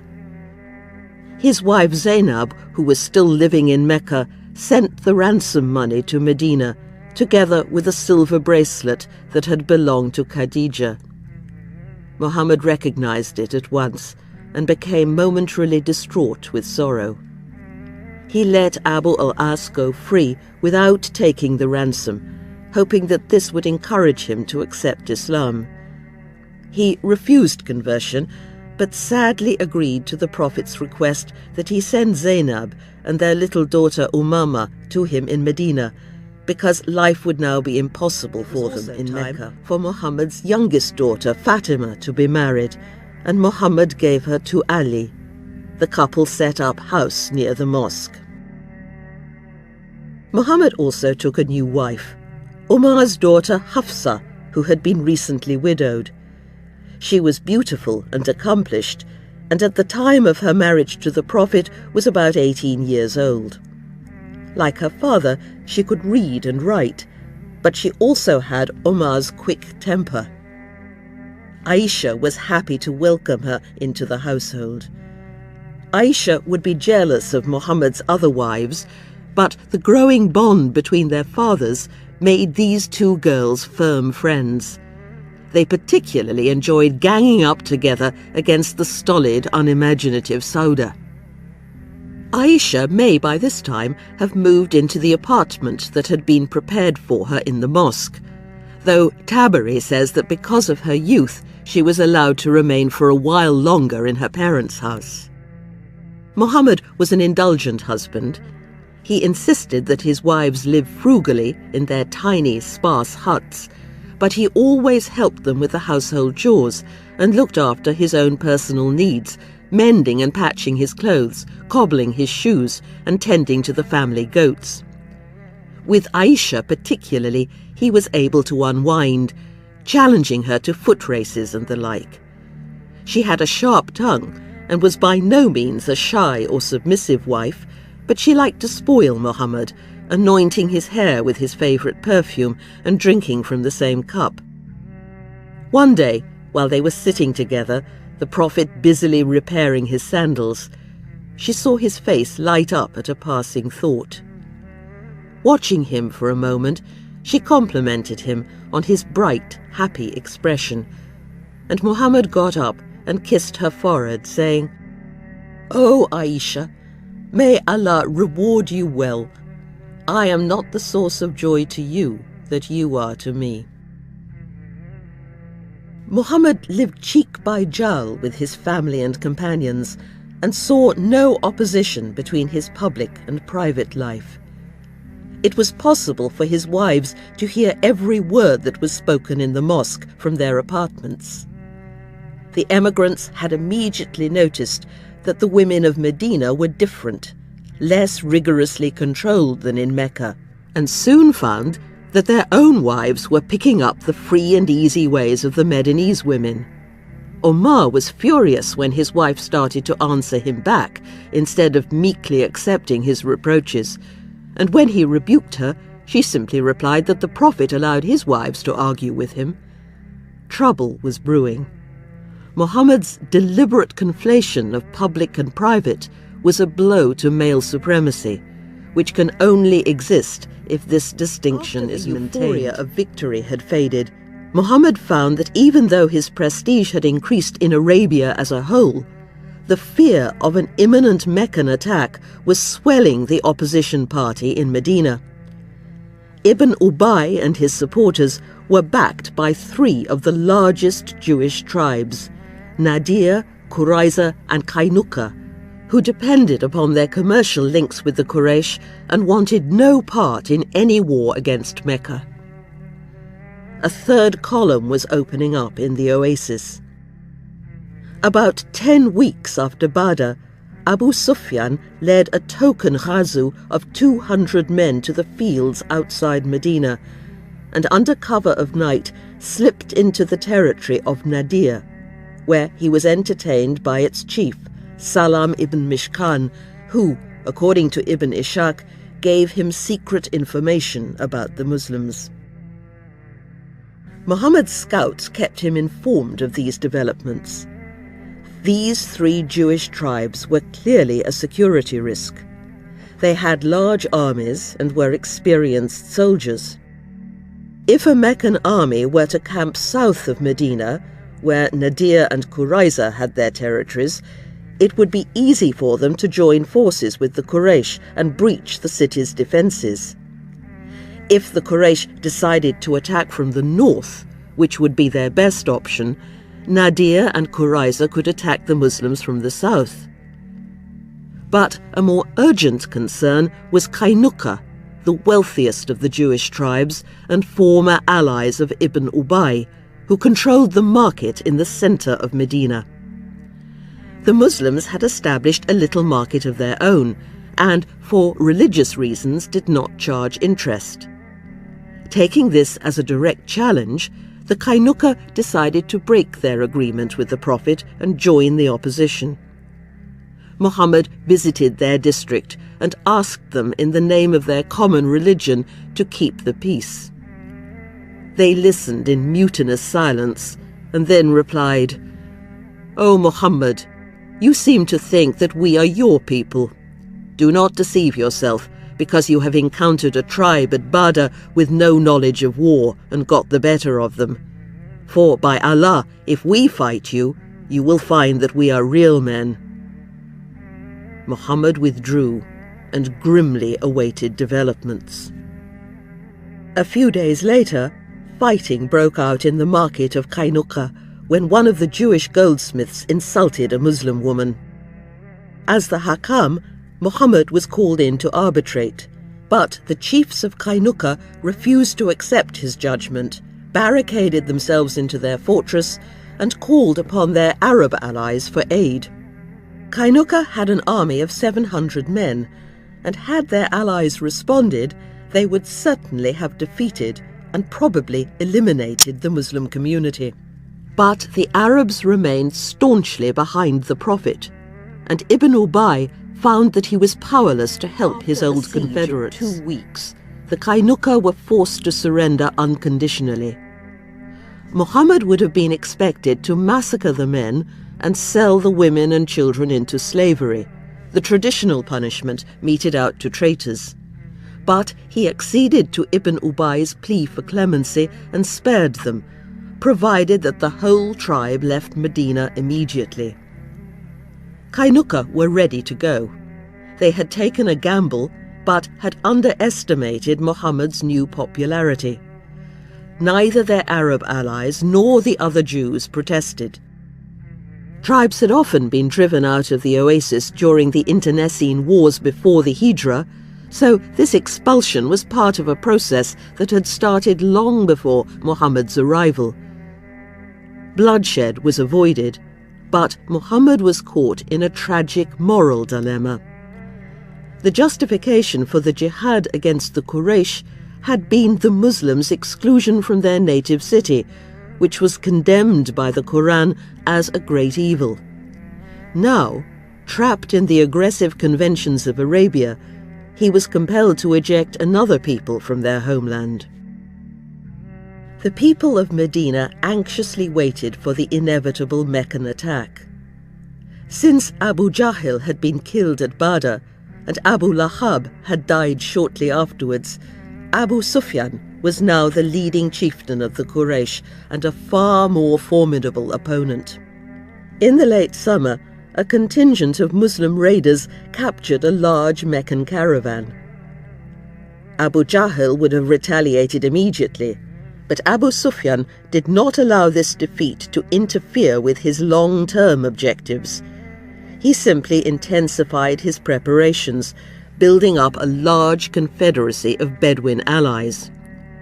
Once the winter rains were over, 3,000 men with 3,000 camels and 200 horses left Mecca on March the 11th, 625, and began their journey northward. After a journey of little over a week, they camped to the northwest of Medina, on the plain in front of Mount Uhud. The Medinese had only a week's notice of the Meccan advance. There was no time to get the crops from the field, but Muhammad and the other chiefs managed to bring in the people from the outlying areas and barricade them into the city. The experienced warriors urged caution. It was very difficult to sustain a siege in Arabia, and they suggested that everybody should stay behind the barricades and refuse to engage with the Quraysh, who would eventually be forced to retire.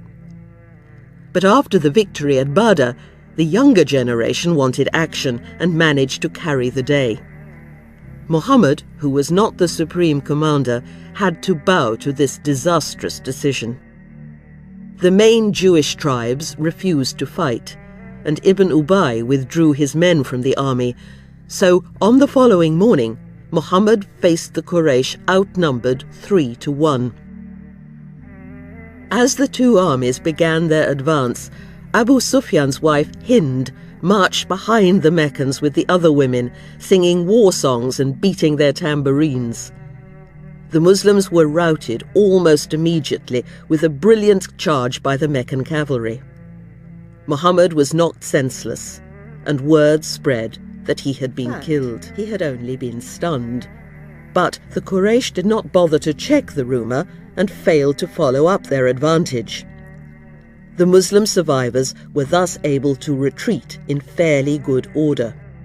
22 Meccans and 65 Muslims had been killed, including Muhammad's uncle Hamza, a renowned fighter.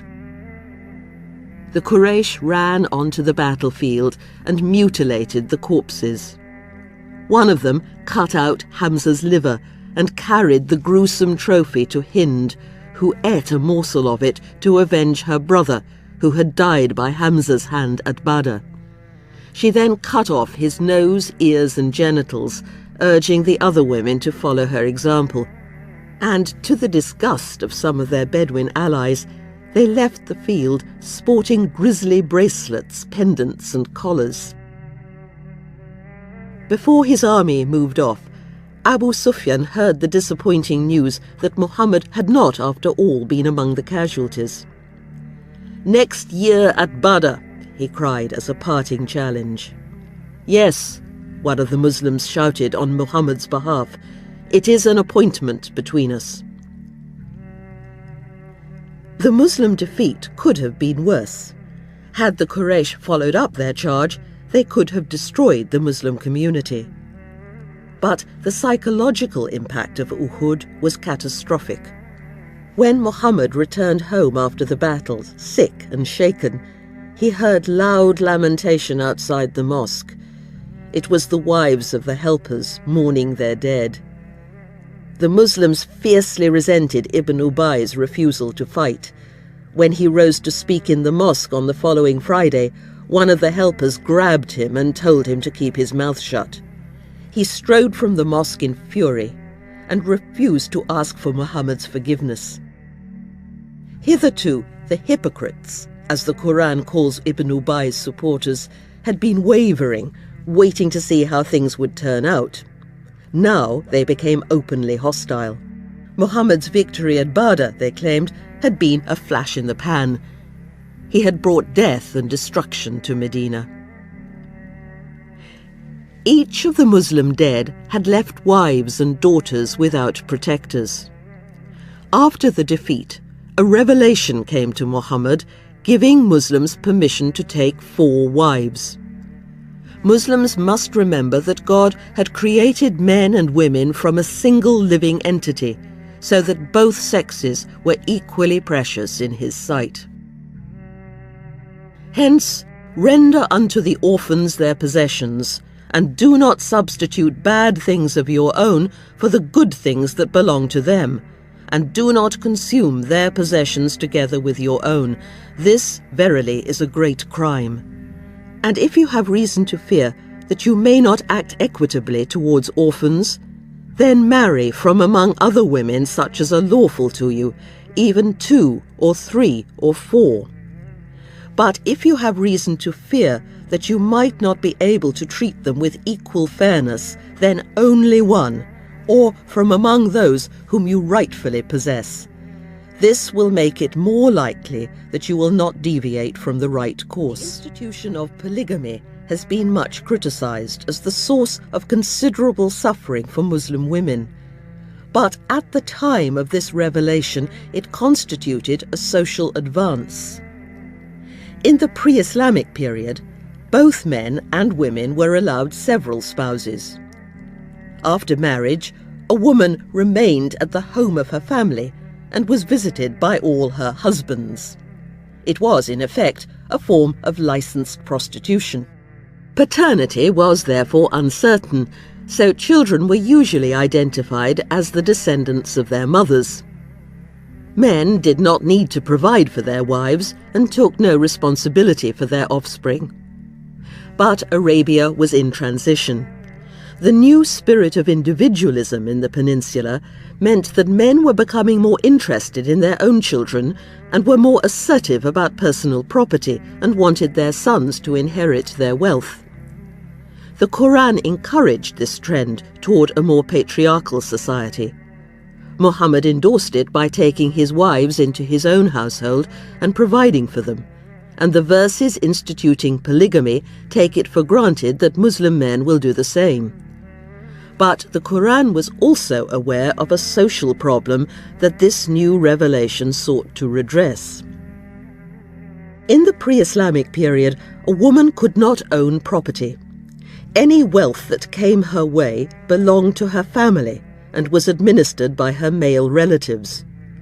But in Mecca, where individualism was more pronounced than elsewhere in Arabia, some of the more aristocratic women had been able to inherit and administer their own fortunes.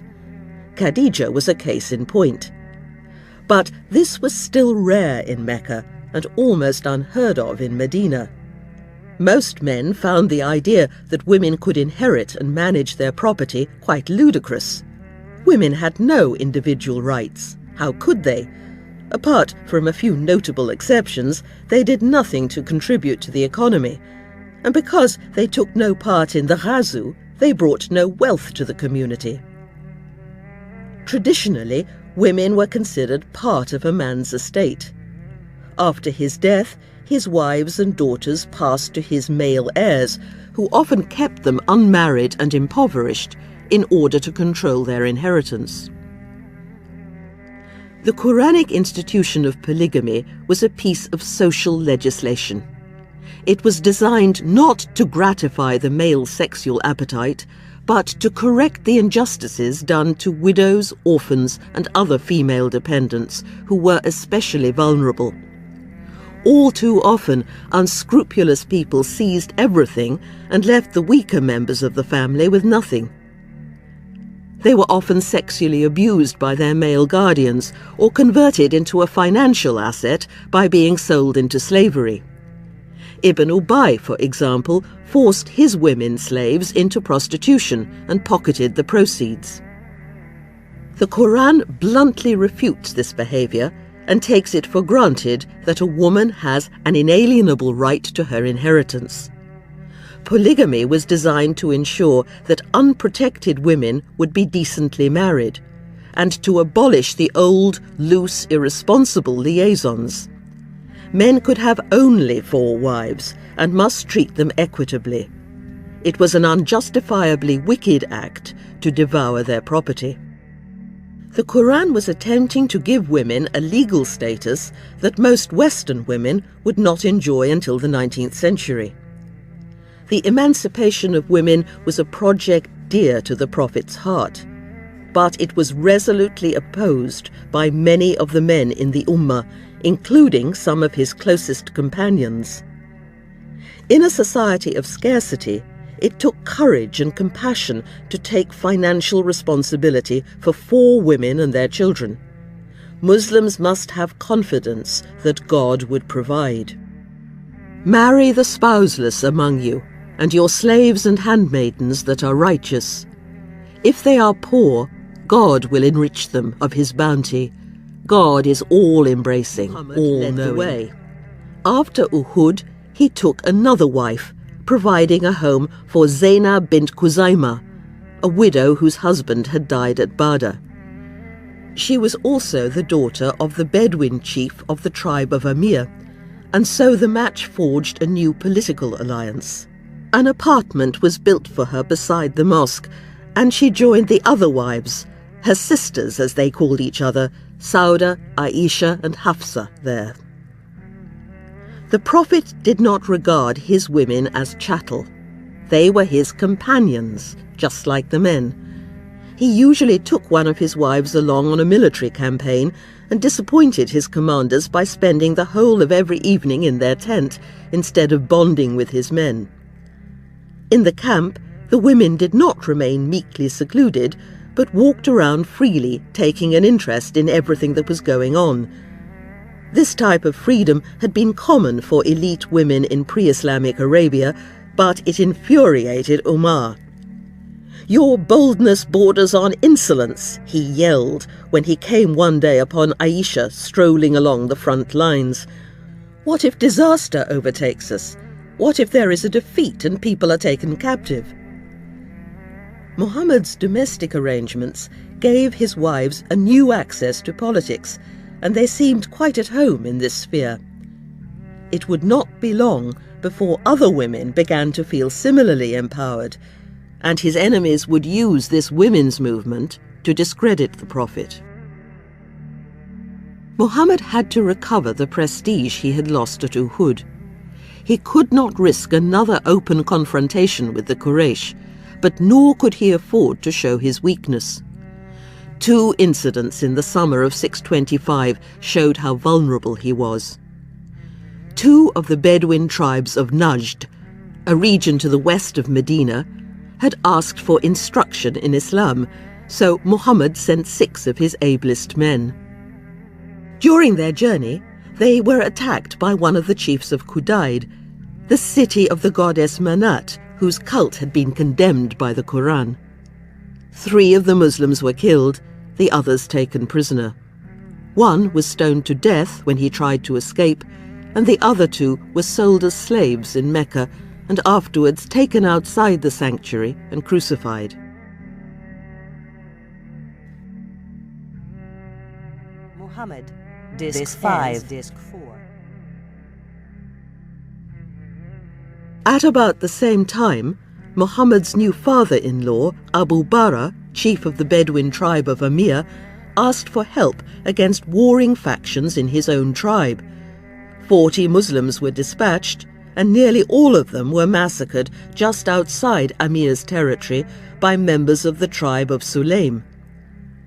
When one of the Muslim survivors came across 2 Amiris lying peacefully asleep under a tree, he killed them, assuming that their tribe had been responsible for the killing and taking revenge in the traditional fashion.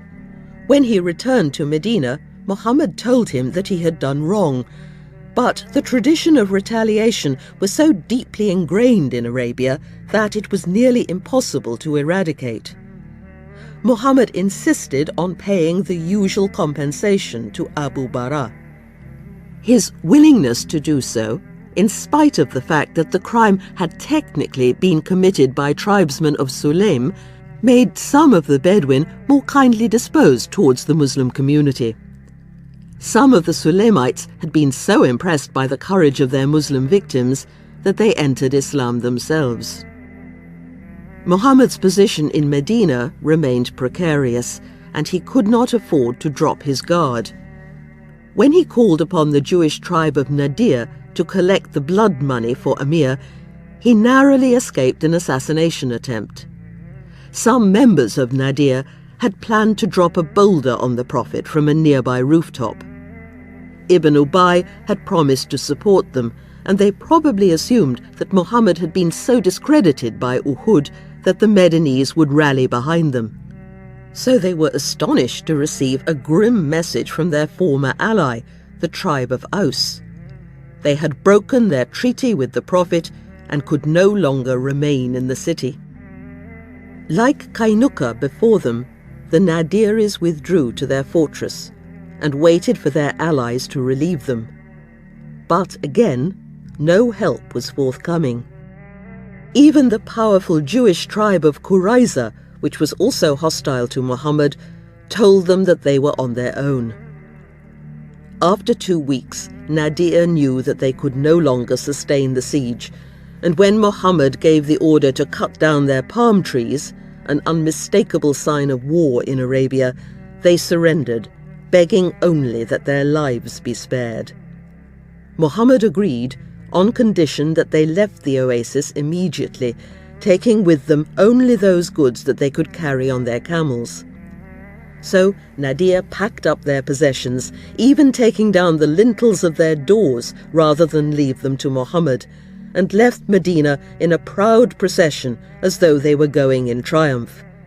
The women dressed in all their jewels and finery, beating tambourines and singing to the accompaniment of pipes and drums. Weaving their way through the orchards and hamlets of the oasis, they finally took the road to Syria, though some stayed in the nearby Jewish settlement of Khaybar, where they helped Abu Sufyan build his confederacy against the Muslims by drumming up support among the northern tribes. In the space of 2 short years, Muhammad had expelled 2 powerful tribes from Medina, and the Muslims now managed the market vacated by Kainuka.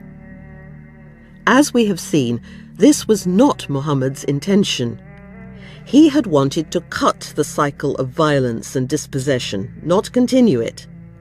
Muhammad had shown that he was still a man to be reckoned with, but he must also have reflected on the moral and political sterility of this type of success, because Nadir remained just as much of a threat in nearby Khaybar. It was nearly time to make good on Abu Sufyan's parting shot after Uhud, next year at Badr. But Muhammad was playing a very dangerous game. He had to make a show of strength, but his troops were so dispirited that he could not risk another pitched battle. Nevertheless, during the week of Badr's annual Suk, he rode there with 1,500 men. Fortunately for the Prophet, Abu Sufyan did not appear. He hadn't expected the Muslims to keep the appointment and had set out with his army as a mere show, planning to turn back as soon as he heard that Muhammad had failed to leave Medina. It was a year of severe drought, and there wasn't a blade of grass to feed the camels during the journey. So, with only a few days' supplies packed, Abu Sufyan had to lead his men home. He was bitterly reproached by the Meccans, because the Bedouin were full of admiration for the Muslims' courage. In Medina, Muhammad's position was still weak. But in the peninsula as a whole, the tide was beginning to turn in his favour. Whenever he heard that a Bedouin tribe had joined the Meccan Confederacy, he would lead a ghazw to capture its flocks and herds, even if it meant a trek of 500 miles to the Syrian border. In June 626, he learned that some clans of the Bedouin tribe of Ghatafan were planning a raid against Medina, so he set out to repel the expedition. When the Muslims came face to face with the enemy at Dat al-Rika, he once again avoided a direct confrontation, but for 3 days the Muslims remained face to face with the enemy. Both Tabari and Ibn Ishaq make it clear that the Muslim troops were terrified. But so, it seems, were the Ghatafan. In this atmosphere of terror, the Prophet received a revelation that instituted the prayer of fear, an abridged form of the usual prostrations adapted for a military emergency. Instead of making themselves vulnerable to the enemy by praying en masse at the appointed times, Muslims should pray in relays with their arms at the ready. In the end, the battle simply fizzled out before it began. Ghatafan withdrew, and Muhammad could return to Medina, having achieved a symbolic victory. The prayer of fear showed how beleaguered and defensive the new religion had become. It was in this context that we must see the Quran's apparent retreat from gender equality. In January 626, his new wife Zainab had died, just 8 months after their wedding. Not long afterwards, he approached Hind bint Abi Umayyah, the widow of his cousin Abu Salama, who had died after Uhud, leaving her with 4 children. Hind, or Salama as she was usually known, was 29 years old. Beautiful, sophisticated, and extremely intelligent, she would provide the Prophet with the kind of companionship he had enjoyed with Khadija. She was also the sister of a leading member of Makhzum, one of the most powerful Meccan clans. At first, she was reluctant to marry Muhammad. She had loved her husband very much, she explained. She was no longer young, had a jealous disposition, and was not sure that she could adapt to life in the harem. Muhammad smiled. He had a smile of great sweetness, which almost everybody found disarming, and assured her that in his late 50s he was even older than she, and that God would cure her jealousy. She was right to be wary, because life in the mosque was not easy. The apartments of Muhammad's wives were so tiny that it was almost impossible to stand upright inside them. Muhammad did not have a house of his own. He passed the night with each of his wives in turn, and her hut became his official residence for the day. There was practically no privacy, as Muhammad was constantly surrounded by crowds of people. He had frequent visits from his daughters and grandchildren. He was devoted to Hassan and Hussein, the sons of Ali and Fatima, and was especially fond of his little granddaughter Umama, whom he would carry into the mosque on his shoulders. He was constantly closeted with his closest companions. Abu Bakr, Zayd, Ali, Uthman, and, increasingly, Omar. As he became more widely respected in Arabia, he also received delegations from the Bedouin tribes, who crowded into the courtyard with their camels. When he left the mosque after prayers, hordes of petitioners herded around their prophet, pulling at his garments and yelling their questions and demands into his face. They would follow him into his wife's hut, thronging around the table so tightly that it was sometimes impossible to pick up a morsel of food. This was stressful for Muhammad, who was shy, fastidious, and sensitive to unpleasant bodily odours and bad breath. He was also getting older. He still had only a few grey hairs, and walked so energetically that his feet scarcely seemed to touch the ground.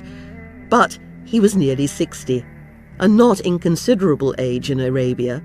He had been injured at Uhud, and the constant pressure was beginning to tell on him at a time when the whole of Medina was waiting in terror for the inevitable return of the Meccan army, and the Ummah was more divided than ever before. This internal dissension became apparent as soon as Salama took up residence in the mosque. Aisha fiercely resented the arrival of this distinguished superior woman, and a rift developed in the harem that reflected tensions within the Ummah itself. Salama represented the more aristocratic emigrants, while Aisha and Hafsa, the daughters of Abu Bakr and Umar, came from the more plebeian party in power. Each of Muhammad's wives sided with one of these two rival factions.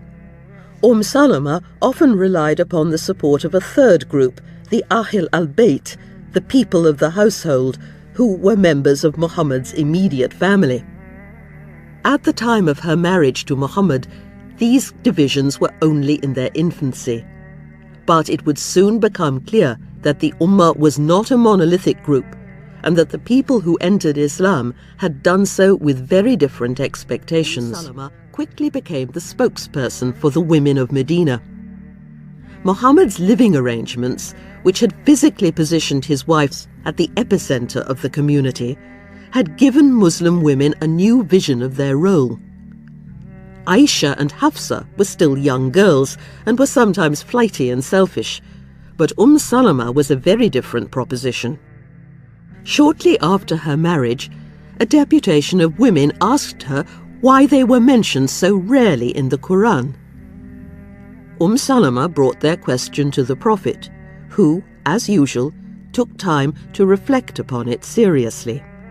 A few days later, while she was combing her hair in her apartment, she heard Muhammad reciting a revolutionary new surah in the mosque. Men and women who have surrendered, believing men and believing women, obedient men and obedient women, truthful men and truthful women, enduring men and enduring women, men and women who give in charity, men who fast and women who fast, men and women who guard their private parts, men and women who remember God oft. For them God has prepared forgiveness and a mighty wage. In other words, there was to be complete sexual equality in Islam. Both men and women had the same duties and responsibilities. When the women heard these verses, they were determined to make this vision a concrete reality in their daily lives. God seemed to be on their side. Shortly afterwards, a whole surah was dedicated to women.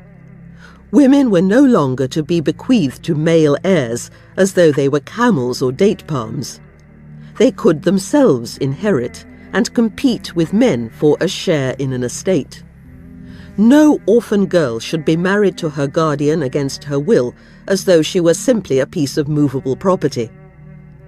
As had been customary during the pre-Islamic period, women retained the power to initiate divorce proceedings, though the husband could refuse to comply. In Arabia, the groom traditionally presented a dowry to his bride, but in practice this gift had belonged to her family. Now the dowry was to be given directly to the woman as her inalienable property, and in the event of divorce, a man could not reclaim it, so her security was assured. Quranic legislation insisted that the individual was free and sovereign, and that also applied to women. In 7th century Arabia, this was a shocking innovation, and the men of the Ummah were furious. God was taking away their privileges. They were ready to fight for him to the death, but now he was demanding sacrifice in their personal lives. The Medinese were particularly incensed. Were they expected to divide their farms to give women a share? How, they asked, can one give the right of inheritance to women and children who do not work and do not earn their living? Are they now going to inherit just like men who have worked to earn that money? And was the Prophet seriously telling them that even an ugly girl could inherit a fortune? Yes, absolutely, replied Muhammad. Some tried to find a loophole in the legislation, but the women complained to Muhammad, and the Quran supported them. Another demand. Since raiding was so crucial to the economy, why could they not bear arms too? Once again, Salama brought their question to the Prophet. This went right to the heart of the Ghazu economy. A woman who was taken prisoner during a raid was valuable booty. She could be sold, married, used for labor, or forced into prostitution. If women were allowed to fight, instead of waiting passively to be taken prisoner, there would be a huge reduction of raiding income. The controversy split the community, and Muhammad was besieged by angry men who felt that Allah was emasculating them. Omar especially could not understand the Prophet's ridiculous leniency towards women. But Muhammad stood firm and insisted that God had made his will clear. But the women had chosen the wrong movement to make their move. There was no way that the men would accept this at a time when the Ummah faced extinction. The laws of inheritance and divorce remained in place, but Muhammad found that his enemies in Medina were making political capital out of this radical legislation, and that he was opposed at this crucial juncture by some of his closest companions. Matters came to a head over the question of wife-beating.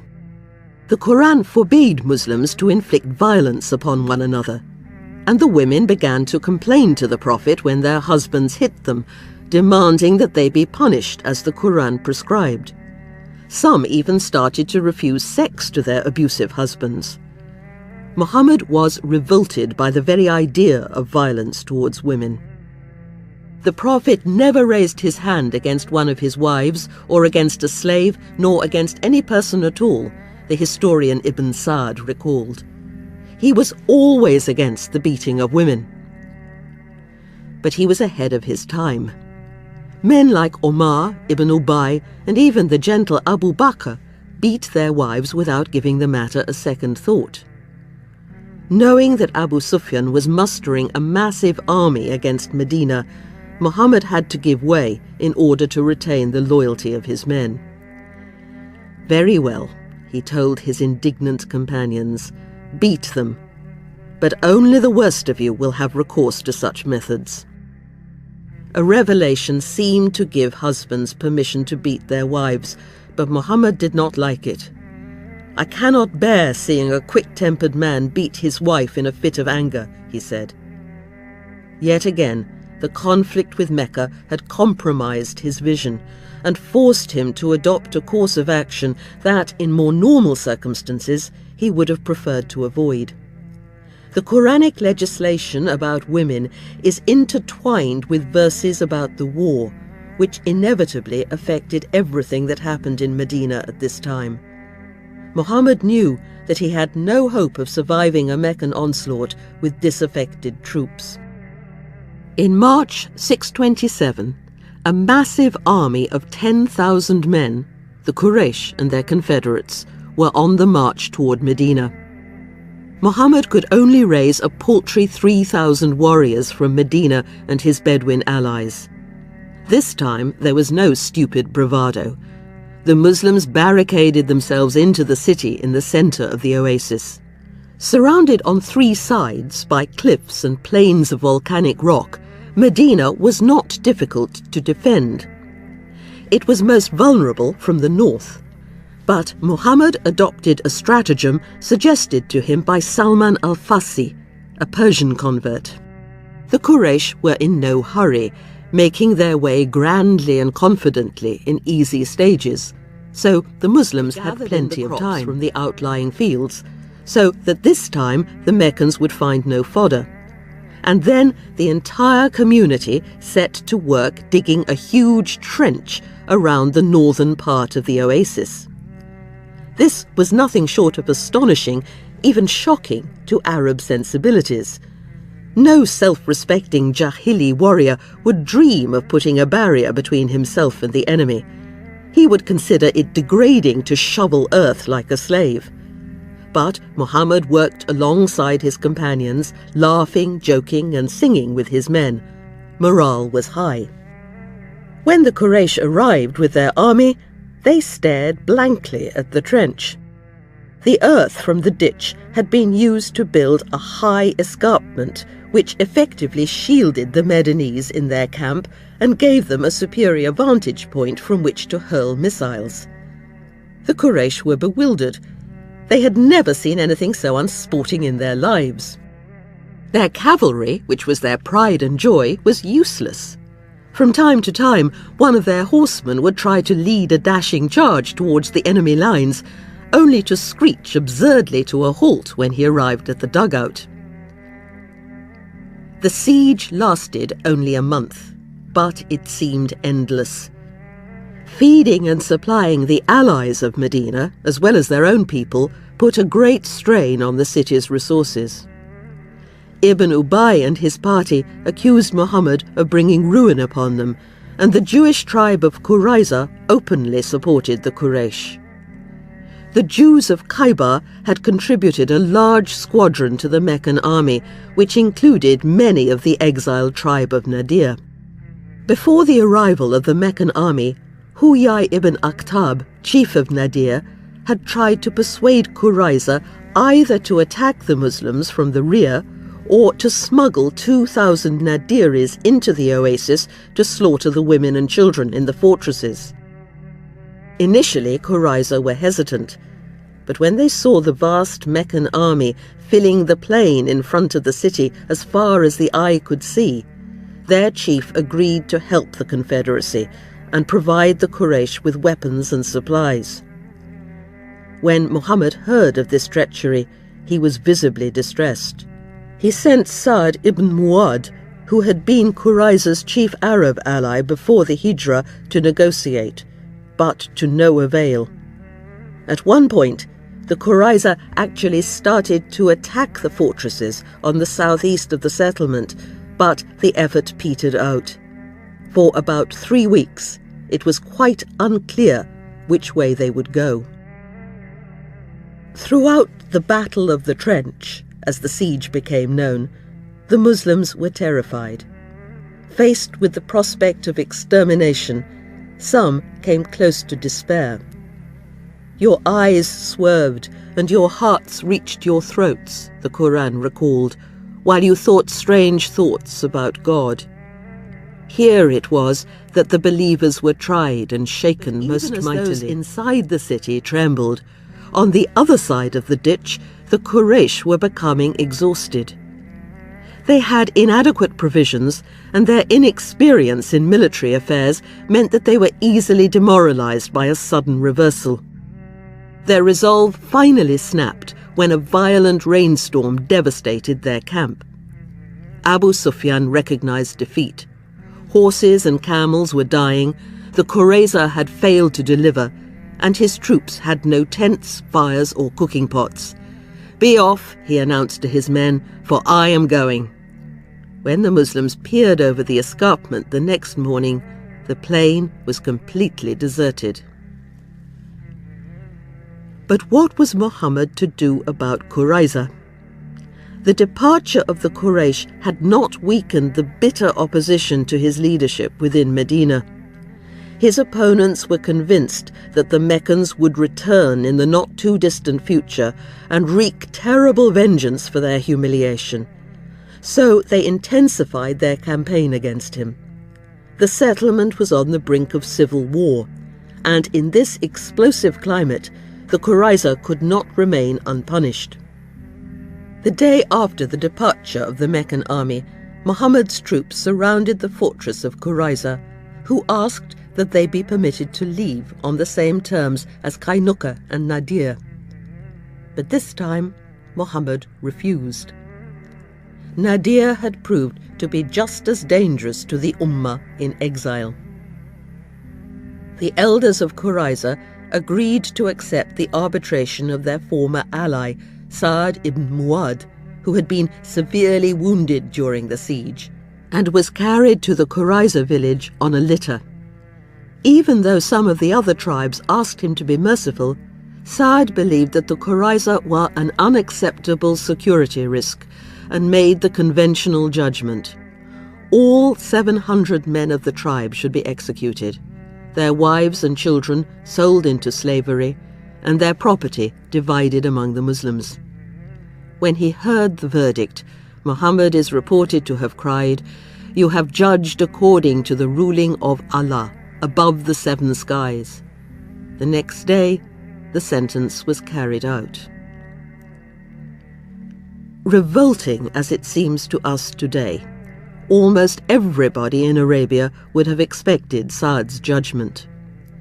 According to the texts, not even the Qurayza were surprised by the decision. The executions sent a grim message to the Jews of Khaybar, and the Bedouin would have noted that Muhammad did not shrink from retaliation. He had staged a defiant show of strength, which, it was hoped, would bring the conflict to an end. Change was coming to this desperate, primitive society, but for the time being, violence and killing on this scale were the norm. Nevertheless, the incident marks the nadir of Muhammad's career.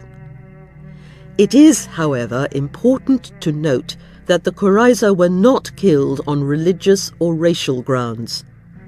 None of the other Jewish tribes in the oasis either objected or attempted to intervene, clearly regarding it as a purely political and tribal matter. A significant number of the Arab tribe of Kilab, the clients of Qurayza, were also executed alongside the Jews. Muhammad had no ideological quarrel with the Jewish people. He once said, "He who wrongs or destroys a Jew or a Christian will have me to answer to on the day of judgment." The men of Qurayza were executed for treason. The 17 other Jewish tribes of Medina remained in the oasis, living on friendly terms with the Muslims for many years, and the Quran continued to insist that Muslims remember their spiritual kinship with the people of the followers of earlier revelation otherwise than in a most kindly manner, unless it be such of them as are bent upon evil-doing. And say, "We believe in that which has been bestowed from on high upon us, as well as that which has been bestowed upon you. For our God and your God is one and the same, and it is unto him that we all surrender ourselves." Later in the Islamic empires, Jews would enjoy full religious liberty, and anti-Semitism would not become a Muslim vice until the Arab-Israeli conflict became acute in the mid-20th century. The tragedy of Qurayza may have seemed expedient to the Arabs of Muhammad's time, but it is not acceptable to us today. Nor was it what Muhammad had set out to do. His original aim had been to end the violence of Jahiliyyah, but he was now behaving like an ordinary Arab chieftain. He had felt impelled to go to war in order to achieve a final peace, but the fighting had unleashed a grim and vicious cycle of strike and counter-strike, atrocity and retaliation, which violated essential principles of Islam. As he rode away from the village of Quraiza towards a city that was still seething with resentment, Muhammad must have realized that he would have to find another way to end the conflict. Somehow, he had to abandon this Jahili behavior once and for all and find an entirely different solution. Chapter 5. Salam. Muhammad's victory over the Quraysh greatly enhanced his prestige in the peninsula. During the next few months, he capitalized on this, dispatching raiding parties against tribes who belonged to the Meccan Confederacy, hoping to tighten the economic blockade that was damaging Quraysh trade and attract some of the Syrian caravans to Medina. His continuing success made many of the Arabs question the validity of their traditional faith. They were pragmatic people, less interested in abstract speculation than in the effectiveness of a religious system. When the Meccan army had left Medina after the siege, the commander, Khalid ibn al-Walid, had cried, "Every man of sense now knows that Muhammad has not lied." Even the most committed adherents of the old faith were beginning to agree. During a raid against one of the Meccan caravans, Muhammad's former son-in-law, Abu al-As, who had been ready to give up his family rather than accept Islam, was taken prisoner. Muhammad ordered that he be released and his merchandise returned to him, and this second act of generosity so impressed Abu al-As that after he had taken the goods back to Mecca, he made the hijrah, converted to Islam, and was reunited with Zainab and their little daughter. In Arabia as a whole, the tide had turned in Muhammad's favor. But within Medina, the opposite was true. There the conflict had become more venomous than ever. Every day Ibn Ubay insinuated that had he retained the leadership, Yathrib could have been pacified without incurring the lethal enmity of the most powerful city in Arabia. Muhammad's enemies rarely attacked him openly, but conducted a somewhat underhanded smear campaign. His controversial attempt to improve the status of women was a godsend to them, and they began to circulate malicious and salacious rumors about his wives. Some made it known that they had their eye on some of the more attractive members of his harem and intended to marry them after his death, a suggestion that carried more than a hint of assassination. It was whispered that Muhammad was now too old to satisfy his wives, or that he had a testicular hernia. There was a good deal of spiteful gossip about Aisha and a young man called Safwan ibn al-Mu'attal. When people crowded into his family quarters to put their questions and complaints to Muhammad, some of the men had actually insulted his wives before his very eyes. The situation was getting out of hand. At night, when it was cooler, Medina came to life, and people liked to walk about and socialize outside, enjoying the fresher air. But since the siege, women had been attacked on the streets. When the Prophet's wives went out together, the hypocrites had started to follow them, yelling obscene suggestions and making lewd gestures. When challenged, they protested that in the darkness they had mistaken the women for slave girls, who were considered fair game for this type of harassment. He was emotionally and physically drained by the strain of the last few years. He had always been emotionally dependent upon his women, and this made him vulnerable. When he decided to take another wife, tongues started to wag again. Zainab bint Jahsh had always been close to Muhammad. She was his cousin, but she was also the wife of Zayd, his adopted son. Muhammad had arranged the match himself shortly after the hijrah, even though Zainab had been far from enthusiastic. Zayd was not physically prepossessing, and she may even then have been interested in Muhammad himself. Zainab was now in her late 30s, but despite the harsh climate and conditions of Arabia, she was still extremely beautiful. A pious woman, she was a skilled leather worker and gave all the proceeds of her craft to the poor. Muhammad seems to have seen her with new eyes and to have fallen in love quite suddenly when he had called at her house one afternoon to speak to Zayd, who happened to be out.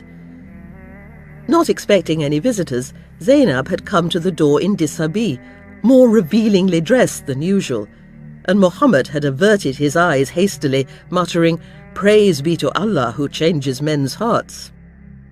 Shortly afterwards, Zainab and Zayd were divorced. Their marriage had never been happy, and Zayd was glad to release her.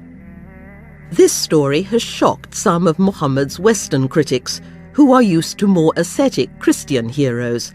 But the Muslim sources seem to find nothing untoward in this demonstration of their prophet's virility.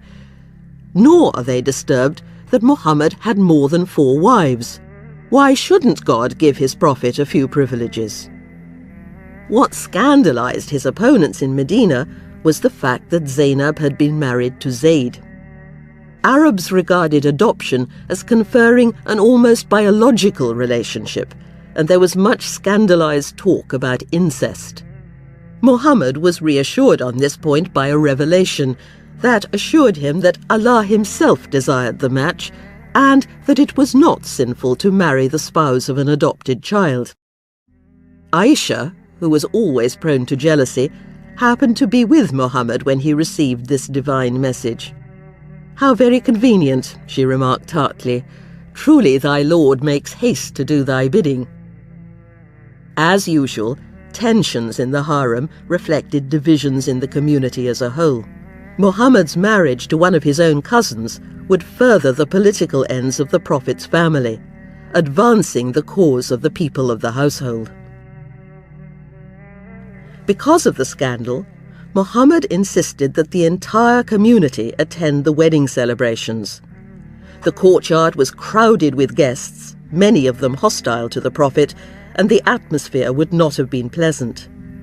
Eventually, the party began to break up, but a small group remained behind in Zainab's new apartment, apparently blissfully unaware that it was time for the bride and groom to be alone. Muhammad left the room and sat with his other wives, hoping that these tactless guests would take the hint. "How do you like your new companion?" Aisha inquired acidly when he dropped in on her. He eventually returned to Zainab's hut, where the revellers were finally being ushered out by his friend Anas ibn Malik. As he entered the room, Muhammad somewhat impatiently drew a curtain, or hijab, between himself and Anas, uttering the words of a new revelation. "You have attained to faith. Do not enter the Prophet's dwellings unless you are given leave, and when invited to a meal, do not come so early as to wait for it to be readied. But whenever you are invited, enter at the proper time. And when you have partaken of the meal, disperse without lingering for the sake of mere talk. That, behold, might give offence to the Prophet, and yet he might feel shy of asking you to leave. But God is not shy of teaching you what is right. And as for the Prophet's wives, whenever you ask them for anything that you need, ask them from behind a screen. This will but deepen the purity of your hearts and theirs." The revelation went on to ordain that Muhammad's wives should not remarry after his death, and ordered them to wear their jilbab, a word that could refer to various garments, in a distinctive way, so that they could be recognized in the street and avoid harassment. The hijab verses have become extremely controversial. They would eventually, about 3 generations after the Prophet's death, be used to justify the veiling of all women, and their seclusion in a separate part of the house. But they must be seen in context. They occur in Surah 33, which also deals with the siege, and must be considered against this frightening backdrop. These directives did not apply to all Muslim women, but only to Muhammad's wives.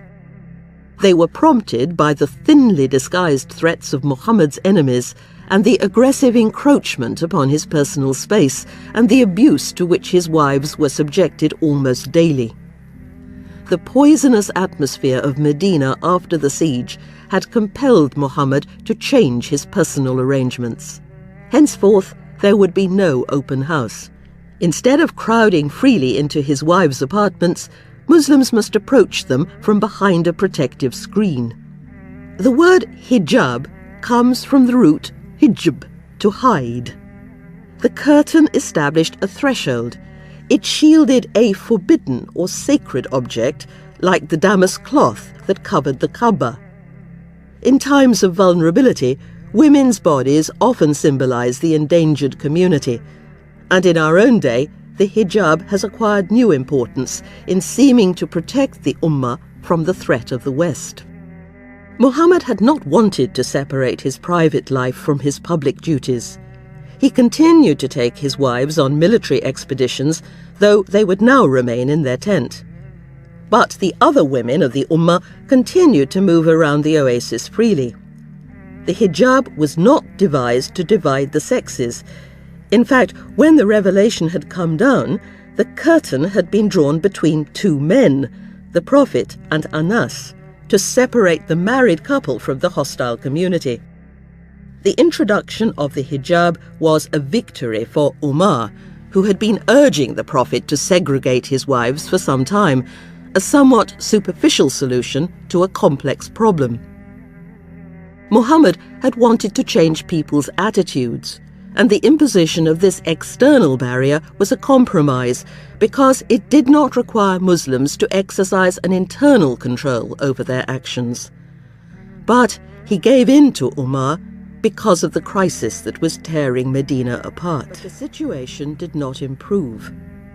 A few weeks after the introduction of the hijab, Muhammad's enemies orchestrated a vicious attack on Aisha, which devastated the Prophet and almost succeeded in dividing the community. Aisha was an easy target. Everybody knew that she was Muhammad's favorite. She was beautiful, spirited, proud of her prominent position, jealous, outspoken, not without egotism, and had doubtless made many enemies. On this occasion, Muhammad had chosen Aisha to accompany him on an expedition against an ally of the Quraysh, who had somewhat menacingly encamped a little closer to Medina than usual. According to Muhammad's spies, the Quraysh had persuaded them to attack the oasis.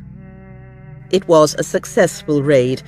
The Muslims intercepted them at the well of Muraisi on the Red Sea coast and managed to carry off 200 camels, 500 sheep, and 200 of their women. Juwayriya bint al-Harith, daughter of the chief, was among the captives. Aisha's heart sank as soon as she set eyes on her because Juwayriya was so pretty. And sure enough, during the negotiations that followed the raid, Muhammad proposed marriage to seal the alliance with her father.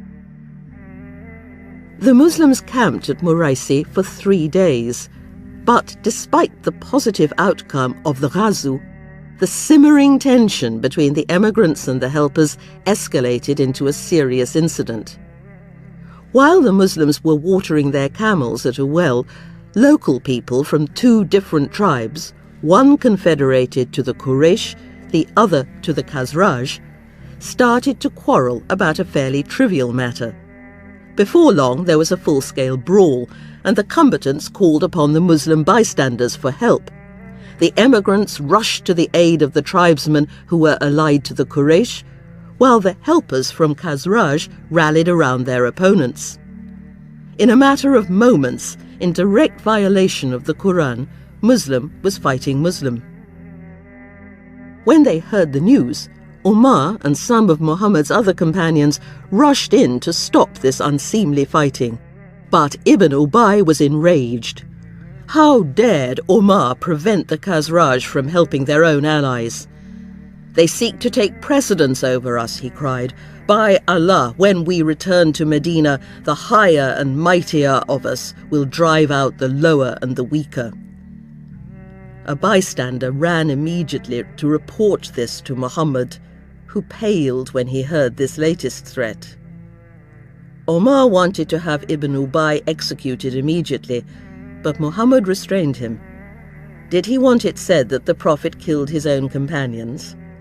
But he gave the Muslims orders to decamp immediately and begin the trek home, even though this meant travelling through the worst heat of the day, something he had never done before. Aisha slipped away to relieve herself, and when she returned, found that she had mislaid her necklace.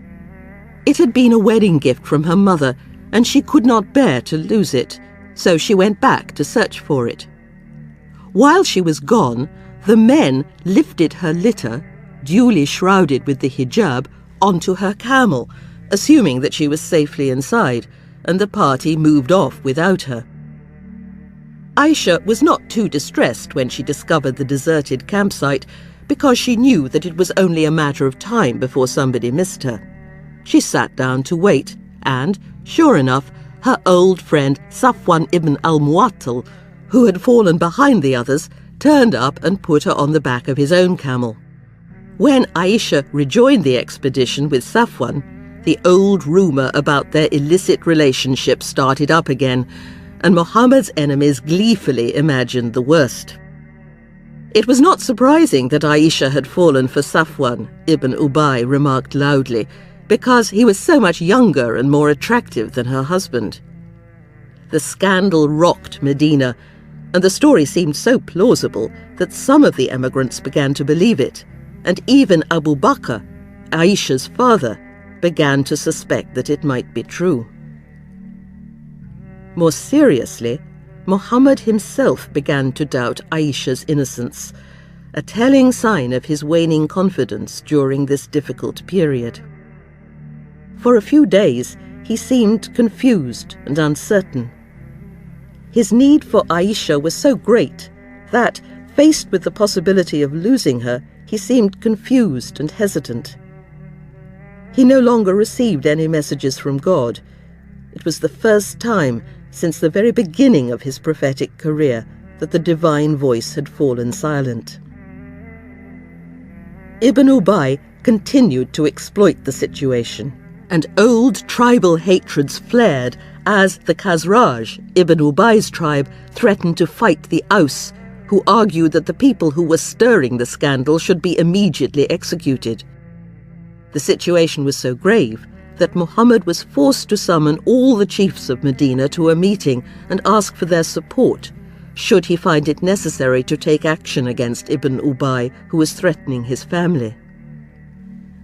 Finally, Muhammad went to confront Aisha, who had taken refuge in her parents' home. She had wept for 2 days, but her tears dried like magic as soon as her husband entered the house, and she faced him calmly. Muhammad urged her to confess her sin honestly. If she repented, God would forgive her. But with great dignity, the 14-year-old girl stood her ground and gazed steadfastly at her husband as she made her reply.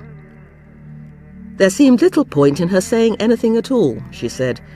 She could not admit to something she had not done, and if she protested her innocence, nobody, not even her own parents, would believe her. She could only repeat the words of the prophet Jacob in the Quran: "Patience in adversity is most goodly in the sight of God, and it is to God alone that I pray to give me strength to bear the misfortune which you have described to me." She then turned silently and lay down on her bed. Aisha through and through, and she must have convinced him, because as soon as she had finished speaking, he fell into the deep trance that was so often a prelude to revelation. He swooned, and Abu Bakr put a leather cushion under his head while he and his wife waited, terrified, for God's judgment. "Good news, Aisha!" Muhammad cried at last. God had confirmed her innocence. Overcome with relief, her parents urged her to get up and come to her husband, but Aisha remained implacable. "I shall neither come to him nor thank him," she replied, "nor will I thank the both of you, who listened to the slander and did not deny it. I shall rise and give thanks to Allah alone." Duly chastened, Muhammad humbly accepted the rebuke and went to recite the new revelation to the crowd that had gathered outside. A personal and political tragedy had been averted, but doubts remained. The distressing incident had shown how vulnerable Muhammad was. Was he, as Ibn Ubay had so cruelly suggested, a spent fire? But in March 628, the month of the Hajj pilgrimage to Mecca, Muhammad made a startling announcement that proved to be an extraordinary demonstration of his prophetic genius. It seems that he had no clearly defined plan at the outset, but only a dimly perceived insight. He told the Muslims that he had had a strange, numinous dream. He had seen himself standing in the haram of Mecca with the shaven head of the pilgrim, wearing the traditional Hajji costume and holding the key to the Kaaba, filled with a serene assurance of victory. The next morning, he announced that he intended to make the Hajj pilgrimage and invited his companions to accompany him. It is easy to imagine the fear, wonder, and uncertain joy that filled the Muslims when they heard this startling invitation. Muhammad made it clear that this would not be a military expedition. Pilgrims were forbidden to carry weapons during the Hajj, and he had no intention of violating the Meccan sanctuary, where all fighting was forbidden. Omar objected. The Muslims would go like lambs to the slaughter. It was essential that they were able to defend themselves. But Muhammad was adamant. "I will not carry arms," he said firmly.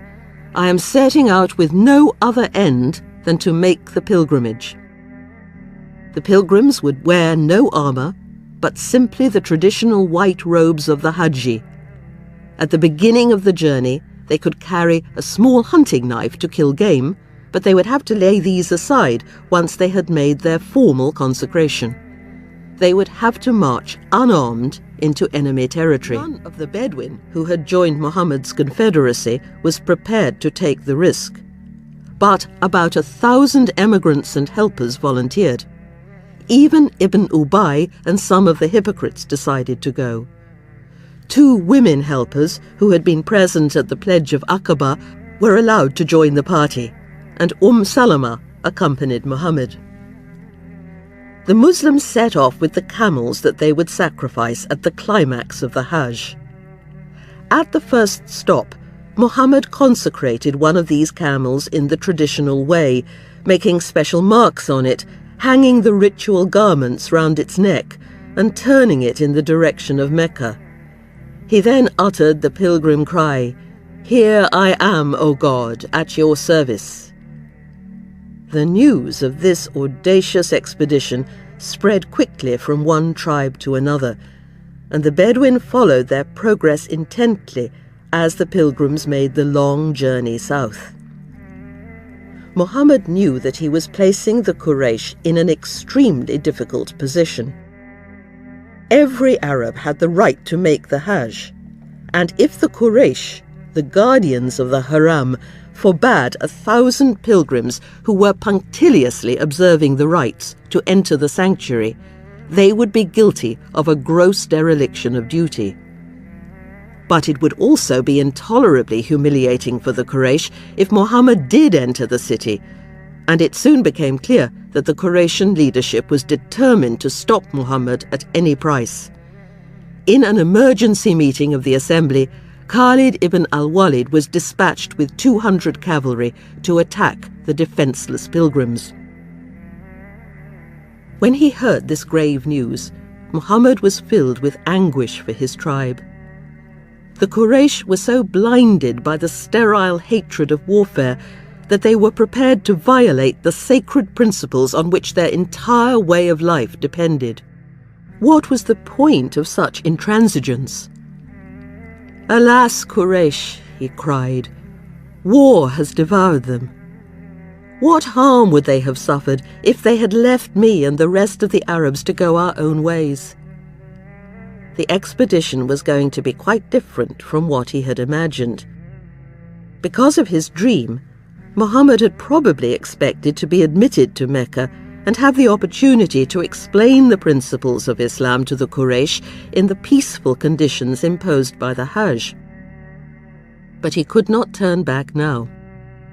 "By Allah," he resolved, "I will not cease to strive for the mission with which God has entrusted me until he makes it victorious or I perish." His first task was to get the pilgrims safely into the sanctuary. The Muslims found a guide from the friendly Bedouin tribe of Aslam, who led the party by a circuitous, rugged path into the area where all violence was forbidden. Entered the sacred zone, Muhammad reminded the pilgrims that they were engaged in a strictly religious activity. They must not allow themselves to be carried away by the excitement of homecoming. There must be no facile triumph, and they must put their sins behind them. Now they should make their way to the nearby well of Hudaybiyah, getting their camels to kick up the sand so that Khalid and his men would know exactly where they were. When they reached Hudaybiyah, Muhammad's camel, Qaswa, fell to her knees and refused to budge. The pilgrims yelled at her, trying to make her get up, but Muhammad reminded them of the elephant who had knelt before the Kaaba during the Abyssinian invasion all those years ago, a divine sign that had persuaded the enemy army to turn back without a fight. Something similar was happening today. The one who restrained the elephant from entering Mecca is keeping Qaswa back, he explained. And yet again, he reminded the pilgrims that they were coming in a spirit of reconciliation. "Whatever condition the Quraysh make in which they ask me to show kindness to kindred, I shall agree to." Muhammad had never planned to overthrow the Quraysh, but had simply wanted to reform the social system which, he was convinced, would bring the city to ruin. The Quraysh thought that their pilgrimage amounted to a declaration of war, but, like Qaswa, Muhammad was determined to prostrate himself humbly before the holiness of Mecca. The war had achieved nothing of lasting value, and both sides had committed atrocities. This was to be a peaceful offensive, not an invasion. But very few of the Muslims took Muhammad seriously. Keyed up by the excitement and drama of the occasion, they were expecting something spectacular. Perhaps there would be a miracle. Maybe they would enter Mecca in triumph and drive the Quraysh from the city. Instead, Muhammad calmly ordered them to water their camels and sit down beside them. What followed was what used to be called a sit-in. Waiting obediently for permission to enter the city, refraining from violence, Muhammad was demonstrating that he was more in line with Arab tradition than the Quraysh, who had been prepared to kill him while he was making his way unarmed toward the sacred ground. And indeed, the Bedouin got the message. A chief of Khuza'ah, who was visiting Mecca, rode out to Hudaybiyah to see what was going on. He was horrified to hear that the pilgrims had been denied access to the holy places, and went back to the city to protest angrily to the Quraysh. Mecca had always been an inclusive city. It had welcomed all Arabs to the Haram, and this pluralism had been the source of its commercial success. What did they think they were doing? They had no right to bar a man who had clearly come in peace, he complained. But the Quraysh elders laughed in his face. They were prepared to stand between Muhammad and the Kaaba and fight him until their last man had been killed. "He may not have come wanting war," they cried, "but by Allah he shall never come in against our will, nor shall the Arabs ever say that we have allowed it." At this point, the Meccan resistance to Muhammad was led by Suhail, the pious pagan whom Muhammad had hoped to attract to Islam, and the sons of some of Islam's earliest opponents. Ikrimah, who, like his father Abu Jahil, was implacably opposed to any compromise, and Safwan ibn Umayyah, whose father had died at Badr. Abu Sufyan seems to have played no part in the events of Hudaybiyah. A man of outstanding intelligence, he probably realized that Muhammad had wrong-footed the Quraysh, and that it was no longer possible to deal with him with the conventional defiance of Jahiliyyah. The Meccans had tried to kill the pilgrims, but Muhammad had eluded them. Their next ploy was to try to cause dissension among the Muslims by inviting Ibn Ubay to perform the rites at the Kaaba. But, to everybody's surprise, Ibn Ubay replied that he could not possibly perform the circumambulations before the Prophet. He would clash with Muhammad again in the future, but at Hudaybiyah, Ibn Ubay was a loyal Muslim. Safwan and Suhail persuaded Ikrimah to agree to negotiation and sent one of their Bedouin allies, Hulays, chief of Al-Hari, an extremely devout man, as their representative. When Muhammad saw him coming, he sent the sacrificial camels out to greet him, and when Hulays saw them trotting towards him, beautifully decked out in their garlands, he was so impressed that he did not even bother to interrogate Muhammad, but returned immediately to the city. These were bona fide pilgrims, he reported, who must be admitted at once to the Haram. Safwan was furious. How dared Hulays, an ignorant Bedouin, give them orders? This was a grave mistake. Hulays rose and replied with great dignity, "You men of Quraysh, it was not for this that we made an alliance with you. Is a man who comes to do honor to the house of Allah to be excluded from it? By him who holds my life in his hand, either you let Muhammad do what he has come to do, or I shall take away my troops to the last man."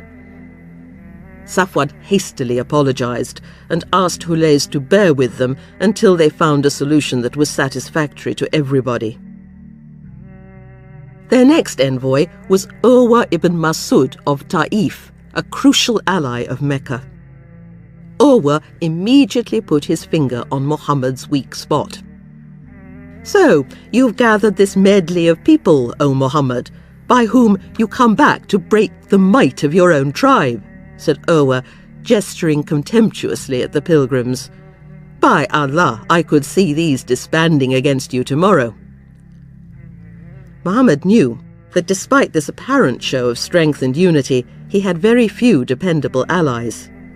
His Bedouin confederates, who had refused to accompany him on the pilgrimage, had only a superficial commitment to Islam. His position in Medina was still desperately insecure, and he knew that some of his closest companions would not understand what he was about to do. How could he realistically oppose the Quraysh, his own tribe, with this motley rabble? The Quraysh, on the other hand, were solidly united and armed to the teeth, Urwa told him. Even the women and children had vowed to prevent him entering Mecca. Nevertheless, almost in spite of himself, Urwa was impressed by the Muslims' devotion to the Prophet during this crisis, and he told the Quraysh that, at least for the time being, Muhammad held the winning cards, and they would have to make some kind of agreement to send an ambassador of his own into Mecca. First, he dispatched one of the helpers, thinking that this would be less inflammatory. But the Quraysh hamstrung the man's camel and would have killed him had not Hulays's tribesmen intervened. Next, Muhammad approached Omar, but none of his clansmen in the city was strong enough to protect him, so it was decided that the well-connected Uthman ibn Affan should undertake the mission. The Quraysh heard him out, but were not convinced by his exposition of Islam, though they gave him permission to perform the rites of the pilgrimage. Uthman, of course, refused, so the Quraysh decided to keep him as a hostage, but sent word to the Muslims that he had been killed. This was a terrible moment. It seemed as though the expedition had horribly misfired. In this extremity, Muhammad fell into a trance, but this time there was no message from Allah, and he had to find a solution himself. listening, as he always did, to the undercurrent of these fearful events in order to discover what was really going on. Finally, he asked the pilgrims to swear an oath of fealty. One by one, they took his hand and swore the oath of good pleasure. The sources all have different interpretations of this event, but Waqidi's account is probably the most persuasive.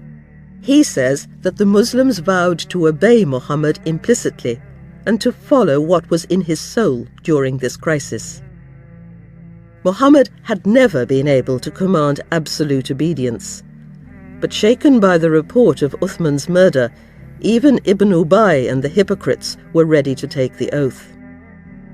Muhammad had resolved, at a deep instinctual level, to take a course of action that he knew many would find intolerable, and he wanted to ensure their loyalty in advance. After everybody had taken the pledge, things began to improve. First came the good news that Uthman had not been killed after all, and then Muhammad saw Suhail, whom he had always respected, approaching the camp, and realized that the Quraysh were now seriously prepared to negotiate. This in itself was an important achievement. At last, Muhammad had compelled the Quraysh to take him seriously, and there was a real possibility of a peaceful solution. Muhammad sat with Suhail for a long time, but the terms that were agreed filled many of his companions with dismay. First, he promised to return to Medina without visiting the Haram, though Suhail promised that the following year the Muslims could return and perform the traditional rites of the Hajj within the city limits. There would be a truce between Mecca and Medina for 10 years. Muhammad promised to return any member of the Quraysh who converted to Islam and made the hijrah to Medina without the consent of his guardians, but agreed that the Quraysh would not have to return a Muslim who defected to Mecca. The Bedouin tribes were released from their former treaty obligations, and they could choose to form an alliance with either Medina or Mecca. The Quran had long stipulated that in the interests of peace, Muslims must agree to any conditions that the enemy proposed, even if they seemed disadvantageous.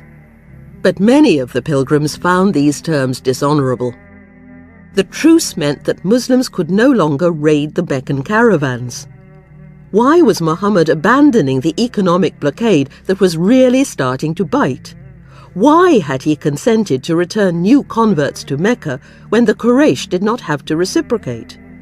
During the last 5 years, many Muslims had died for their religion. Others had risked everything and given up family and friends. Yet now, Muhammad had calmly handed the advantage back to the Quraysh, and the pilgrims must agree to go home meekly, without even forcing the pilgrimage issue. The treaty assaulted every single Jahili instinct. The apostles' companions had gone out without any doubt of occupying Mecca because of the vision the apostle had seen, explained Ibn Ishaq. When they saw the negotiations for peace and a withdrawal going on, and what the apostle had taken on himself, they felt depressed, almost to the point of death.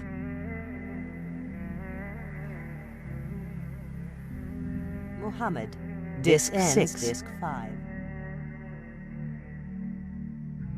Mutiny was in the air. The fragile solidarity that had united the pilgrims throughout this dangerous expedition was shattered, and the deep rifts that had always existed within the Ummah became suddenly apparent. Omar leapt to his feet and strode over to Abu Bakr. "Are we not Muslims and they polytheists?" he demanded. "Why should we agree to what is demeaning to our religion?"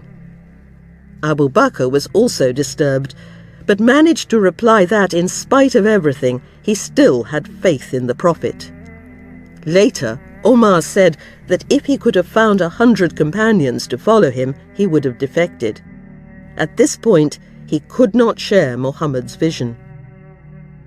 Like many of the Medinese Muslims and those emigrants who came from the more peripheral, disadvantaged Quraysh clans, He did not want merely to reform the social order of Mecca, but to overthrow it and replace it with a purely Quranic regime.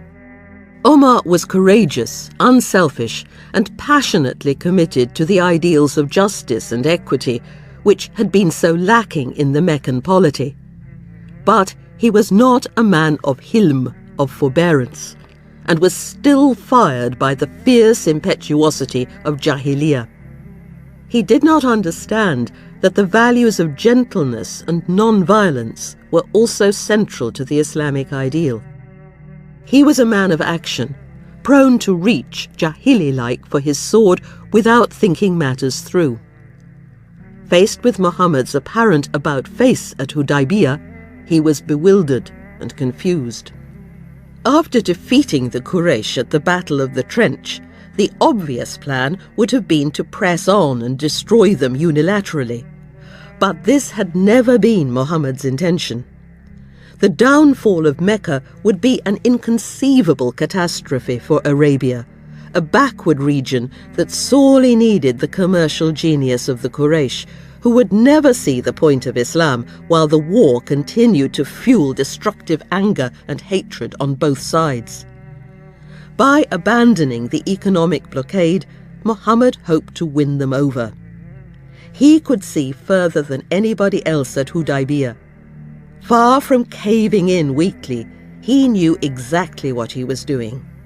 He was moving toward an unprecedented political and religious solution for the Arabs, and that meant that he could never do the expected thing, because that would bind him to the unhappy status quo. When he looked at the stunned, miserable faces of the pilgrims, Muhammad had to tell them that they must accept the terms of the treaty because Allah had dictated them. This did not satisfy the rank and file, who had expected some kind of miracle, and it was intensely disappointing to the hypocrites, who had joined the Ummah simply for worldly gain. The atmosphere became even more strained when the Muslims heard the wording of the treaty. Muhammad summoned Ali to write to his dictation, and when he began with the usual Muslim formula, "In the name of Allah, the compassionate, the merciful," the Quraysh Suhail found these attributes of Allah somewhat feeble, so he insisted that Muhammad begin with the more conventional formula, "In thy name, O Allah." To the horror of the Muslims, Muhammad agreed without demur. Worse was to follow. Muhammad continued, "This is the treaty that Muhammad, the messenger of Allah, has agreed with Suhail ibn Amr." Again, Suhail interrupted. If he had believed that Muhammad was God's prophet, he argued reasonably enough, he would not have fought him all these years. He asked Muhammad simply to use his own name and that of his father in the usual way. Ali had already written down the words, "the messenger of God," and told Muhammad that he simply could not bring himself to excise them. So the Prophet held out his hand for the pen, asked Ali to point to the words on the parchment, and crossed them out himself. He continued, "This is what Muhammad ibn Abdullah has agreed with Suhail ibn Amr." At this extremely difficult juncture, just as the treaty was being signed, Suhail's son Abu Jandal burst onto the scene. He had converted to Islam, but Suhail had locked him up in the family home in order to prevent him making the hijrah to Medina. Now, however, he had managed to escape and arrived triumphantly to join the Muslims at Hudaybiyah, dragging his fetters behind him. Suhail smashed his fist into his son's face, grabbed his chains, and turned to Muhammad. Would he keep his word and return this renegade to his lawful guardian? Muhammad did not falter, even though Abu Jandal screamed in anguish as Suhail dragged him back to Mecca, "Am I to be returned to the polytheists, that they may entice me from my religion, O Muslims?" With classic understatement, Ibn Ishaq remarks, "That increased the people's dejection." This was the last straw for Umar. Yet again, he jumped to his feet and yelled at the man he had followed so loyally for 12 years. Was he not God's messenger? Were not the Muslims right and their enemies wrong? Had not Muhammad assured them that they would pray again at the Kaaba? This was all true, Muhammad replied mildly, but had he promised that they would return to the Haram this year? Umar remained grimly silent, so Muhammad continued firmly, I am God's messenger. I will not go against his commandments, and he will not make me the loser. Even though he was bitterly perplexed, Omar subsided and reluctantly put his hand to the treaty. But the pilgrims were still furious, and there was a dangerous moment when they seemed about to rebel. Muhammad announced that even though they had not reached the Kaaba, they would complete the pilgrimage right there at Hudaybiyah.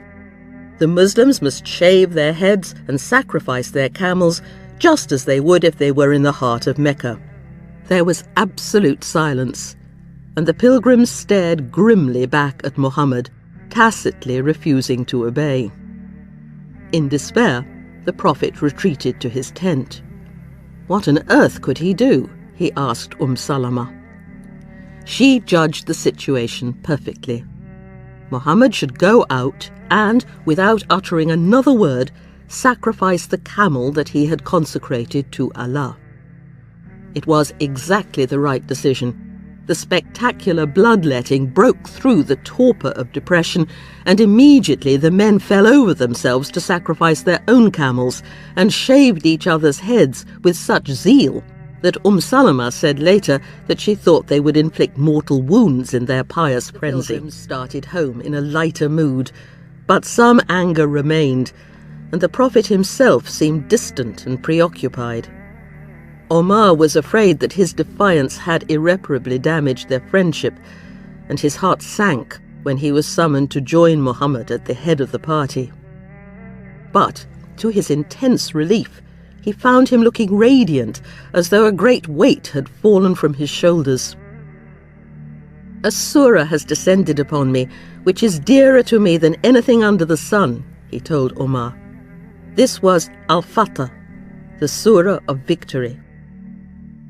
It laid bare the deeper meaning of the events at Hudaybiyah and began with a luminous assurance that Muhammad had not suffered a diplomatic defeat there, but that God had given him a manifest victory. He had sent down his Sakinah, the spirit of peace and tranquility, which had entered the hearts of the Muslims. They had made a courageous act of faith when they agreed to accompany Muhammad on this perilous expedition, showing a commitment that had been beyond the Bedouin. They had shown their faith and trust again when they had sworn the oath of good pleasure. Finally, the treaty that Muhammad had made with Mecca was a sign, an ayah, a parable, which revealed God's presence. The victory at Hudaybiyah had distinguished the Muslims from the Quraysh, who had shown throughout the day that they were still in thrall to the overbearing haughtiness and intransigence of the Jahiliyyah, a stubborn resistance to anything that might injure their sense of honor or their traditional way of life. They had even been ready to massacre the innocent unarmed pilgrims rather than accept the humiliation of admitting them to the Haram. When, in the hearts of those who persist in unbelief, arose the characteristic arrogance, the arrogance of Jahiliyyah, says the Quran, then God sent down his peace of soul upon his messenger and upon the believers, and imposed upon them the formula of self-restraint, of hilm, for that was most befitting to them, and they were most suited for that. Muslims were not supposed to be men of war. They were characterized by the spirit of hilm, a peace and forbearance that allied them with the Jews and Christians, the people of the book. Instead of posturing aggressively as the Quraysh had done at Hudaybiyah, the true followers of Allah prostrated themselves humbly before God in prayer. Thou seest them, the Quran concluded, bowing, prostrating, seeking bounty from God and good pleasure.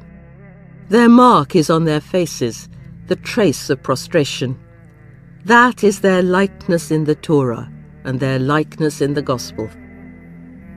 It was not violence and self-assertion, but the spirit of mercy, courtesy and tranquility that would cause the Ummah to grow as a seed that puts forth its shoot and strengthens it, and it grows stout and raises straight upon its stalk, pleasing the owners. The war was over. It was now time for a holy peace. In fact, the struggle would continue. But the sources agree that Hudaybiyah was a watershed. No previous victory, Fatah, was greater than this, Ibn Ishaq believed. The root meaning of Fatah was opening. The truce had looked unpromising at first, but it opened new doors for Islam. Hitherto, nobody had been able to sit down and discuss the new religion in a rational manner because of the constant fighting and escalating hatred.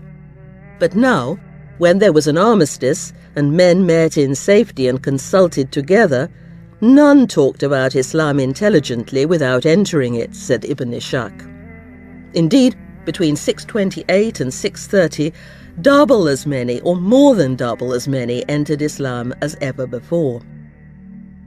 The short, lyrical surah An-Nasr, Help, may have been composed at this time.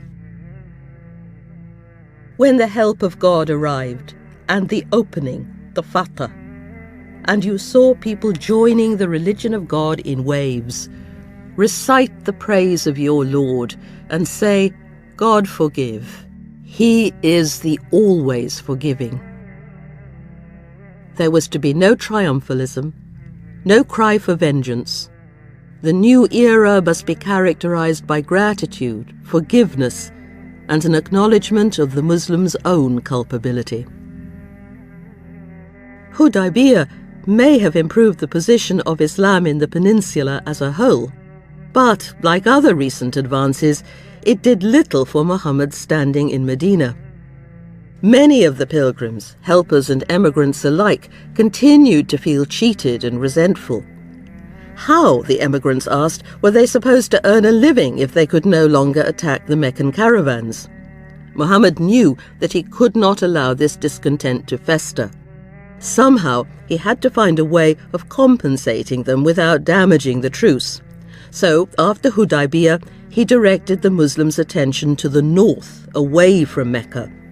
Khaybar, the new home of the exiled Jewish tribe of Nadir, was still a danger. The leaders of the settlement continued to stir up hostility to Muhammad among the northern tribes. So, shortly after his return from Hudaybiyah, he set off to besiege the city with an army of 600 men.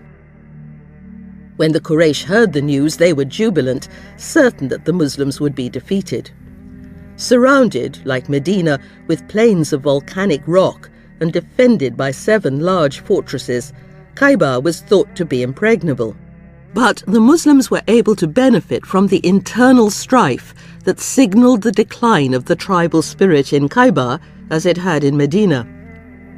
Each of the tribes in Khaybar was autonomous, and they found it impossible to cooperate effectively during the siege. To add to their troubles, the tribes of Ghatafan, whose support they had been expecting, failed to show up. So, after a month, the Jewish elders asked for peace and became vassals of Medina. To seal the agreement, Muhammad took the daughter of his old enemy, Huyai, chief of Nadir, as his wife. The beautiful 17-year-old Safiya was happy to enter Islam, and Muhammad gave stern orders that there were to be no unkind remarks about her father, who had died during the siege. He told Safiya that if any of his other wives taunted her about her Jewish ancestry, she should reply, "My father is Aaron, and my uncle is Moses." The marriage expressed the attitude of reconciliation and forgiveness that he was trying to promote. It was time to lay aside the hatred and bloodshed of the past. On his return from Khaybar, Muhammad enjoyed a joyful family reunion. After Hudaybiyah, He had sent a message to the Muslim exiles still resident in Abyssinia, inviting them to return now that the situation in Arabia had improved. And when he returned home, his cousin Jafar, Abu Talib's son, whom he had not seen for 13 years, was waiting for him in Medina. He also greeted yet another new wife. Earlier that year, he had learned that his cousin, Ubaydullah ibn Jash, had died in Abyssinia and decided to marry his wife Ramla, usually known as Habiba. The ceremony was performed by proxy before the negus, and an apartment had already been prepared for her in the mosque. This was another shrewd political move, because Habiba was the daughter of Abu Sufyan. The rest of the year was spent in routine raiding, some of which was undertaken at the request of his new Jewish allies in the north. Then, in March 629, the month of the Hajj, it was time for Muhammad to lead another pilgrimage to the Kaaba. This time, 2,600 pilgrims accompanied him, and as they approached the sanctuary, the Quraysh evacuated the city, as they had agreed. The Quraysh elders watched the arrival of Muhammad from the top of a nearby mountain. The sound of the Muslims loudly announcing their presence with the traditional cry, "Here I am, O Allah, here I am," must have echoed through the valleys and empty streets of the city like a cruel taunt. But they must also have been impressed by the discipline of the Muslims. There were no scenes of unbridled joy or unseemly celebrations, no jeering at the Quraysh. Instead, the huge crowd of pilgrims filed slowly and solemnly into the city, led by Muhammad, who, as usual, was mounted on his camel Qaswa. When he reached the Kaaba, he dismounted and kissed the black stone, embracing it, and then proceeded to make the circumambulations, followed by the entire pilgrim body. It was a strange homecoming. The emigrants must have felt highly emotional about their return, and yet, although the city was a ghost town, they were not free to do as they pleased. It had been settled at Hudaybiyah that this year the Muslims could only make the lesser pilgrimage, the Umrah, which did not include a visit to Mount Arafat and the Valley of Mina. In temporary exile from their city, the Quraysh had to watch, no doubt appalled, as Bilal, a former slave, climbed onto the roof of the Kaaba and summoned the Muslims to prayer.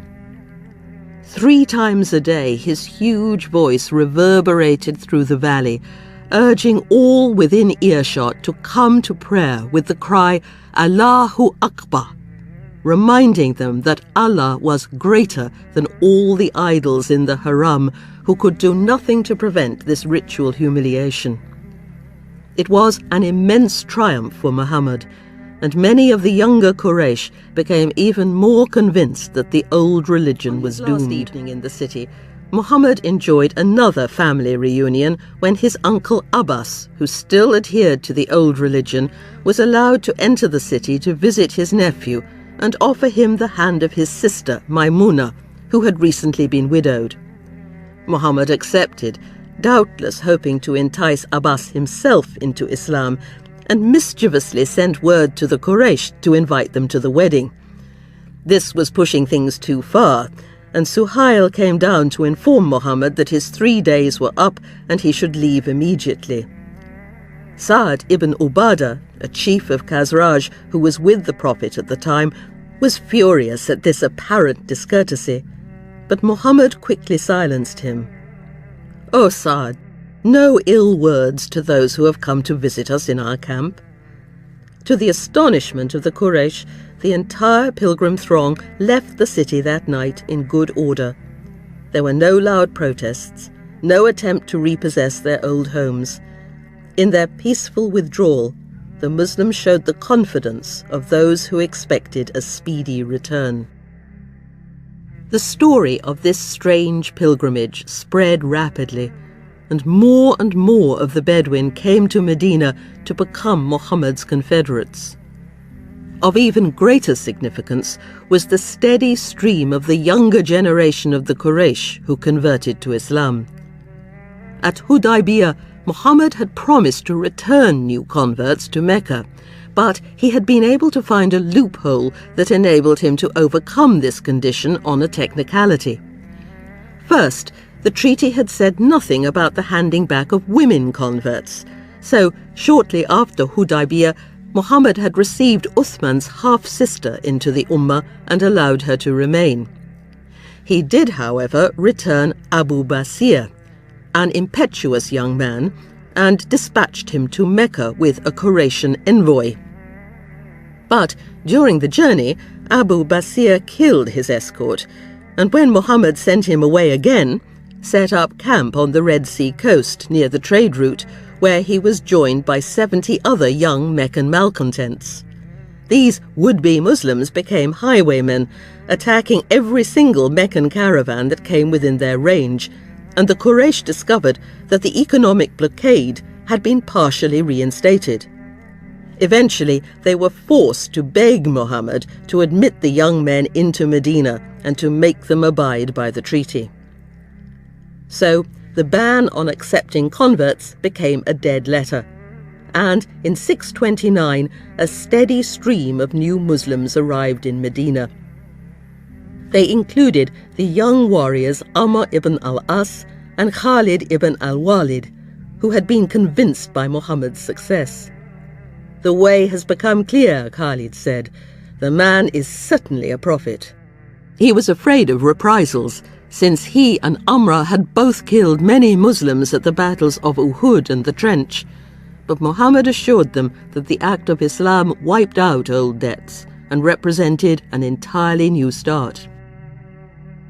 In this year of political triumph, Muhammad had a private joy. None of the women he had married in Medina had borne him any children, but the governor of Alexandria in Egypt had sent him a beautiful curly-haired slave girl as a gift. Maryam was a Christian and did not wish to convert to Islam, but she became Muhammad's Saraya, a wife who retained the status of a slave, but whose children would be free, and was overjoyed when, at the end of 629, she became pregnant. He named their son Ibrahim and loved carrying him around Medina, inviting all passers-by to praise the baby's beautiful complexion and his likeness to himself. However, sorrow came along with joy. Muhammad's daughter Zainab had died shortly after he made the Lesser Pilgrimage, and later that year he lost 2 members of his family in a disastrous expedition to the Syrian border. We know very little about this ill-fated campaign. Muhammad may have wanted to bring the Christian Arab tribes there into the Ummah as confederates, on the same basis as the Jewish tribes of Khaybar. At all events, he dispatched Zayd and his cousin Ja'far to the north at the head of an army of 3,000 men. At the village of Muta, near the Dead Sea, the Muslims were attacked by a detachment of Byzantines. Zayd, Ja'far, and 10 other Muslims were killed, and Khalid, who had also accompanied the expedition, decided to bring the troops home. When Muhammad heard the news, he went directly to Ja'far's house, distraught to think that he had brought his dear cousin home to his death. Asma, Ja'far's wife, was baking bread, and as soon as she saw the expression on Muhammad's face, she knew that something terrible had happened. Muhammad asked to see their 2 sons, knelt down beside the little boys, hugged them close, and wept. Immediately, Asma began to lament in the traditional Arab way. The women hurried to her, and Muhammad asked them to make sure to bring the family food during the next few days. As he walked through the streets to the mosque, Zayd's little girl ran out of their house and threw herself into his arms. Muhammad picked her up and stood there in the street, rocking her and weeping convulsively. The defeat at Muta had further jeopardized Muhammad's position in Medina. When Khalid brought the army home, He and his men were booed and hissed, and Muhammad had to take Khalid under his personal protection. But in November 629, the situation in Arabia changed dramatically. The Quraysh broke the Treaty of Hudaybiyah. Aided and abetted by some of the Quraysh, the tribe of Bakr, one of their Bedouin allies, made a surprise attack on the tribe of Quza'a, which had joined Muhammad's confederacy. Quza'a promptly asked Muhammad for help, and the Quraysh woke up to the fact that they had given Muhammad a perfect excuse to attack Mecca. Safwan and Ikrimah remained defiant, but Suhail was beginning to have second thoughts. Abu Sufyan, however, went further and arrived in Medina on a peace initiative. At this point, Abu Sufyan had no desire to convert to Islam, but he had realized for some time that the tide had turned in favor of Muhammad and that the Quraysh must try to get the best deal they could. In Medina, he visited his daughter Habiba and sat in conference with some of Muhammad's closest companions, trying to find a way of distancing himself from the dispute. Then he returned to Mecca, where he tried to prepare his fellow tribesmen to accept the inevitable. After his departure, Muhammad began to plan a new campaign. Of Ramadan, January 630, Muhammad set out at the head of the largest force ever to leave Medina.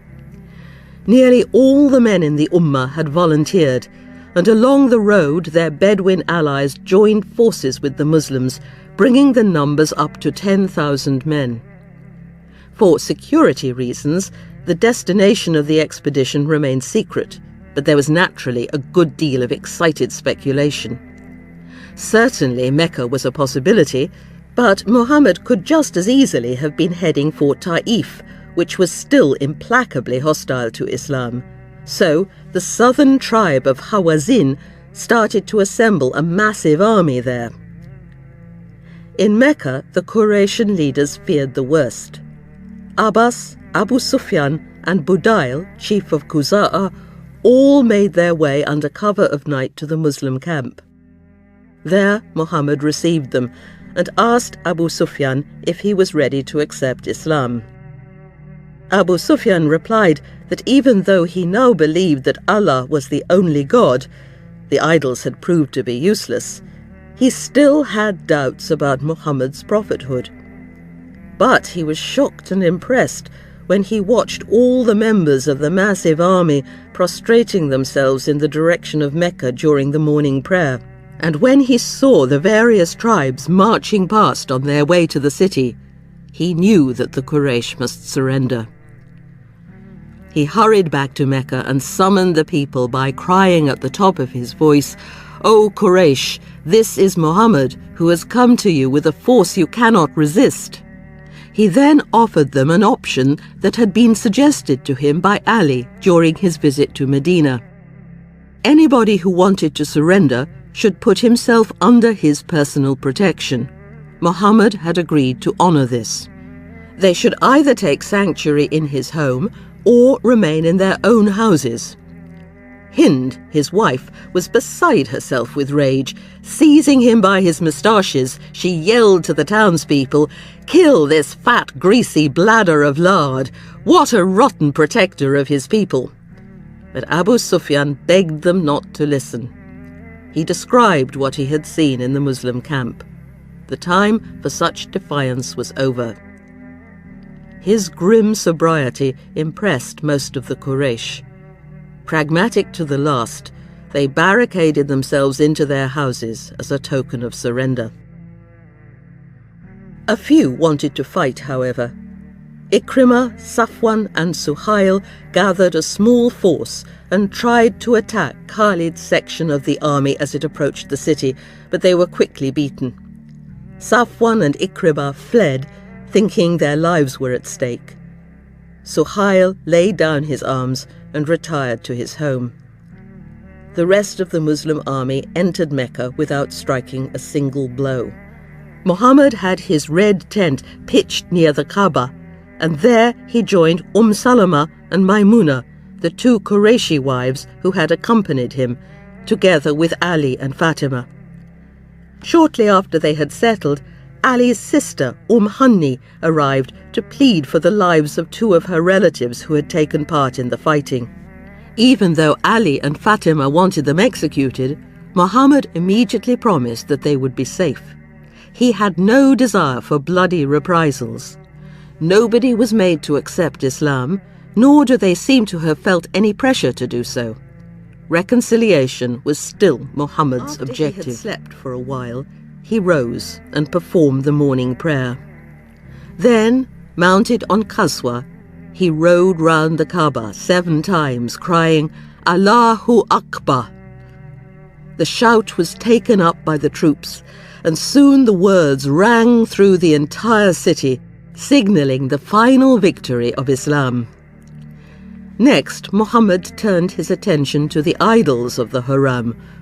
Crowded onto their roofs and balconies, the Quraysh watched him smash each stone effigy while he recited the verse, "The truth has come and falsehood has vanished away. Surely falsehood is certain to vanish."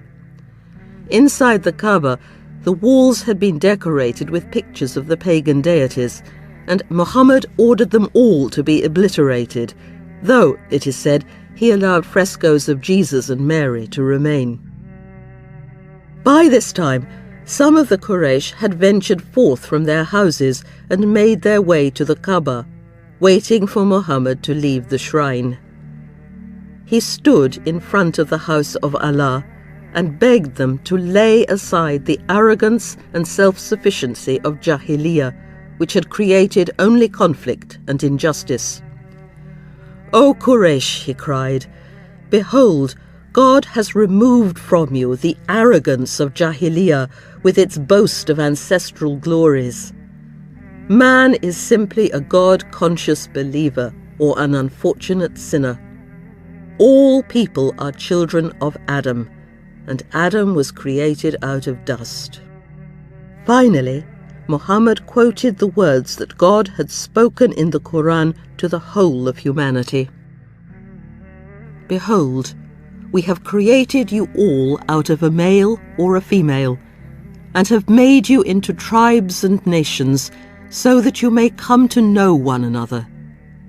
Verily, the noblest of you in the sight of God is the one who is most deeply conscious of him. Behold, God is all-knowing, all-aware." The true hero was no longer an aggressive chauvinist, but was filled with reverent fear. The purpose of the tribe and the nation was no longer to exalt its superiority. They must not seek to dominate, exploit, convert, conquer, or destroy other peoples, but get to know them. The experience of living in a group, coexisting with people, some of whom, despite their kinship, would inevitably be uncongenial, should prepare the tribesman or the patriot for encounter with foreigners. It should lead to an appreciation of the unity of the human race. Muhammad had managed to redefine the concept of nobility in Arabia, replacing it with a more universal, compassionate, and self-effacing ideal. But were the Quraysh ready for this? Muhammad issued a general amnesty. Only about 10 people were put on the blacklist. They included Ikrimah, but not Safwan for some reason, and those who had spread anti-Muslim propaganda or injured the Prophet's family. Some of these miscreants asked for pardon, however, and they seem to have been spared. After his speech beside the Kaaba, Muhammad withdrew to Mount Safa and invited the people of Mecca to swear fealty. One by one, the Quraysh filed up to Muhammad, who sat, flanked by Umar, and came before him was Hind, Abu Sufyan's wife, who was on the blacklist for her mutilation of Hamza's body after the Battle of Uhud. She remained defiant. "Forgive me what is past," she said, with no hint of apology, "and God will forgive you." Muhammad asked her if she would undertake not to commit adultery, theft, or infanticide. Would she promise not to kill her children?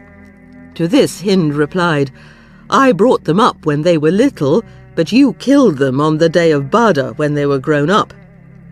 Muhammad tacitly conceded the point. Hind decided to convert to Islam, telling Muhammad that he could not continue to proceed against her now that she was a professing Muslim. The Prophet smiled and told her that of course she was free. Soon, Hind would see her husband and sons given important office in the Ummah as a reward for Abu Sufyan's cooperation. Relatives of Safwan and Ikrimah begged for their lives. Muhammad promised that if they accepted his leadership, they were free to enter Mecca. Both decided to return, and Ikrimah was the first to accept Islam. Muhammad greeted him affectionately and forbade anybody to vilify his father, Abu Jahil. Safwan and Suhail both swore fealty to Muhammad, but could not yet make the Muslim profession of faith, though they changed their minds a few days later. Once Muhammad had secured the city, he had to deal with the tribes of Hawazin and Thaqif, who had mustered an army of 20,000 men at nearby Ta'if. Muhammad managed to defeat them at the Battle of Hunain at the end of January 630, and the Hawazin joined Muhammad's confederacy. The Muslims were not able to take Ta'if itself, but the city became so isolated through the loss of its chief Bedouin ally that it was forced to capitulate a year later. When he divided the booty after his victory at Hunain, Muhammad gave Abu Sufyan, Suhail, and Safwan the lion's share. Safwan was so overcome that he instantly made his surrender. "I bear witness that no soul could have such goodness as this if it were not the soul of the Prophet," he cried. "I bear witness that there is no God but Allah, and that you are his messenger." Suhail followed his example. Some of the helpers were offended by this apparent favoritism. Did it mean that Muhammad would abandon them now that he had been reunited with his own tribe? Muhammad instantly reassured them by making a moving speech which reduced many of them to tears. He would never forget their generosity to him while he was a mere refugee, and promised that far from settling in Mecca, he would make Medina his home for the rest of his life. "Are you not satisfied that other men should take away flocks and herds, while you take back with you the apostle of God?" he asked. "If all men went one way, and the helpers another, I should take the way of the helpers. God have mercy on the helpers, their sons and their sons' sons." It was a strange conquest, and an impartial observer might have wondered why the Muslims and the Quraysh had fought at all. Muhammad kept his word and returned to Medina with the emigrants and helpers. He did not attempt to rule Mecca himself, nor did he replace the Quraysh officials with his own companions, nor did he establish a purist Islamic regime. All former dignitaries kept their positions in the Haram and the Assembly, and the status quo remained intact. His most hated enemies were not only reinstated, but promoted and showered with gifts. To reassign the most prestigious function of the Haram, that of providing water to the pilgrims, to the notable who had just given him the keys of the Kaaba, Muhammad asked him, "You can surely see, now that this key is in my hand, that I can assign it to whomever I want." The notable, thinking that the office would now go to one of the Muslims, cried in anguish, "Then the glory and might of Quraysh is gone." Muhammad promptly replied, as he handed back the key, "To the contrary, today it is entrenched and glorious." Muhammad's work was almost done. After his return home, the opposition in Ibn Ubay's camp continued. There was yet another plot to assassinate Muhammad, who tried to woo his enemies by dispatching more lucrative expeditions to the north. In October 631, He became aware that a mosque in Medina had become a centre of disaffection, so he was forced to destroy it. The following morning, he held an inquiry into the conduct of the people who had been plotting against him. They hastily apologized. Most offered plausible excuses and were pardoned, though 3 were formally shunned by the Ummah for nearly 2 months. This seems to have finished the Muslim opposition. Not long after this capitulation, Ibn Ubay died, and Muhammad stood beside the grave of his old adversary as a mark of respect. He had finally managed to create a viable, united society in Medina, and more of the Bedouin were prepared to accept his political supremacy, even though they were not committed to his religious vision. In 10 short years since the Hijrah, Muhammad had irrevocably changed the political and spiritual landscape of Arabia. However, he was visibly failing, and by the beginning of 632, increasingly conscious that he was approaching the end of his life. He was immensely distressed when his baby son Ibrahim died, and he wept bitterly, though he was certain that he would soon be with him in paradise. But when the traditional month for the Hajj approached, he announced that he would lead the pilgrimage, and set out at the end of February with all his wives and a huge crowd of pilgrims, arriving outside Mecca in early March. He led the Muslims through the rituals that were so dear to the hearts of the Arabs, giving them a new significance. Instead of being reunited with their tribal deities, the Muslims were to gather round the house, the Kaaba, built by their ancestors Abraham and Ishmael.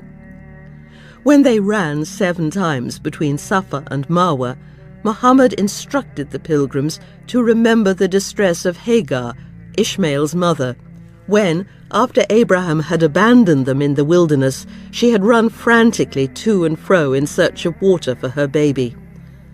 God had saved them by causing the spring of Zamzam to well up from the depths of the earth. Next, the pilgrims recalled their unity with the rest of humanity when they made a standing vigil on the slopes of Mount Arafat, where, it was said, God had made a covenant with Adam, the father of the entire human race. At Mina, they threw stones at the 3 pillars as a reminder of the constant struggle, the jihad with temptation that a godly life required. Finally, they sacrificed a sheep, in memory of the sheep Abraham sacrificed after he had offered his own son to God. The mosque of Namira stands near Mount Arafat, on the spot where Muhammad preached his farewell sermon to the Muslim community. He reminded them to deal justly with one another, to treat women kindly, and to abandon the blood feuds and vendettas inspired by the spirit of Jahiliyyah. Muslim must never fight against Muslim. Know that every Muslim is a Muslim's brother, and that the Muslims are brethren. It is only lawful to take from a brother what he gives you willingly. So wrong not yourselves, Muhammad concluded. O God, have I not told you? There was pathos in this last appeal. Muhammad knew that despite his repeated admonitions, not all Muslims fully understood his vision. Standing before them for what he knew would probably be the last time, he may have wondered whether all his efforts had been in vain. "O people," he cried suddenly, "have I faithfully delivered my message to you?" There was a powerful murmur of assent from the assembled crowd. "O God, yes. Allahumma na'am." In a touchingly human plea for reassurance, Muhammad asked the same question again and again, and each time the words Allahumma na'am rumbled through the valley like thunder. Muhammad raised his forefinger to the heavens and said, "O Allah, bear witness." When he returned to Medina, Muhammad began to experience incapacitating headaches and fainting attacks, but he never retired permanently to bed. He would often wrap a cloth round his aching temples and go to the mosque to lead the prayers or to address the people. One morning, he seemed to pray for an especially long time in honor of the Muslims who had died at Uhud, and added, "God has given one of his servants the choice between this world and that which is with God, and he has chosen the latter." The only person who seems to have understood this reference to his imminent death was Abu Bakr, who began to weep bitterly. "Gently, gently, Abu Bakr," Muhammad said tenderly. Eventually, Muhammad collapsed in the apartment of Maimuna. His wives hung lovingly over him and noticed that he kept asking, "Where shall I be tomorrow? Where shall I be tomorrow?" And they realized that he wanted to know when he could be with Aisha. They agreed that he should be moved to her hut and nursed there. Muhammad lay quietly with his head in Aisha's lap.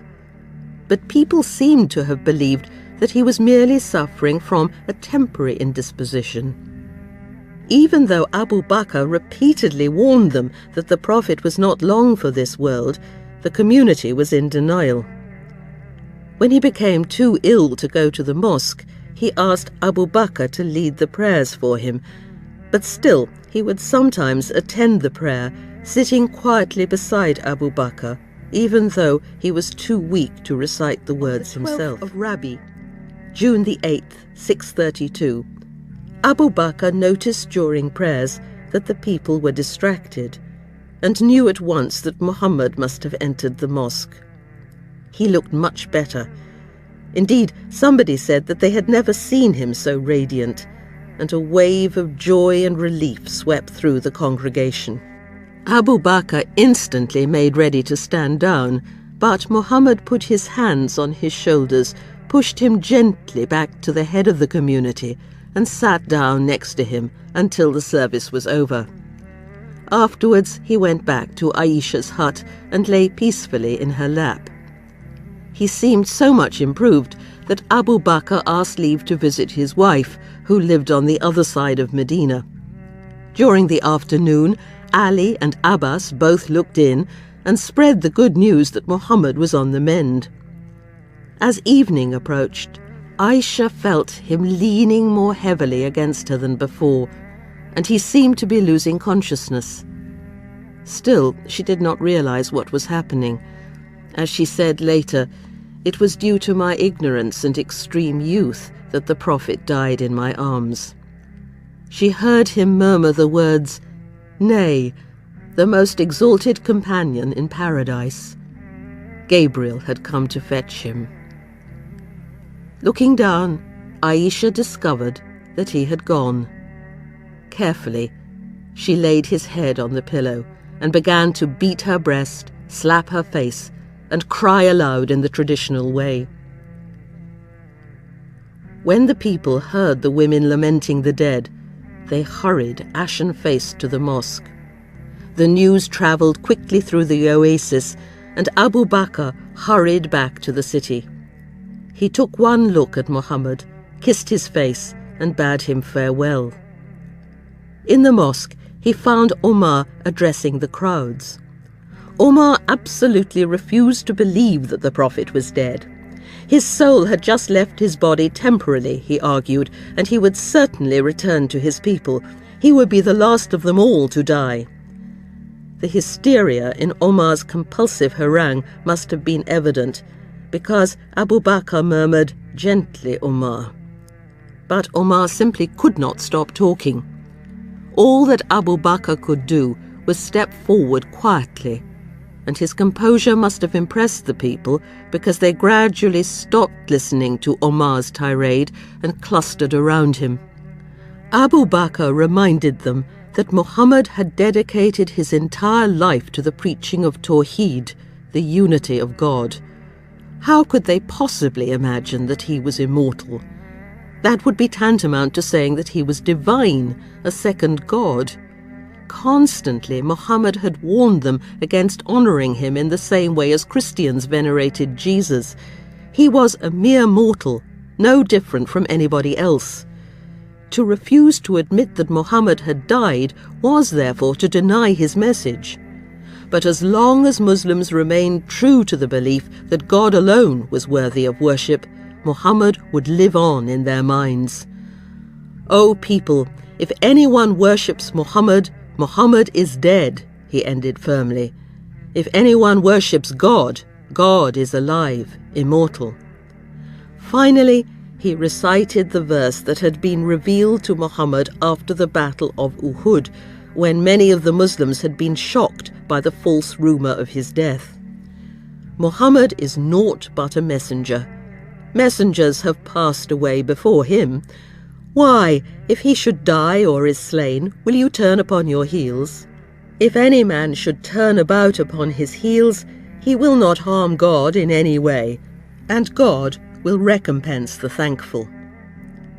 The verses made such an impact on the people that it was as though they were hearing them for the first time. Omar was completely overcome. By God, when I heard Abu Bakr recite those words, I was dumbfounded, so that my legs would not bear me, and I fell to the ground, knowing that the apostle was indeed Muhammad dead. Had been as controversial in his dying as in his living. Very few of his followers had comprehended the full significance of his prophetic career. These fissures within the community had surfaced at Hudaybiyah, when most of the pilgrims seemed to have expected something miraculous to occur. People came to Islam for very different reasons. Many were devoted to the ideal of social justice, but not to Muhammad's ideal of non-violence and reconciliation. The rebellious young highwaymen who followed Abu Basir had an entirely different agenda from the Prophet. The Bedouin tribesmen, who had not volunteered for the pilgrimage in 628, had a political rather than a religious commitment to Islam. From the very beginning, Islam was never a monolithic entity. There is nothing surprising about this lack of unity. In the Gospels, Jesus' disciples are often presented as obtuse and blind to the deeper aspect of his mission. Paradigmatic figures are usually so far ahead of their time that their contemporaries fail to understand them, and, after their deaths, the movement splinters, as Buddhism divided into Hinayana and Mahayana schools not long after the death of Siddhartha Gautama. In Islam, too, the divisions that had split the Ummah during the Prophet's lifetime became even clearer after his death. Many of the Bedouin who had never fully comprehended the religious message of the Quran believed that Islam had died with Muhammad and felt free to secede from the Ummah in the same way as they would renege on any treaty with a deceased chieftain. After the Prophet's death, the community was led by his Khalifa, his successor. The first 4 caliphs were elected by the people: Abu Bakr, Omar, Uthman and Ali, known as the rightly guided or Rashidun caliphs. They led wars of conquest outside Arabia, but at the time these had no religious significance. Like any statesmen or generals, the Rashidun were responding to a political opportunity, the disintegration of the Persian and Byzantine empires, rather than a Quranic imperative. The terrible civil wars that resulted in the assassinations of Umar, Uthman, Ali and Hussein, the Prophet's grandson, were later given a religious significance, but at the time were simply a byproduct of an extraordinarily accelerated transition from a peripheral, primitive polity to the status of a major world power. Far more surprising than this political turbulence was the Muslims' response. Their understanding of the Quran matured when they considered these disastrous events. Nearly every single major religious and literary development in Islam has had its origin in a desire to return to the original vision of the Prophet. Many were appalled by the lavish lifestyle of later caliphs, and tried to return to the austere vision of the early Ummah. Mystics, theologians, historians and jurists asked important questions. How could a society that killed its devout leaders claim to be guided by God? What kind of man should lead the Ummah? Could rulers who lived in such luxury and condoned the poverty of the vast majority of the people be true Muslims? Debates about the political leadership of the Ummah played a role in Islam that was similar to the great Christological debates of the 4th and 5th centuries in Christianity. The ascetic spirituality of Sufism had its roots in this discontent. Sufis turned their back on the luxury of the court and tried to live as austerely as the Prophet. They developed a mysticism modelled on his night journey and ascension to heaven. The Shia, the self-styled party of Ali, Muhammad's closest male relative, believed that the Ummah must be led by one of Ali's direct descendants, since they alone had inherited the Prophet's charisma. Shi'is developed a piety of protest against the injustice of mainstream Muslim society and tried to return to the egalitarian spirit of the Quran. Yet while these and many other movements looked back to the towering figure of Muhammad, they all took the Quranic vision into entirely new directions and showed that the original revelations had the flexibility to respond to unprecedented circumstances that is essential to any great world movement. From the very start, Muslims used their prophet as a yardstick by which to challenge their politicians and to measure the spiritual health of the Ummah. This critical spirit is needed today. Some Muslim thinkers regard the jihad against Mecca as the climax of Muhammad's career and fail to note that he eventually abjured warfare and adopted a non-violent policy.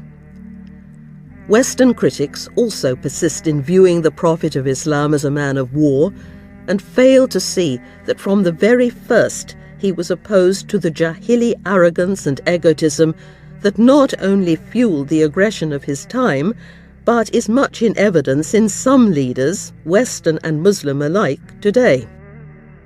The Prophet, whose aim was peace and practical compassion, is becoming a symbol of division and strife, a development that is not only tragic, but also dangerous to the stability on which the future of our species depends. At the end of my first attempt to write a biography of Muhammad, I quoted the prescient words of the Canadian scholar Wilfred Cantwell Smith.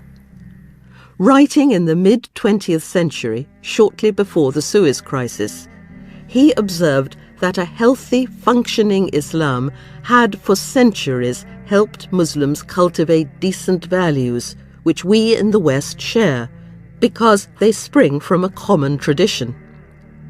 Some Muslims have problems with Western modernity. They have turned against the cultures of the people of the book and have even begun to Islamize their new hatred of these sister faiths, which were so powerfully endorsed by the Quran. Cantwell Smith argued that if they are to meet the challenge of the day, Muslims must learn to understand our Western traditions and institutions because they are not going to disappear. If Islamic societies did not do this, he maintained, they would fail the test of the 20th century. But he pointed out that Western people also have a problem, an inability to recognize that they share the planet not with inferiors, but with equals. Unless, Cantwell Smith concluded, Western civilization intellectually and socially, politically and economically, and the Christian Church theologically, can learn to treat other men with fundamental respect, these two, in their turn, will have failed to come to terms with the actualities of the 20th century. The problems raised in this are, of course, as profound as anything that we have touched on for Islam. The brief history of the 21st century shows that neither side has mastered these lessons. If we are to avoid catastrophe, the Muslim and Western worlds must learn not merely to tolerate, but to appreciate one another. A good place to start is with the figure of Muhammad, a complex man who resists facile, ideologically driven categorization, who sometimes did things that were difficult or impossible for us to accept, but who had profound genius and founded a religion and cultural tradition that was based not on the sword, but whose name, Islam, signified peace and reconciliation.